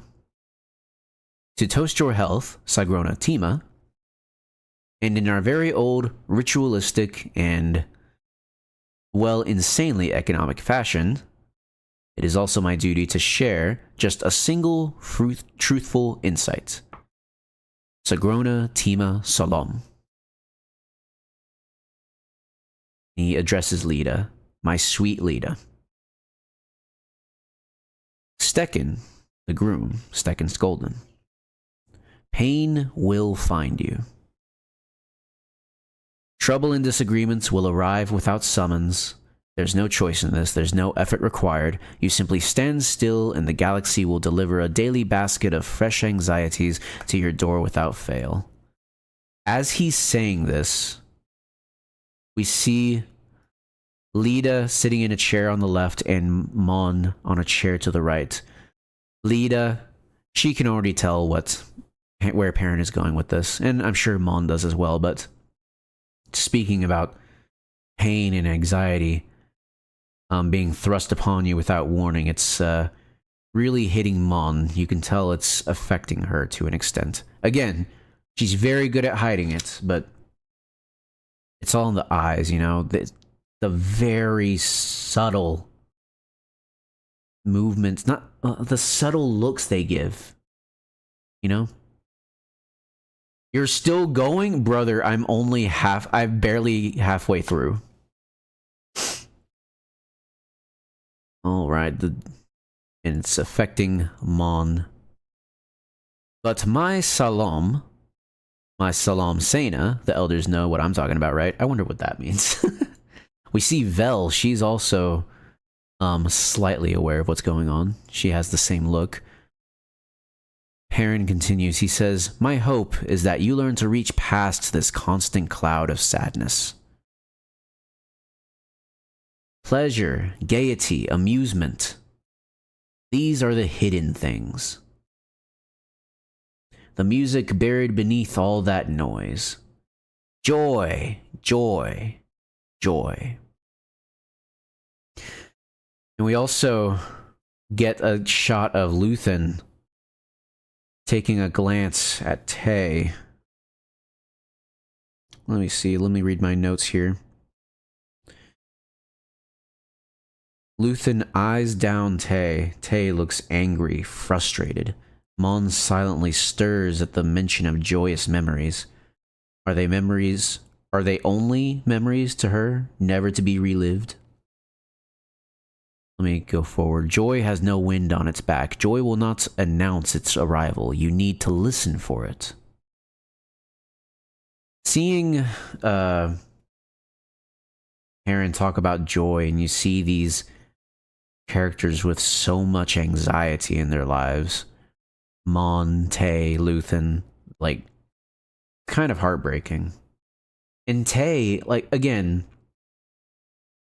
Luthen is probably more worried about Tay than Mon is. I mean, in fact, I know he is. He is very worried about Tay doing something they would both regret.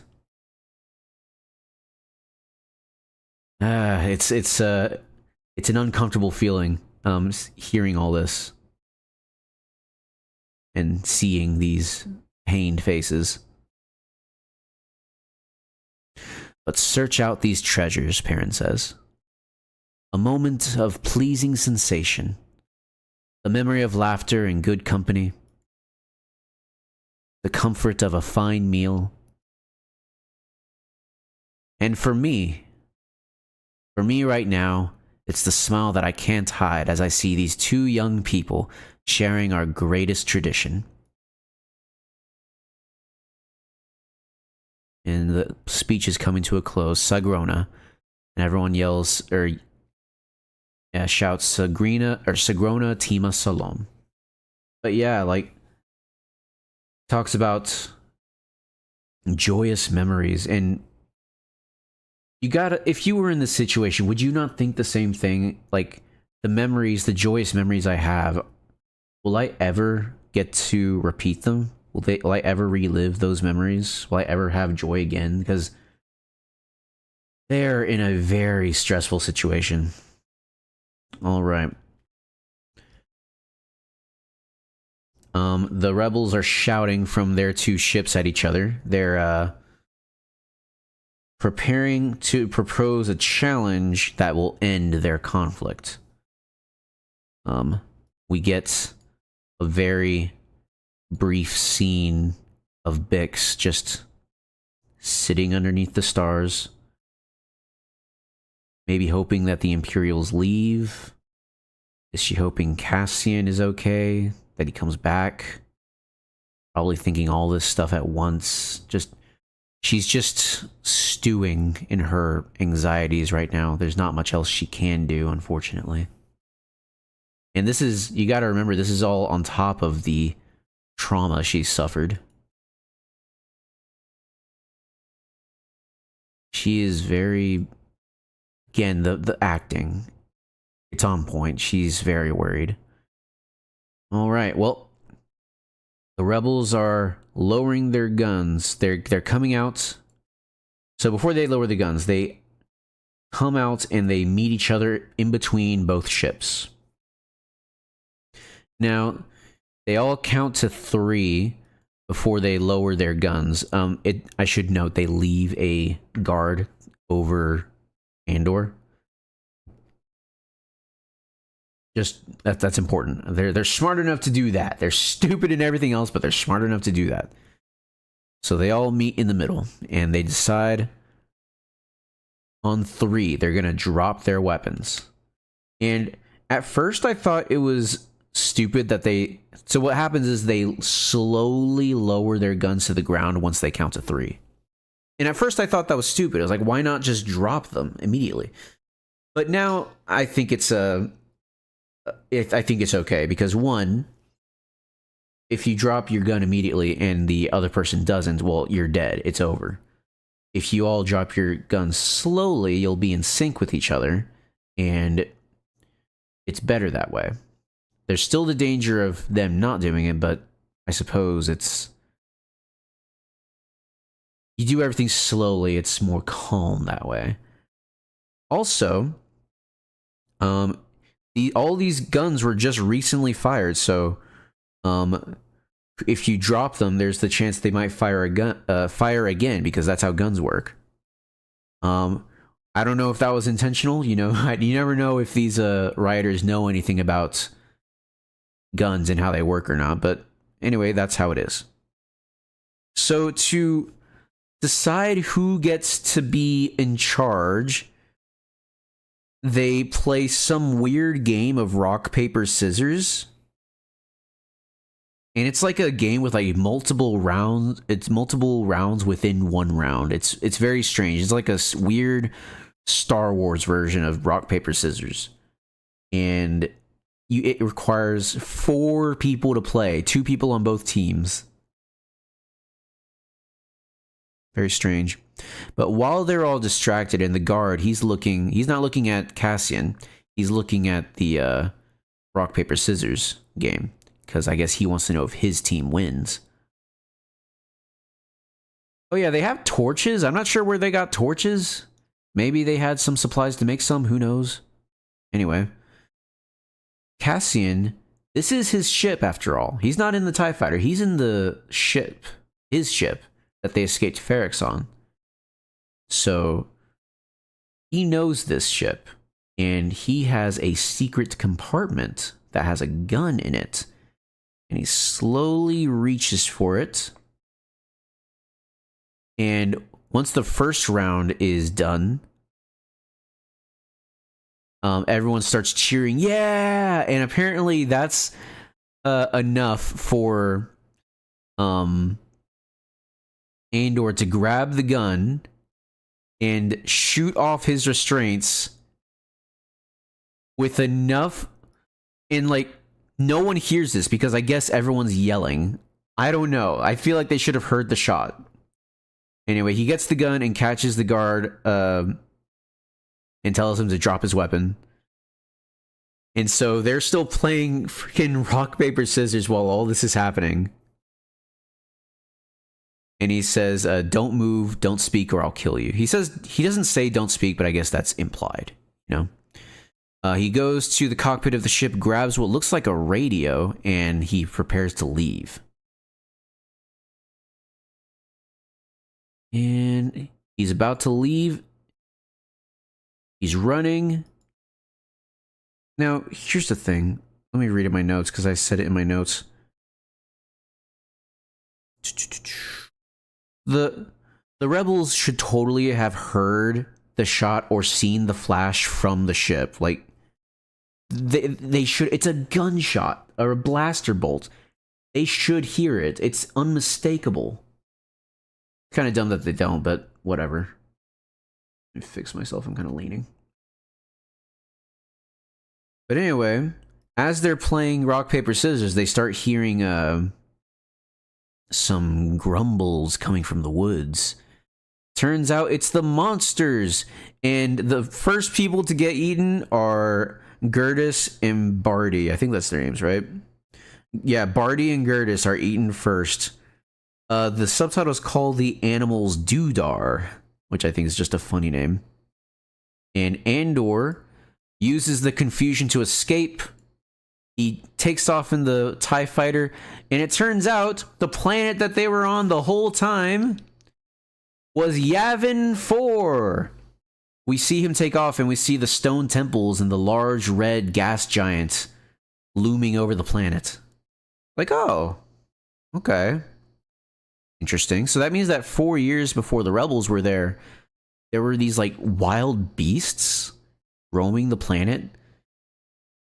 eating survivors and stuff, which I guess makes sense. I don't think there's a problem with the rebels choosing this place as their base, because if you think about it, on Hoth, you had the Wampas, and they would, eat people and tauntauns and stuff. You would probably want to be in a place that is not easily inhabitable, because it's hard to get there. I don't know. Probably remote. I don't know how remote Yavin 4 is, or Yavin the system. But yeah. So now that Cassian's finally escaped, can we talk about it? 2 episodes wasted with Cassian being kidnapped. On one hand, it's nice we get to see how cool he acts under pressure, but did we really need 2 whole episodes for that? I really hate how much time is wasted with these rebels. It really, really sucks. I don't like it. Also, the credits here are 10 minutes long. Good lord. Guess a lot of stuff goes into these episodes. But anyway, we are on to the final episode so far. We can finally talk about the final episode. This episode, so each episode took me like 2 hours to get through and get all the notes for. This one took me 3 hours. It's season 2, episode 3, titled Harvest. I really like this episode. It's where everything comes together. So, what's the first thing we see? We see Andor in space, drifting in space in the TIE fighter, trying to activate the radio to contact somebody. So that's what Andor is doing right now. And it's really clever. He's like peeling off some of the panels of the interiors of the starfighter and using wires and stuff, maybe to boost the signal. He's doing something with the technology, which I think is interesting. It shows his capabilities. I think it's really neat.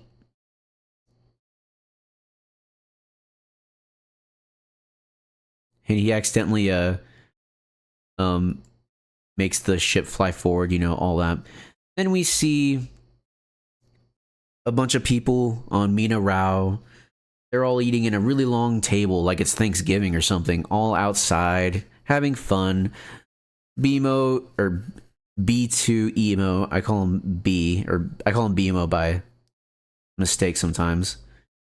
He's playing with the kids. They're chasing him. It's really nice. They're running around with toy blasters. It's funny. He says he's going through the kitchen because it's an outdoor kitchen. And he says, "Get out of the way." They get out of the way. Thank you. It's nice. It's such a jovial scene. There's a droid that's spraying water around for the kids. It's really funny. There's something about a water park, even if it's really, really small, just one sprinkler is like the best thing ever for a kid. And it's fun to see this droid off to the side spraying water, and the kids are like all excited for it. Imagine being one of these kids on set and it's like, all right, what do you get to do? You get to play with the sentient sprinkler droid. That's what you get to do. You're like, oh my god, that's so cool. Dude, god, I wish that was me. And yeah, they're all eating, just having small talk, sharing a conversation, telling jokes to each other about all kinds of stuff. Let's see. Talking about how some people eat a lot of food versus others, just joking around. Then they see Kellen coming back on some kind of like tractor or something. Bix notices him first because she's facing that way.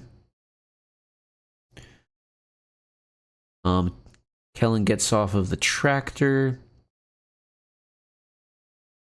Brasso leaves to go talk to him. He says, "Keep an eye on my bowl." Everyone laughs, saying, no guarantee, haha. Bix laughs too, but she's like, haha. And then she looks at Will, and they're both giving each other looks like, oh boy, what news? Kellen talking to Brasso. He says, sorry, I tried to get here earlier. Still no Cassian? No. I got a call from the 600 this morning. I wish I had better news. We're next on the inspection schedule. Brasso, how soon? They finished here today, or there today, so tomorrow? Are they checking visas? It's random. They found a group hiding last night in 600. Sometimes they walk right by. It's a big risk. Where can we go? This is the best I could do. He hands them some kind of like ticket. Oh, he says it's an emergency work order for the 800 block. 3 sweepers that need fixing. You head out tonight, wait till they finish poking around here, and circle back around in a few days. Brasso asks, is it legit? Kellen shakes his head. I had to change the date. Brasso looks really worried when he says that. Kellen, you only use it tonight if you get stopped.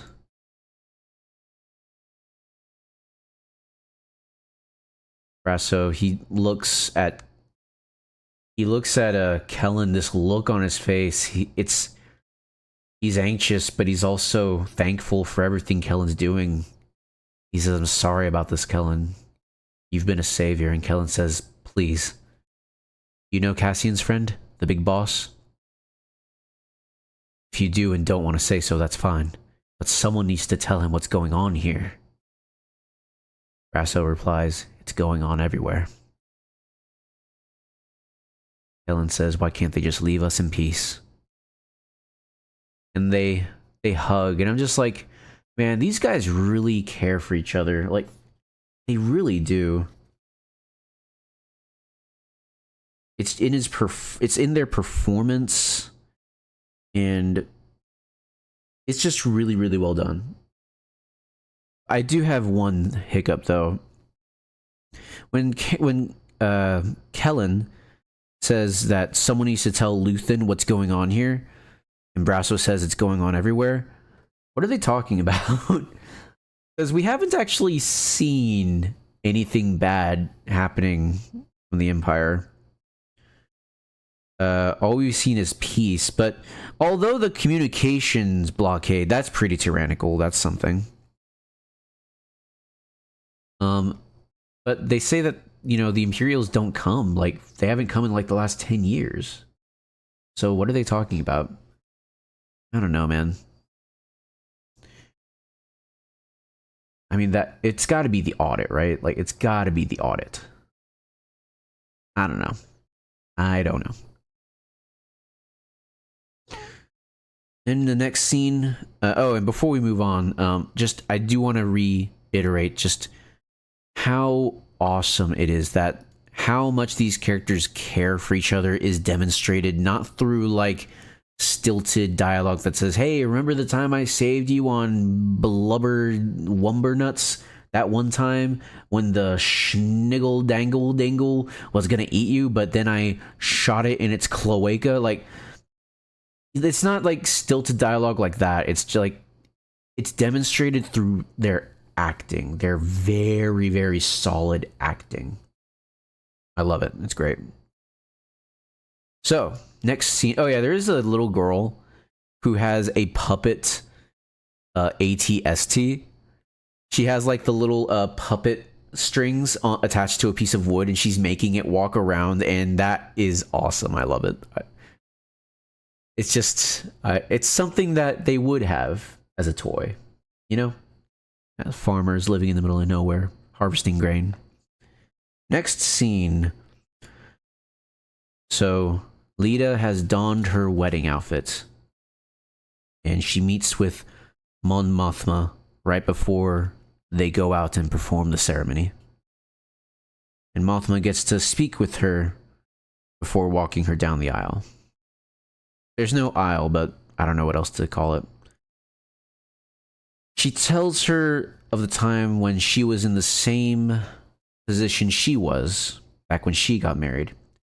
She said her mother was drunk and she never forgave her for that.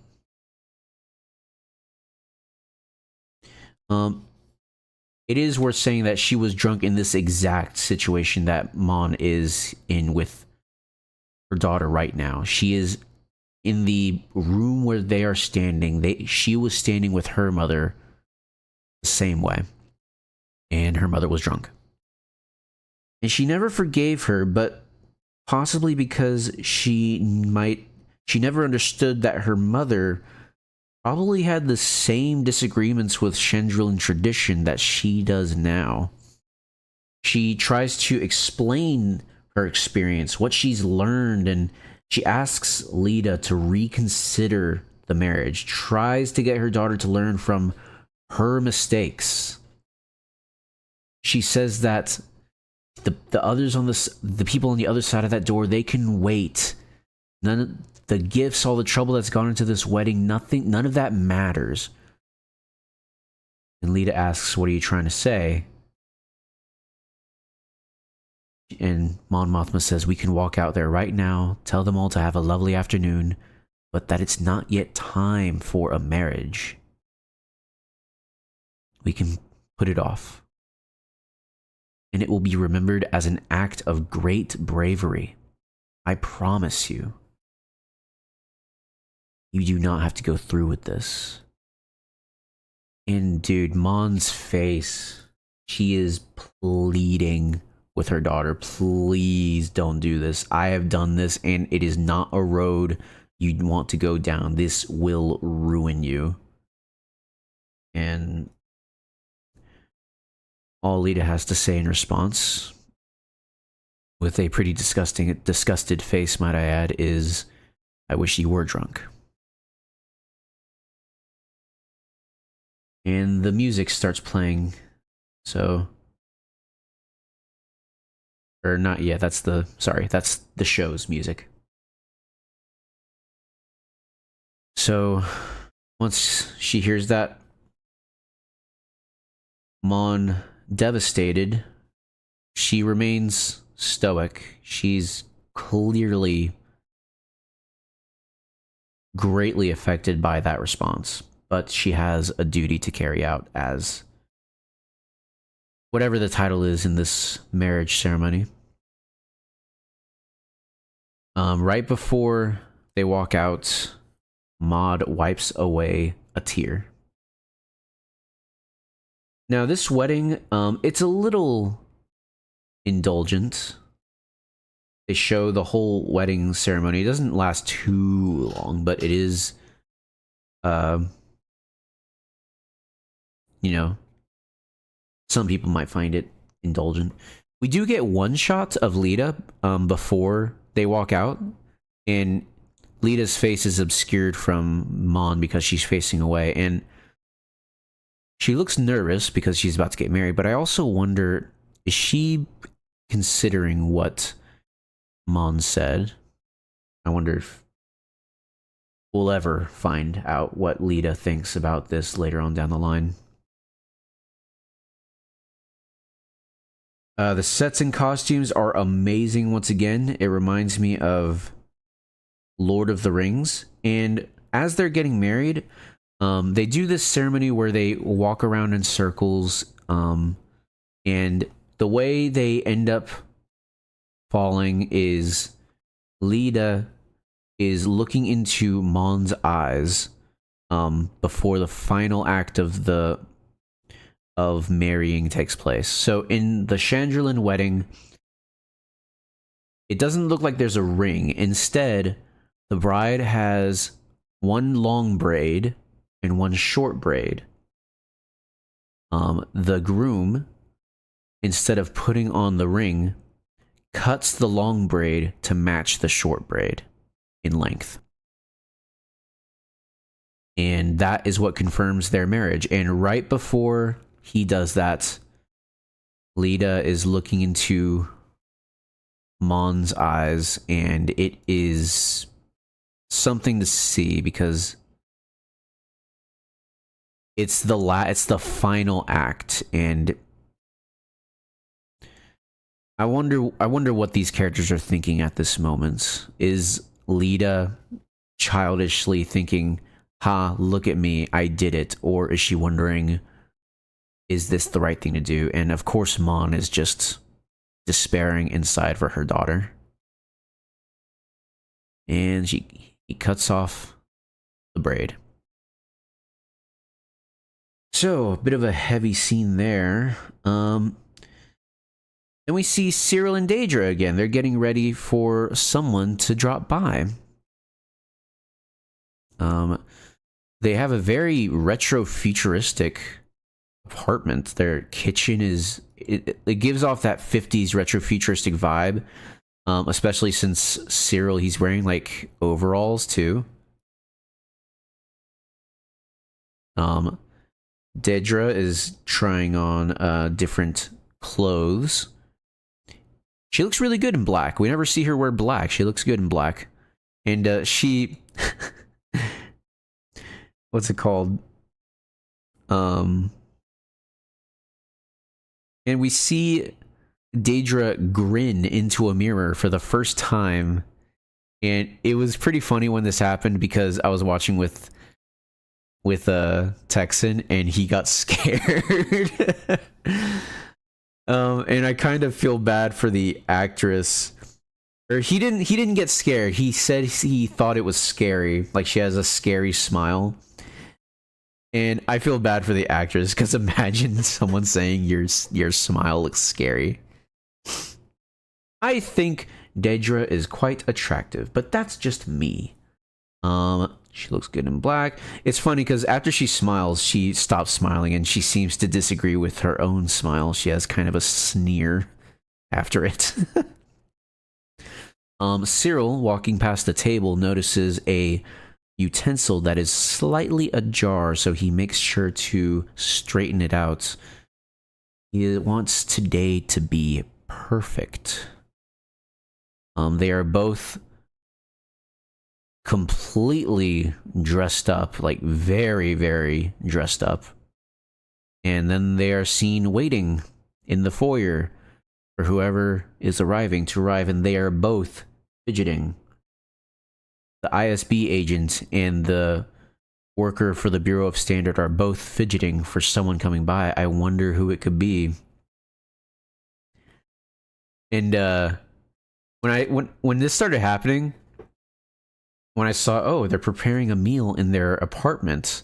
They're dressing nice. They're preparing to meet someone in their apartment with food while dressed nice. Oh, I know who this is. And then we hear the doorbell, and the doorbell goes off, and then it goes off again, and then it goes off again, and it keeps going off, and it keeps going off. Whoever's on the other side of the door keeps ringing it, and I knew who it was. I knew. Because what other annoying character do we know of that pesters Cyril's life? None other than Cyril's mother, who actually, I found this out yesterday, her name is Edie. Edie Karn. And Edie comes in, of course, as she does. Edie is Edie. So, let's see here. And she insists that Daedra call her by her name, Edie. She says Daedra looks nothing like what she expected. And from hearing that, I was thinking, did she expect Daedra to not look beautiful? Not look good, like nice? Was she expecting... Because Cyril's mother, Edie, she always puts down Cyril. No matter what he's doing, she's always there to put him down, no matter what. So was this an attempt to say that he's doing a poor job even in his love life? That's how I interpreted it. Then Edie says, I would like some spiced tea, and Cyril's like, since when do you drink spiced tea? Then he's like, well, they have some downstairs at the shop. I'll go get it. But he's like, no, I don't want you to disappear after I've seen you for the first time in ages. Please show me your apartment. This place is a palace. And it's funny because it's really funny to see Deidre, especially a hardened ISB agent, facing bewilderment because of Cyril's mother. It's hilarious. I guess she hasn't been in a situation like this for a while.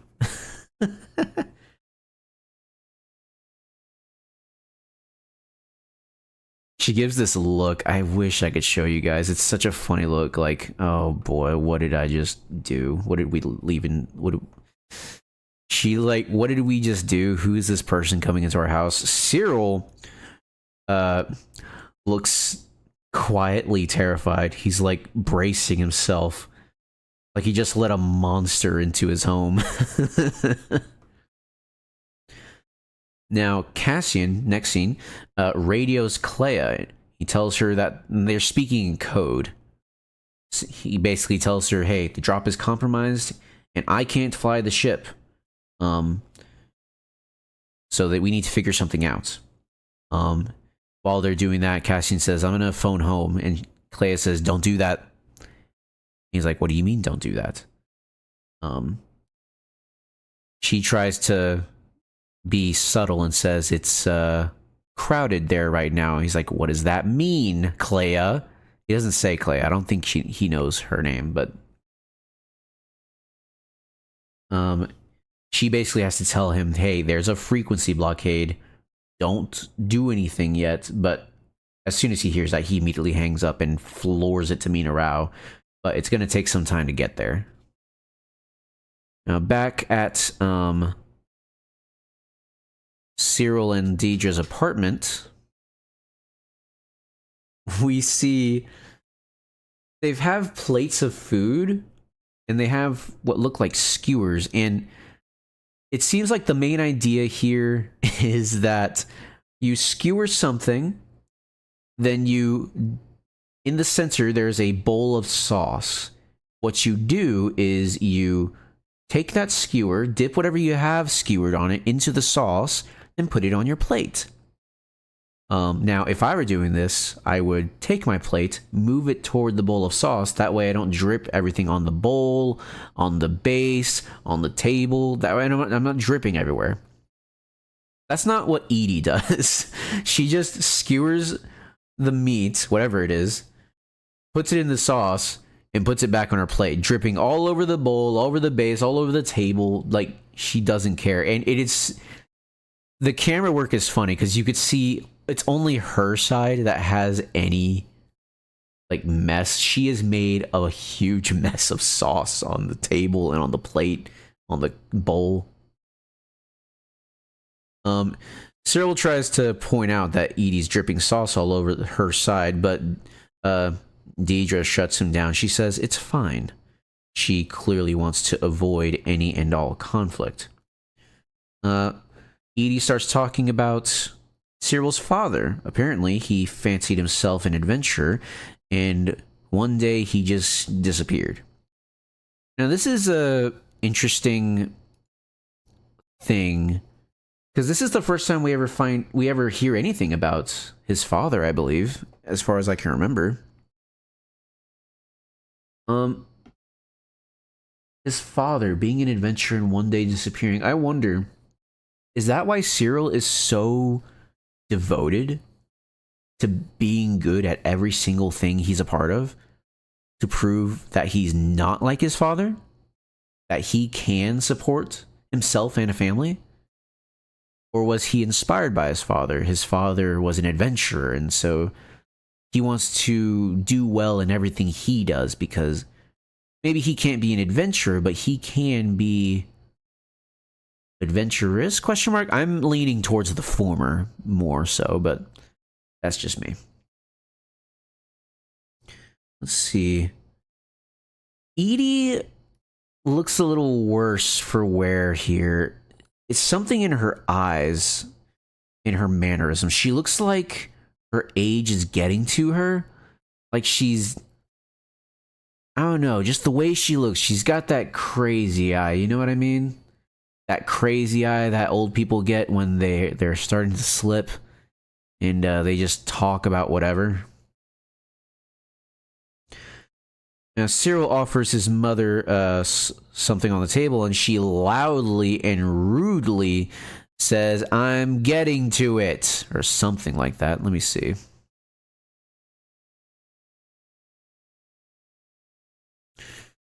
I'm waiting for them to say it.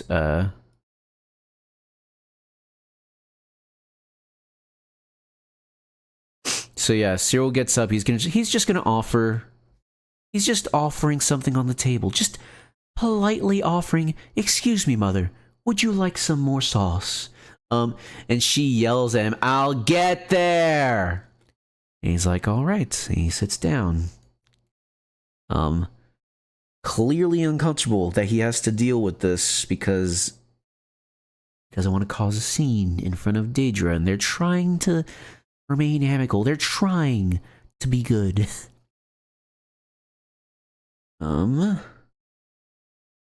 After this, after she rudely tells him to sit down, she starts to poke fun at him, as if he's not even there. She says he's embarrassed. Like, she's delighting in the fact that she's embarrassed by her terrible behavior. Or I wouldn't even say that he's embarrassed. I think he's just angry that he has to deal with this from his own mother. But taking on the challenge, Cyril asks, "Embarrassed about what?" And Edie says Cyril doesn't like being called delicate. She's deliberately trying to push his buttons. Edie asks Daedra about her family. She says, "I didn't have one." And Edie is immediately alarmed by this in her face. You could tell. Daedra goes on. She says, "My parents were criminals. They were arrested when I was 3. I was raised in an imperial kinderblock." And Edie, she says, "Well, nothing delicate about that, is there?" Freaking hate that. So first of all, let's talk about Daedra's backstory. That's kind of a huge revelation about Daedra. It gives us an inkling as to why she's so devoted to the Empire. She went from an imperial-raised foster child to a police officer to maybe a detective, I'm not sure, to an imperial intelligence officer. It's no wonder she has that devotion to the Empire. Edie replying with, "Oh, nothing delicate about that, is there?" Is she implying something? Because she called Cyril delicate. And she says, "Oh, Daedra, there's nothing delicate about her." Is she saying Daedra is somehow supposed to fix Cyril? I wrote in my note here, "Life sure is hard for a sensitive young man." That's a meme. I don't know where that meme came from. It's just been around, and I've been seeing it around. Daedra, she still is trying to be diplomatic. She says, "We had everything we needed." And Edie says, "Except a mother's love." And Daedra, ever so diplomatic. Because she sees what a mother's love is worth in this instance. It's terrible. She's like treating her son so terribly. But in the face of all that, Daedra says, "We didn't know what we were missing."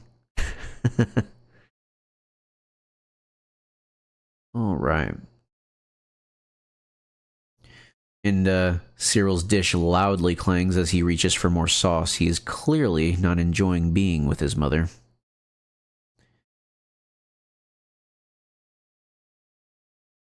And we see another scene of Leda and Stekken on Chandrila.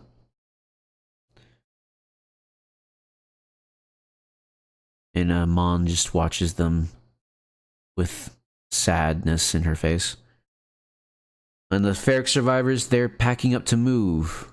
Just shows them packing up to move. Not much happening. Then we go back to Cyril, Daedra, and Edie. Edie is pummeling her cake with a spoon, and Cyril's just staring at it in disdain. Because you look at his cake, it's immaculately constructed. It's so nice. There's like a bun and a bow and a flower and a really nicely constructed decoration. Meanwhile, her mom's just to her cake.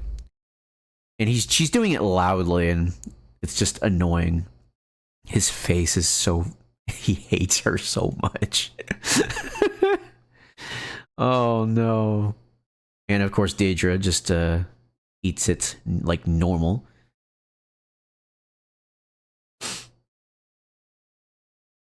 And during the conversation, Edie, she demeans Cyril's work as on Morlana as playing at police work. She says she loves the cake. Oh, this cake is great. It's not too sweet.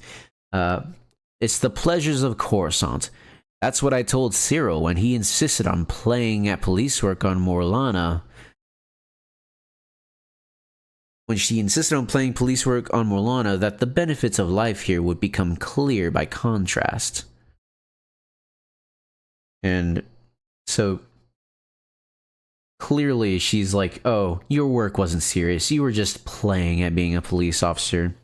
You weren't really a police officer. She's just demeaning in general. That's what she does to him all the time. It's clear she doesn't value at all what he wants or what he aspires to be. Seeing how she treats him here, it informs us to why Cyril is so dedicated to his job. Not just his father being gone and wanted to prove that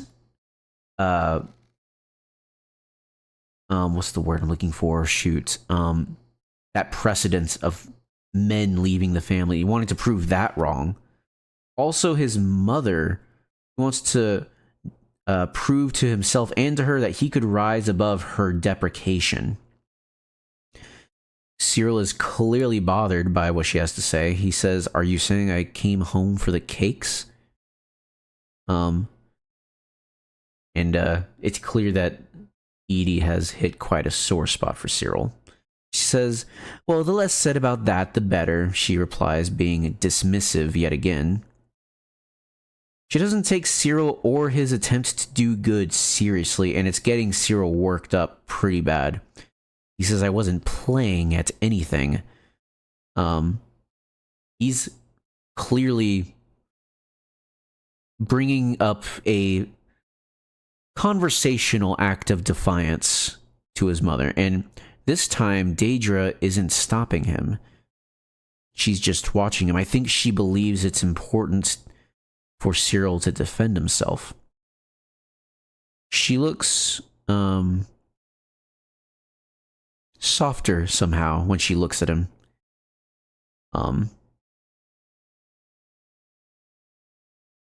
Anyway, Cyril says, "I wasn't playing at anything," and Edie says, "Of course not. The important thing is that we're here together now." And the way she looks here is... ugh. She's actively gaslighting her son in front of his own girlfriend into believing that she wasn't just mocking him and everything that he stands for. She glares at him through a stiff posture and an even stiffer smile. The performance here is really good for what it is. There's so many subtleties through inflection and wordless expressions. Just so much is communicated here. It's great. Cyril, his displeasure with the situation exacerbated by this blatant attempt from his mother, scoffs in disbelief. He throws his napkin on the table, walks away, says he'll be right back. Edie, before Cyril has even left the room, tells Daedra, "You'll toughen him up." She truly believes that she's in the right. This also confirms that she believes Daedra can fix him.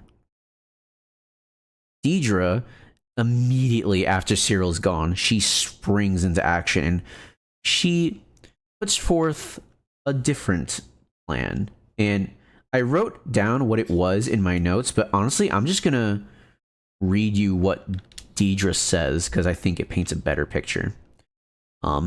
Edie says, you'll toughen him up. Deidre says, I have a different plan in mind. But when I say the word plan, that makes it sound optional, which is not the impression you should be taking away. This game ends now. You want Cyril in your life, you will think before you speak. I'll make sure he visits twice a month. I'll make sure that he calls you. I will guarantee a level of engagement, but it will be inversely proportional to the volume of anxiety you generate in our lives. Edie says, quite a mouthful. Deidre says, I'm not done. You can spare me the Uncle Harlow testimonials. I've had a look at his ISB criminal files, and that is not a story you want to be advertising. So very, very nice from Deidre. Calls her out on her behavior. Tells her to think before she speaks. She'll make sure that Cyril is in her life, but she's gotta freaking earn it. Stop being such a jerk. Edie is taken aback by Deidre's demand, and she can't disagree to any of it. Because it's either say yes here, or your son's just not gonna see you again.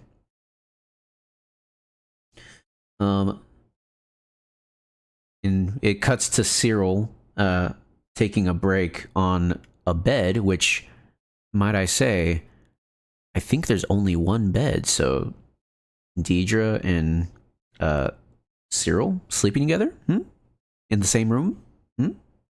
Interesting. He's stirred because he starts hearing Deidre sing praises for being promoted twice. And he hears this to the delight of his mother, which is very unusual.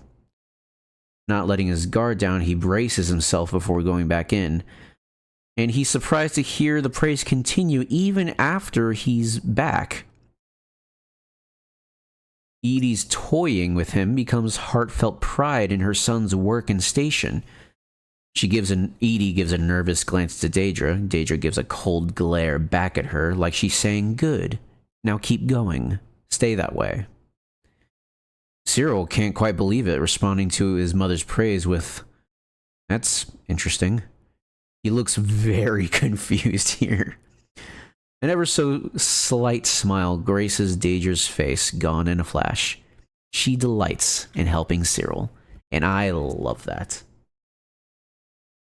Very, very nice scene. I like where it pushes these characters. It tells us a lot about where they are in their relationship together. So many small details that coalesce into a greater picture, and I love it. It's great.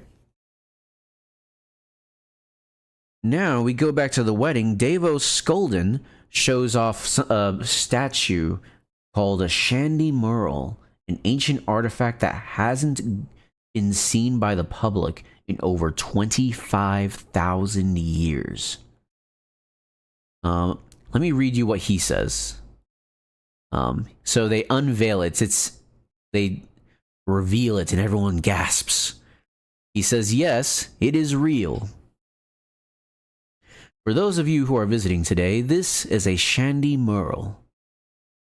It's a temple figure, one of 12, that was stolen 25 years ago when Chandrila was sacked by Rakatan invaders. Until today, there were only 8 of these accounted for, and only 5 that have made their way back home. This is Luthen Rail, everybody. He introduces Luthen. For those of you who've not met, Luthen came to me last year with a rumor. That became a possibility. That became an adventure. And here we are. And he speaks to Leda. Leda, Stekken, I gift you this piece of our history. May it bind you to the land and each other. They all say Tima, and welcome home, number 9. So that's insane. This artifact. Oh, so it says it was taken over 25,000 years ago, which means this thing is over 25,000 years old. And who knows how old it actually is. And there's only 12 of these in the galaxies. Only 8 have been seen. Only 5 of them have made their way back to Chandrila, and this is the 9th. This is history. Like, he just made history here. That's insane. He's like, here, this is your wedding gift. Good lord, imagine that. Like, imagine if someone's like, good job on getting married. Here's the Library of Alexandria. Actually insane. Let's see. And then the next scene, Luthen is speaking to Erskine. Erskine, if you remember, he was the guy talking to Mon in the first episode about someone who was taking up 2 parking spaces. And it turns out Erskine is a mixed Chandrilan. His father was Gorman, his father was Shandy, but his mother was Gorman. And it was quite a scandal because his father was married at the time. And it was all quite a scandal, and they couldn't really come back to Chandrila until Mon Mothma helped them. So I wonder if that's gonna come back again. I wonder if that's gonna be relevant later. And then Tay approaches Mon and alludes to how much he admires Skolden's outgoing nature. He says every time he's with him, he reminds him of how timid he's become. This makes Mon raise an eyebrow. She says, every time you're with him, with Davo Skolden, the criminal, how often is that? And Tay says, or she doesn't say how often is that. She says, is that often? And Tay says, I would hope not. Now, in the last episode, Mon declared to Luthen with confidence that Tay would never go to meet with... He would never go to Davo Skolden for help. She said he would never do that. Now here he is now saying, Davo, his outgoingness, it's rather admirable, isn't he? Every time I'm with him, he reminds me of how timid I've become. And that could be a nonchalant, just nothing sentence like, that's one trait of his I admire. Or it could be, are y'all two working together? Because you shouldn't. He's a criminal. You should not be working with him. Please don't. Especially with what you know. Please don't. Please don't be a liability. Please don't ruin this for everybody. So Tay, he even says, hold on. Let me read my notes here. Tay saying that every time he's with him, he reminds him how timid he becomes. This concerns Mon. Can Tay be trusted if he keeps Davo as company?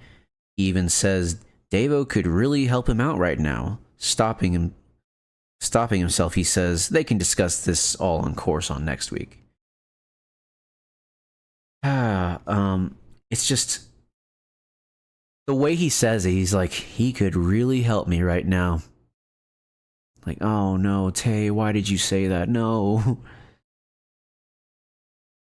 And he waits for a bit here. He tarries here for a bit. He clearly feels an emotional need to say something, but he can't say it now. He says he has to leave, but he really wants to say something.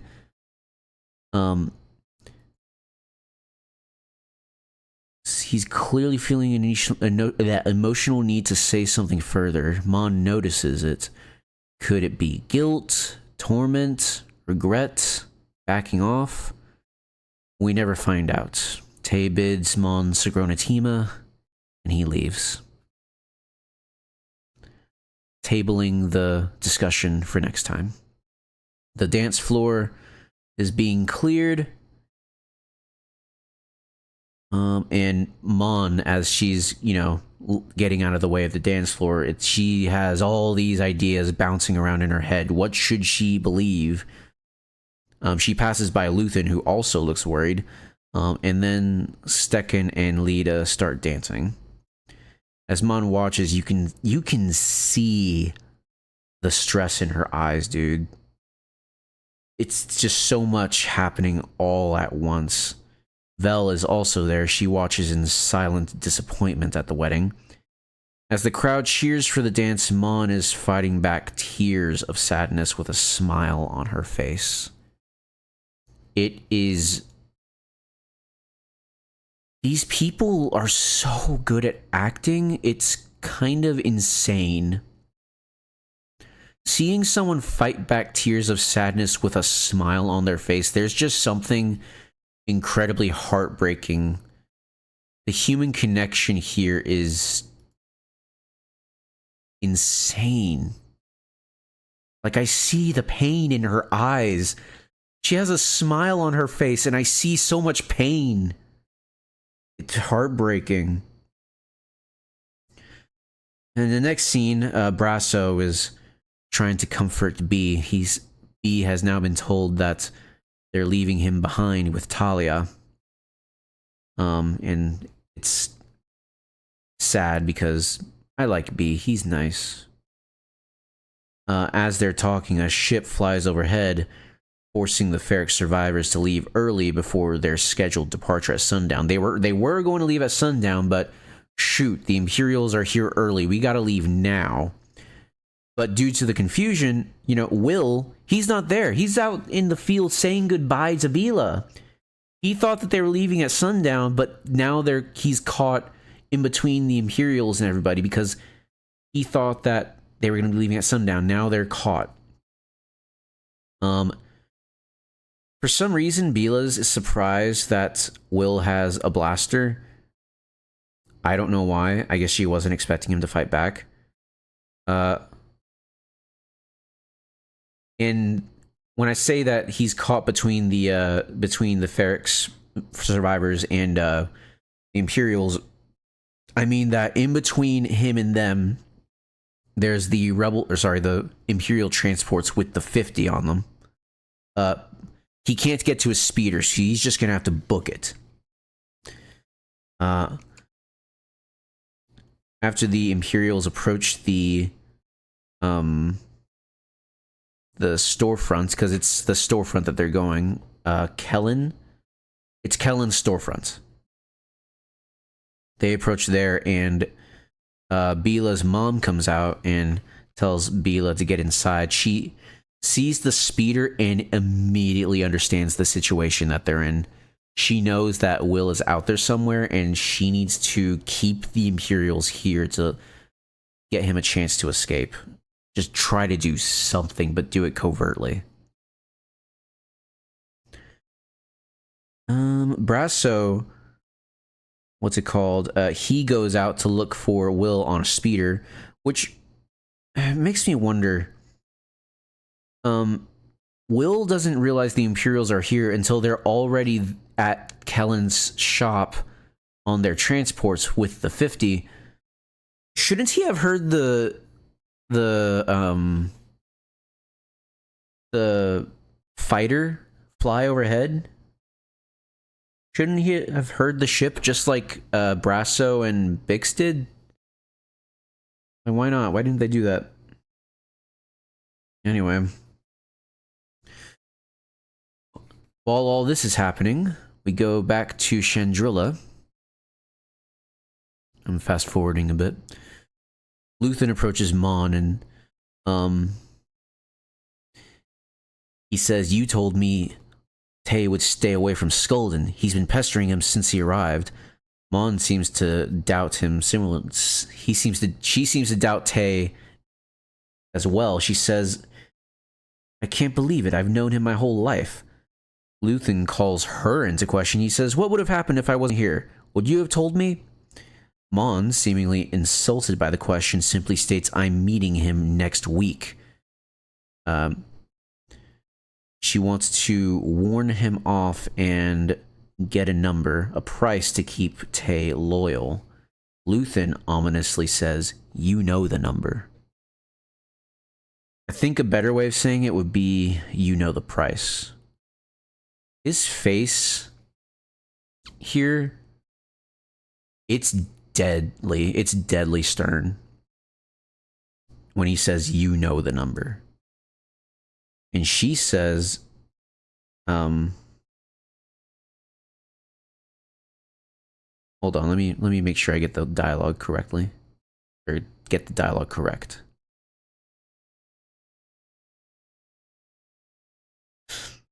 He says, "You know the number," looking at her with that face. He says, "We'd be vulnerable forever. You need to be protected." Mon looks horrified. And she looks horrified by what Luthen is implying, which is the death of a friend she's known all her life. All because he asked for fair compensation only when the going got tough. Like, they should wait until they speak with him and figure out what's going on with Davo. Mon, in disbelief, says, "I'm not sure what you're saying." Luthen, clearly not taking pleasure in this, he says, "How nice for you," illustrating just how far apart their two worlds have gone. And oh man, Mon Mothma's eyes, you can see her breaking inside. It's so sad.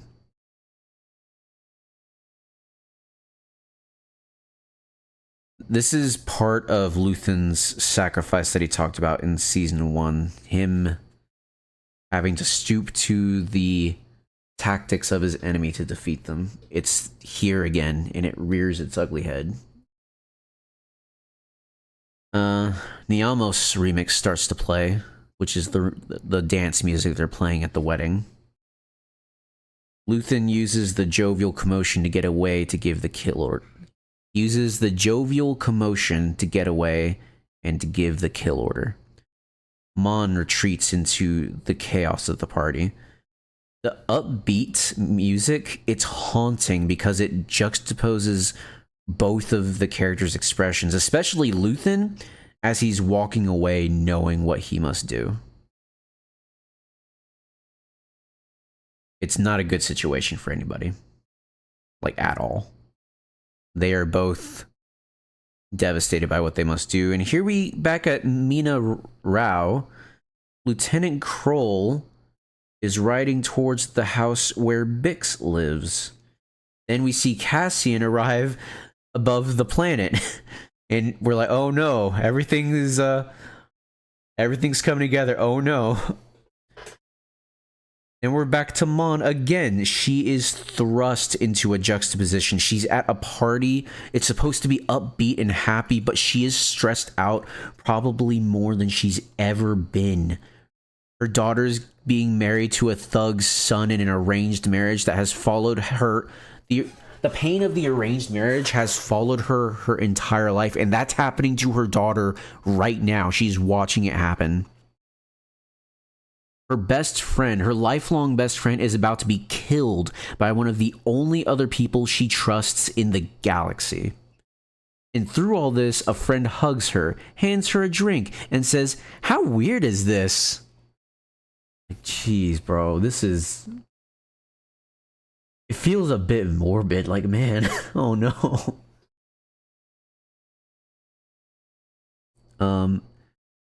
Mon indulges in the drink, then has another, and joins the dance. Back to Mina Rao, Bix sees Kroll coming.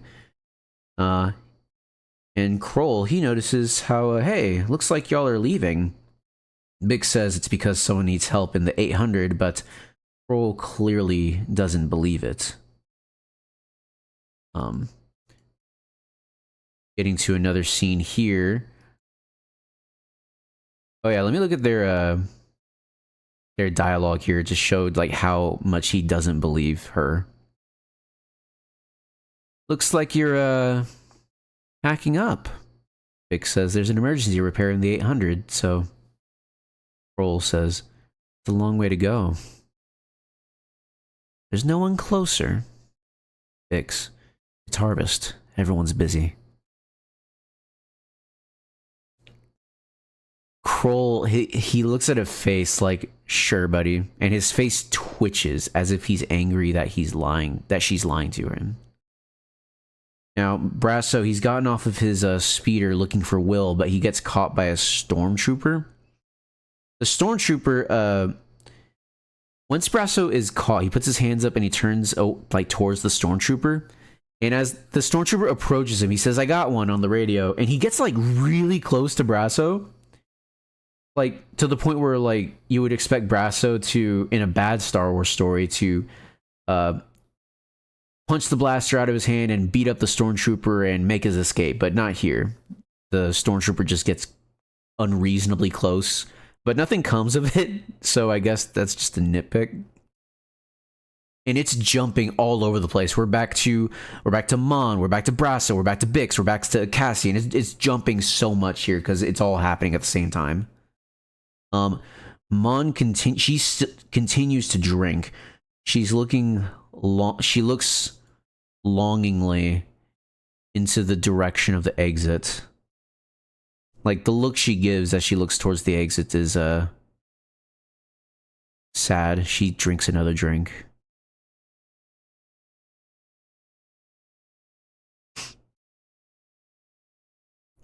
She's just so... She wants to get out, man. She wants to escape her body, dude. It's... ugh. And Lieutenant Kroll... Oh yeah, then Will, he's running towards the shack. You can see it way, way off in the distance, but he's running there. Lieutenant Kroll lets himself in, says the place doesn't look... He says, doesn't look very comfortable. Bix, obviously uncomfortable. She says, "Oh, well, we like it." And Kroll says, "I think permanent is what I meant to say." Implying that they aren't planning on staying. He just comes out and says it. "I know you're illegal." I like the dialogue here, so I'm going to read it once again. He fixes his hair in the mirror. He says, "I know you're illegal. We've been counting visas. It's a tough spot for everyone. The councils need the help or there's no harvest. The help is undocumented. The rules are clear, but the situation requires nuance. It all ends up on me." Bix, trying to navigate this very carefully, simply says, "That can't be easy." And Lieutenant Kroll, he says, "It's stressful. I'm always looking for ways to relax." And Bix, in her face, it's not just her eyes, it's her whole face. She is very alarmed. "My shoulders get sore. All the hard work.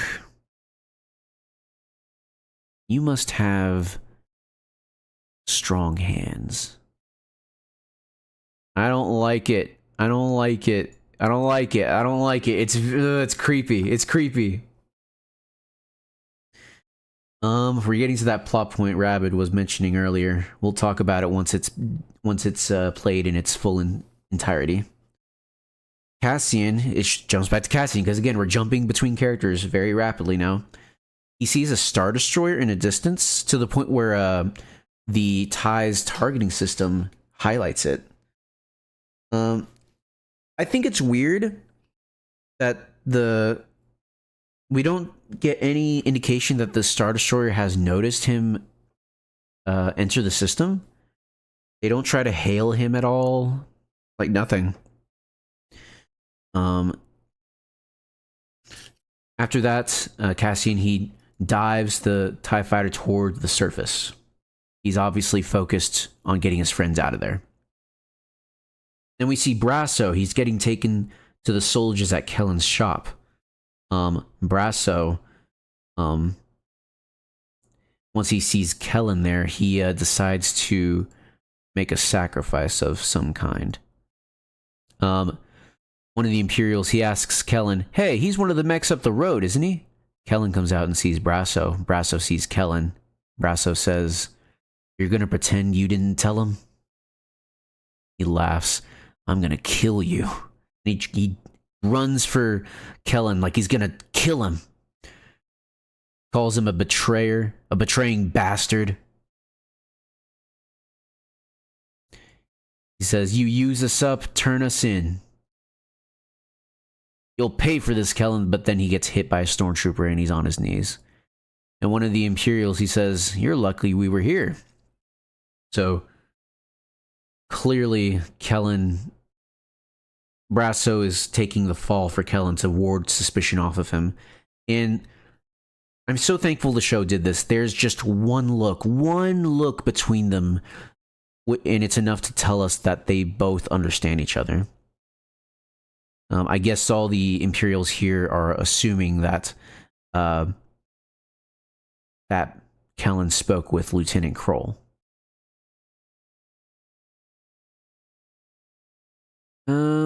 Let's see here.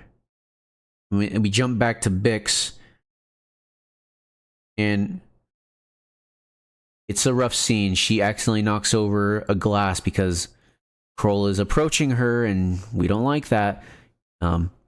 He says, "You want to think this through," and she says, let's be honest, let's be clear. Bix begs Kroll not to rape her. Kroll tries to talk her into it, saying it's such a simple choice. Such a simple choice. Just do it. It makes sense. Just give into it. Bix pushes him away, and she lands she like slaps him right in the nose, and it's a nasty first hit. It has impact, and it feels authentic. Like, that looked like it hurt. I've been in that situation. I've been slapped and punched in the nose before. It hurts. That looked like it really hurt. And we just see Kroll look back at Bix with a bloody nose, and we're like, oh no. Jump back to Mon Mothma.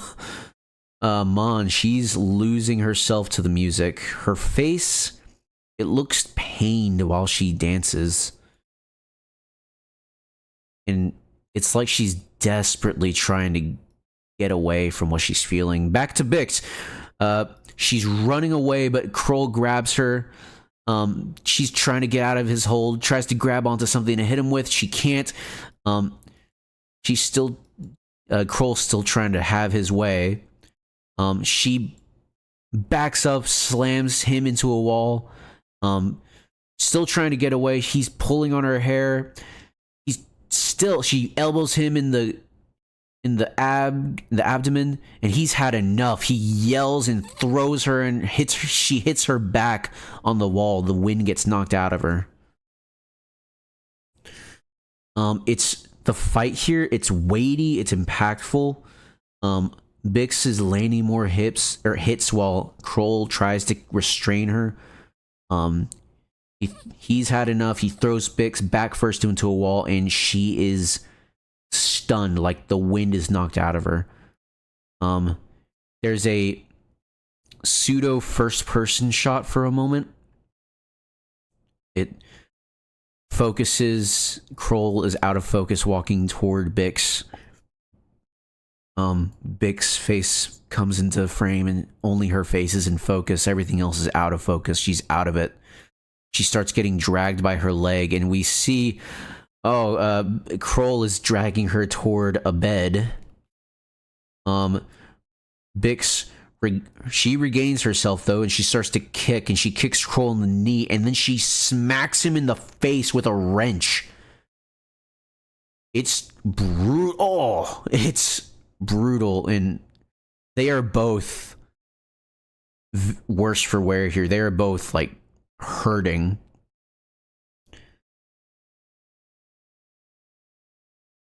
And I wish you could hear this. Kroll, now stunned, he looks at Bix and he just screams in anger. When he does this, it cuts to a Imperial officer outside. He's trying to get some sleep, but the scream he wakes him up from his nap, and he looks towards the shack in shock, of course, because he just heard a scream from his own officer. And you can see a little bit of the inside the shack. I feel like he should be able to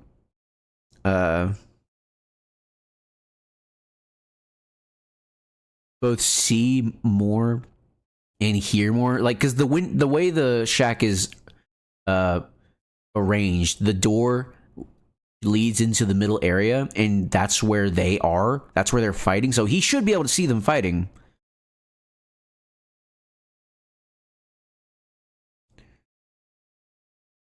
Kroll is stumbling around because he's been knocked in the head by a wrench. He has a blaster, but he doesn't use it. I don't know why. I really don't. He could say he was defending himself, but he doesn't do anything. Instead he decides to charge at Bix, and she smacks him again in the head with a wrench. And there's a little bit of like trickery afoot here. The Imperial officer, he's even more alarmed now, and he starts to call for reinforcements. He calls the unit that's watching Brasso to come help him. And the way the camera shows the shack, like, he should be able to see Bix and Kroll fighting, but he doesn't. So I guess he just doesn't know what's going on, even though he totally should. He calls in Unit 2 for reinforcements. They're working it out between themselves. They have a sergeant going to answer the radio, and that Imperial officer, who we find out is named Corporal Pike. He's approaching the shack with blaster in hand.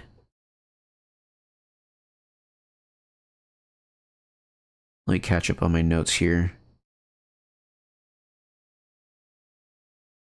And as he's approaching the shack, we see Lieutenant Kroll stumble out of the house, his face bloody, holding his hand to his head. He tries to lean on a metal box, but he slips and hits his head on it instead and falls to the ground. He is dead. All right, so I guess now we can talk about it. Let's talk about what this non-traversy is. It really is a non-traversy. It's annoying. So, first of all, that's the end of Kroll, so we can talk about Kroll. Let's see here. Kroll showed his true colors. In a position of power, he abuses that power to get what he wants. That's it. That's all Kroll is. He is a guy who had a position of power and tried to abuse it. Now, people are likening this plot point of the Ferrex survivors being illegals working on the farm, and Kroll threatening to rape Bix, or actually wanting to rape Bix and threatening deportation if she doesn't allow it. People are likening this to modern politics, American politics, as it always is. It's always American politics. And I would like to say, just because something might seem similar to something happening in real life doesn't mean that it is giving a positively definitive opinion on that thing that is happening. It is not saying that America is the empire or that the empire is America. It's not saying that any character in this show is like any person in real life, be they any random person or someone in a position of power. It is just a story. If you want to discuss how that story can be used as an allegory for real life stuff, go ahead. But until the story points this stuff out, like in a blatant way, where it alludes to something happening in real life, I don't think it's justified. And even if it did, that doesn't have any mark against the quality of the story itself. So what if the creators have cringe views? That happens all the time. I guarantee you the creator of your favorite piece of art had some cringe views. I do not care who it is or where they're from. They were cringe. Everybody's cringe about something. And this is just the stupidest thing I feel like I had to talk about. But yeah, that's how I feel about it. I don't think that, even if it was an allegory, what does that have to do with the quality of the story, how it's told, what it means? Does it still fit in with the story? Is it consistent? Does this make sense in the context of the story? If all those boxes are checked, I don't see why it's a problem. Sure, be annoyed at the creators if they believe something different than you do. I don't care. But don't put that on the story. Just enjoy the story. Alright, anyway. Now that I've addressed that. Let's see here. A contingent of the Imperials at Kellen's shop leave to see what's going on. They leave 5 to guard Brasso. Corporal Pike orders Bix to come out before he turns the cannon on the shack. Bix, yelling from inside the shack, she explains, "He tried to rape me." Pike responds, "He's dead." Let's see.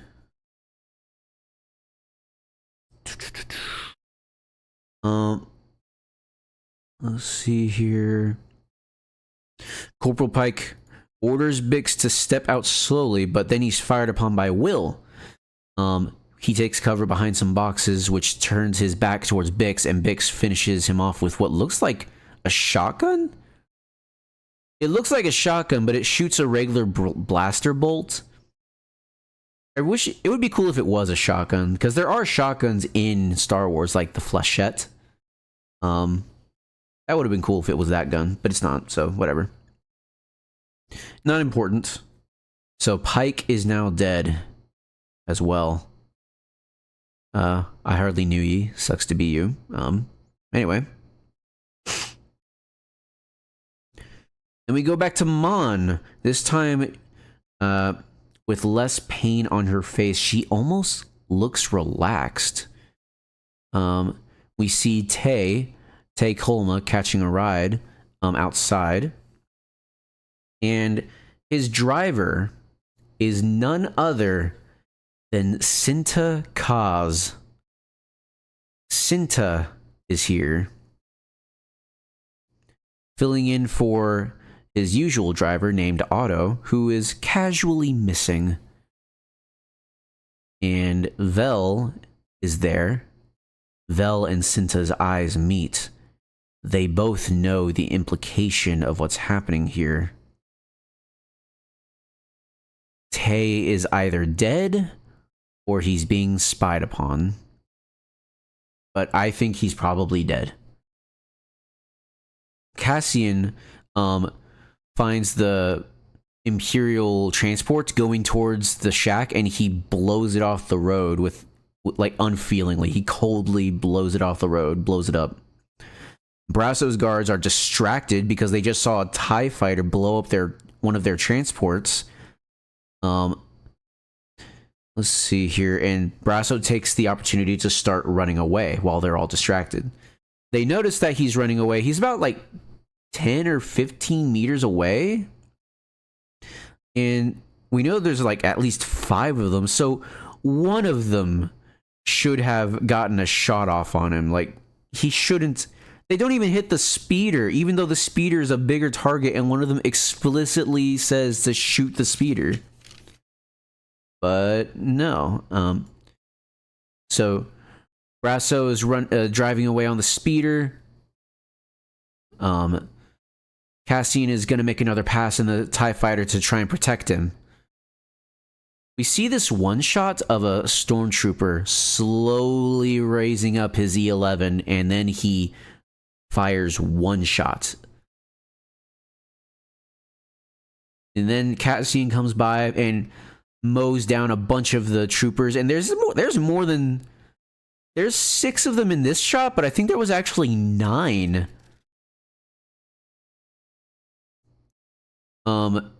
In the, like, chasing Brasso in total, which I thought there was only 5, but whatever. Cassian ends up blowing up one of the silos, holding a bunch of grain, burying stormtroopers in it, and they suffocate to death. Brutal. Let's see here.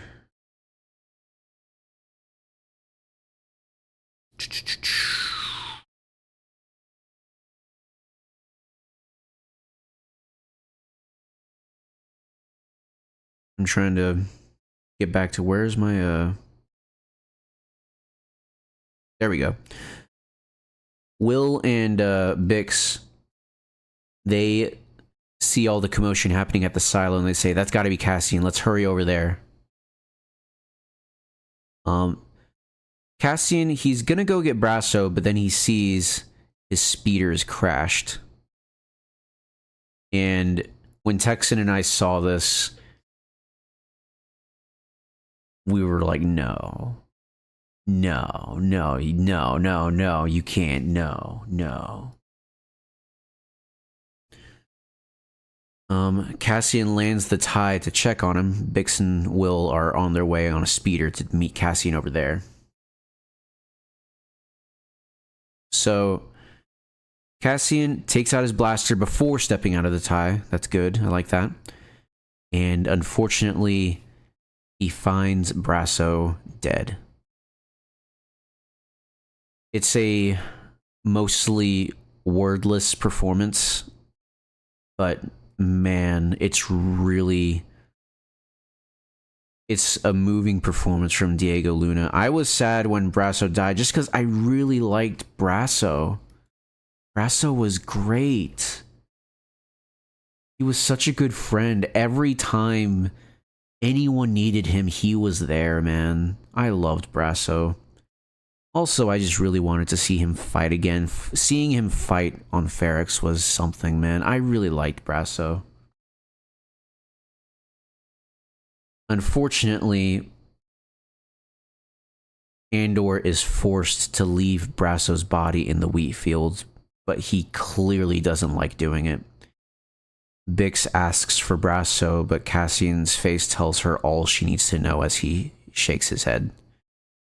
Bix's face looks so distraught, like she's thinking of how the Empire has taken yet another person away from her. She looks somber and she looks tired. Do you remember how I said that pretty much all the Ferrix survivors were here except one of the daughters of Ferrix? I wonder if something happened to her that we simply didn't get to see. If that's the case, that's sad as well. Like, they're just slowly getting picked off. Mon Mothma is dancing wildly, jumping and waving her arms. Even Perrin notices how much she's enjoying herself.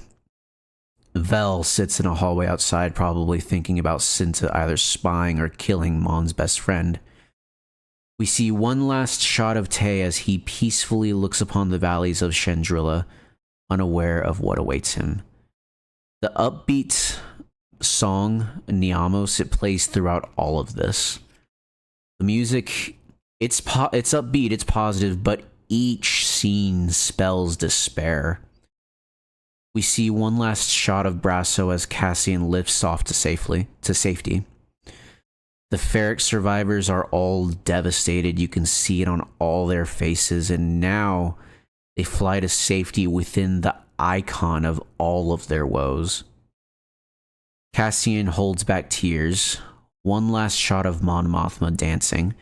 She looks relaxed, free, forgetting.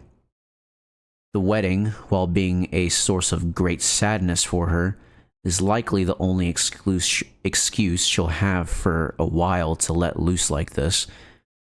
So she dances and drinks and tries to forget how she lost her daughter in a deal with a thug who, to forget her most trusted colleague, is killing her most dearest friend. But you can't choose to forget. You can't choose to take your mind off something that just makes you think about it more. She's dancing to forget, but she's dancing in despair. This is her despairing. She has no other way to express it, and this is just her demonstration of despair. She's bouncing around, waving her arms wildly. Her face blurs from all the motion in the camera. You get one last brief look at her face blurred before the screen goes black and everything goes silent. And even the credits are silent for a moment. And that's the end of episode 3. That was an insane send-off. That was an insane final act to these 3 episodes. I mean, all the things that happened at once. Just Tay, if he had just not said anything about Skulden, he would still be alive. Just one random thing he said, oh, I like how he's outgoing. That's pretty much all he meant. But now he's dead because of that. Because Luthen, in his mind, he has to be pragmatic. He has to be to the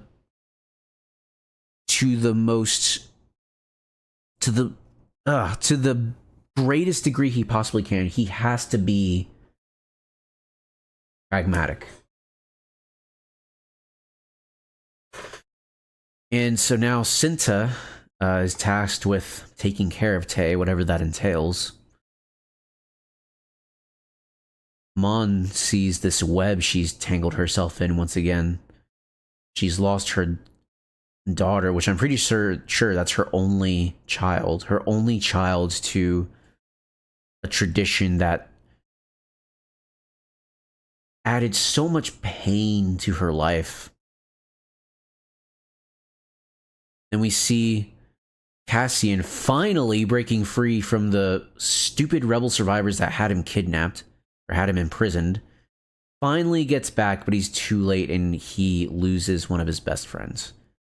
Bix having to contend with Lieutenant Kroll, just an absolute horrible experience. It's not pretty. The fight is, it's pretty intense. And when we were watching, my eyes were glued to the screen. I couldn't look away. I had to see what would happen. This was insane. Oh, I remember Texan, he thought, oh, if Will hadn't have gone to say goodbye to Bila, Brasso would still be alive, which is true. But you also have to remember, they thought they were going to leave at sundown. It was not sundown yet. He thought he had time. But yeah, that's Andor 1, 2, and 3. Season 2, 1, 2, and 3. I highly enjoyed it. It's, again, the whole idea of the show is showing people's experience in this tyrannical government, like under this tyrannical government, seeing what happens to them, why they are so, like, how they're affected. People like Deidre and Cyril, they're fine. They like being a part of the Empire because it's worked out for them. People like Andor, Bix, Brasso, Will, things are not working out for them. They're just trying to survive. Meanwhile, and Cassian is working for Luthen. He's trying to do something about it. I imagine Bix might do as well. What else? Mon Mothma, she is desperately trying to help where she can. She can't do it publicly because it would be considered treason and she would be put to death. But even though she's on the right side, there's an ugliness that comes with that infects her life, infects her morality. She has to make compromises. She already had to compromise by making a deal with Davos Skolden and practically selling her daughter off to a tradition she doesn't agree with, to the son of a gangster. And now she's having to be okay with Tay Kolma being put to death. She's not okay with it, but she has to be. There's no other choice. And all of this is what Star Wars is capable of. There, I said it. Almost 6 hours in, and I finally said it. This is what Star Wars is capable of. Star Wars is capable of telling these stories, these much more personal stories that are somehow intertwined. And all of this is happening because two random corpos decided to jump Andor one day. That's it. All of this is happening because two corpos decided to jump a guy because they were drunk and they wanted to have a laugh and they wanted to steal his money just because two guys jumped a dude. It's crazy seeing the cause and effect, being able to look back and see everything that's happened, and it all makes sense. It's just so satisfying. I love it so much. Man, it still gets to me. I can't wait for the next episode. It's coming this Tuesday. I am so excited. I really, really am excited. And I'll try to have a stream every week. I won't be able to do it at the same time. My Saturdays aren't always going to be free. But hopefully I will be able to do it to an extent. And I'm still learning. I'm still trying to make these better. Here, have some music. Hopefully next time I'll have some actual visuals to go along with this, because holy cow, people always talk about the facial expressions for Arcane, and the facial expressions in Arcane are immaculate. They're so well done. It's insane. It's stupid how good they are. But the facial expressions here are so good as well. It's all in the performance, because let's be honest, I guess you can't classify the animation in Arcane as a performance. It's more so a product of its design. Meanwhile, there is an active performance being done here with the actors. I'm not saying animation is better than live action or live action is better than the other. Not saying any of that. I think that they are both two different mediums that can excel at very different things, and I think they both are valid. I hate people who like one over the other. But man, the performances here are insane. And I love it so much. Man, I'm starving. I only had a protein shake today. I was drinking it slowly throughout the stream, but man, I'm really starving. I'm gonna get something to eat because I'm actually kind of tired from being starved. But that was Andor, Season 2, Episodes 1 through 3, excuse me. And I would love to have some people jump in on the discussion with me. Maybe some other streamers. I don't know. This is something new. I don't know if this will ever catch on. If not, that's okay. I can just yap by myself. I clearly like doing that anyway. But yeah, I really enjoyed this, and I hope that you all enjoyed it as well. I hope someone sees this and enjoys the discussion or the yapping.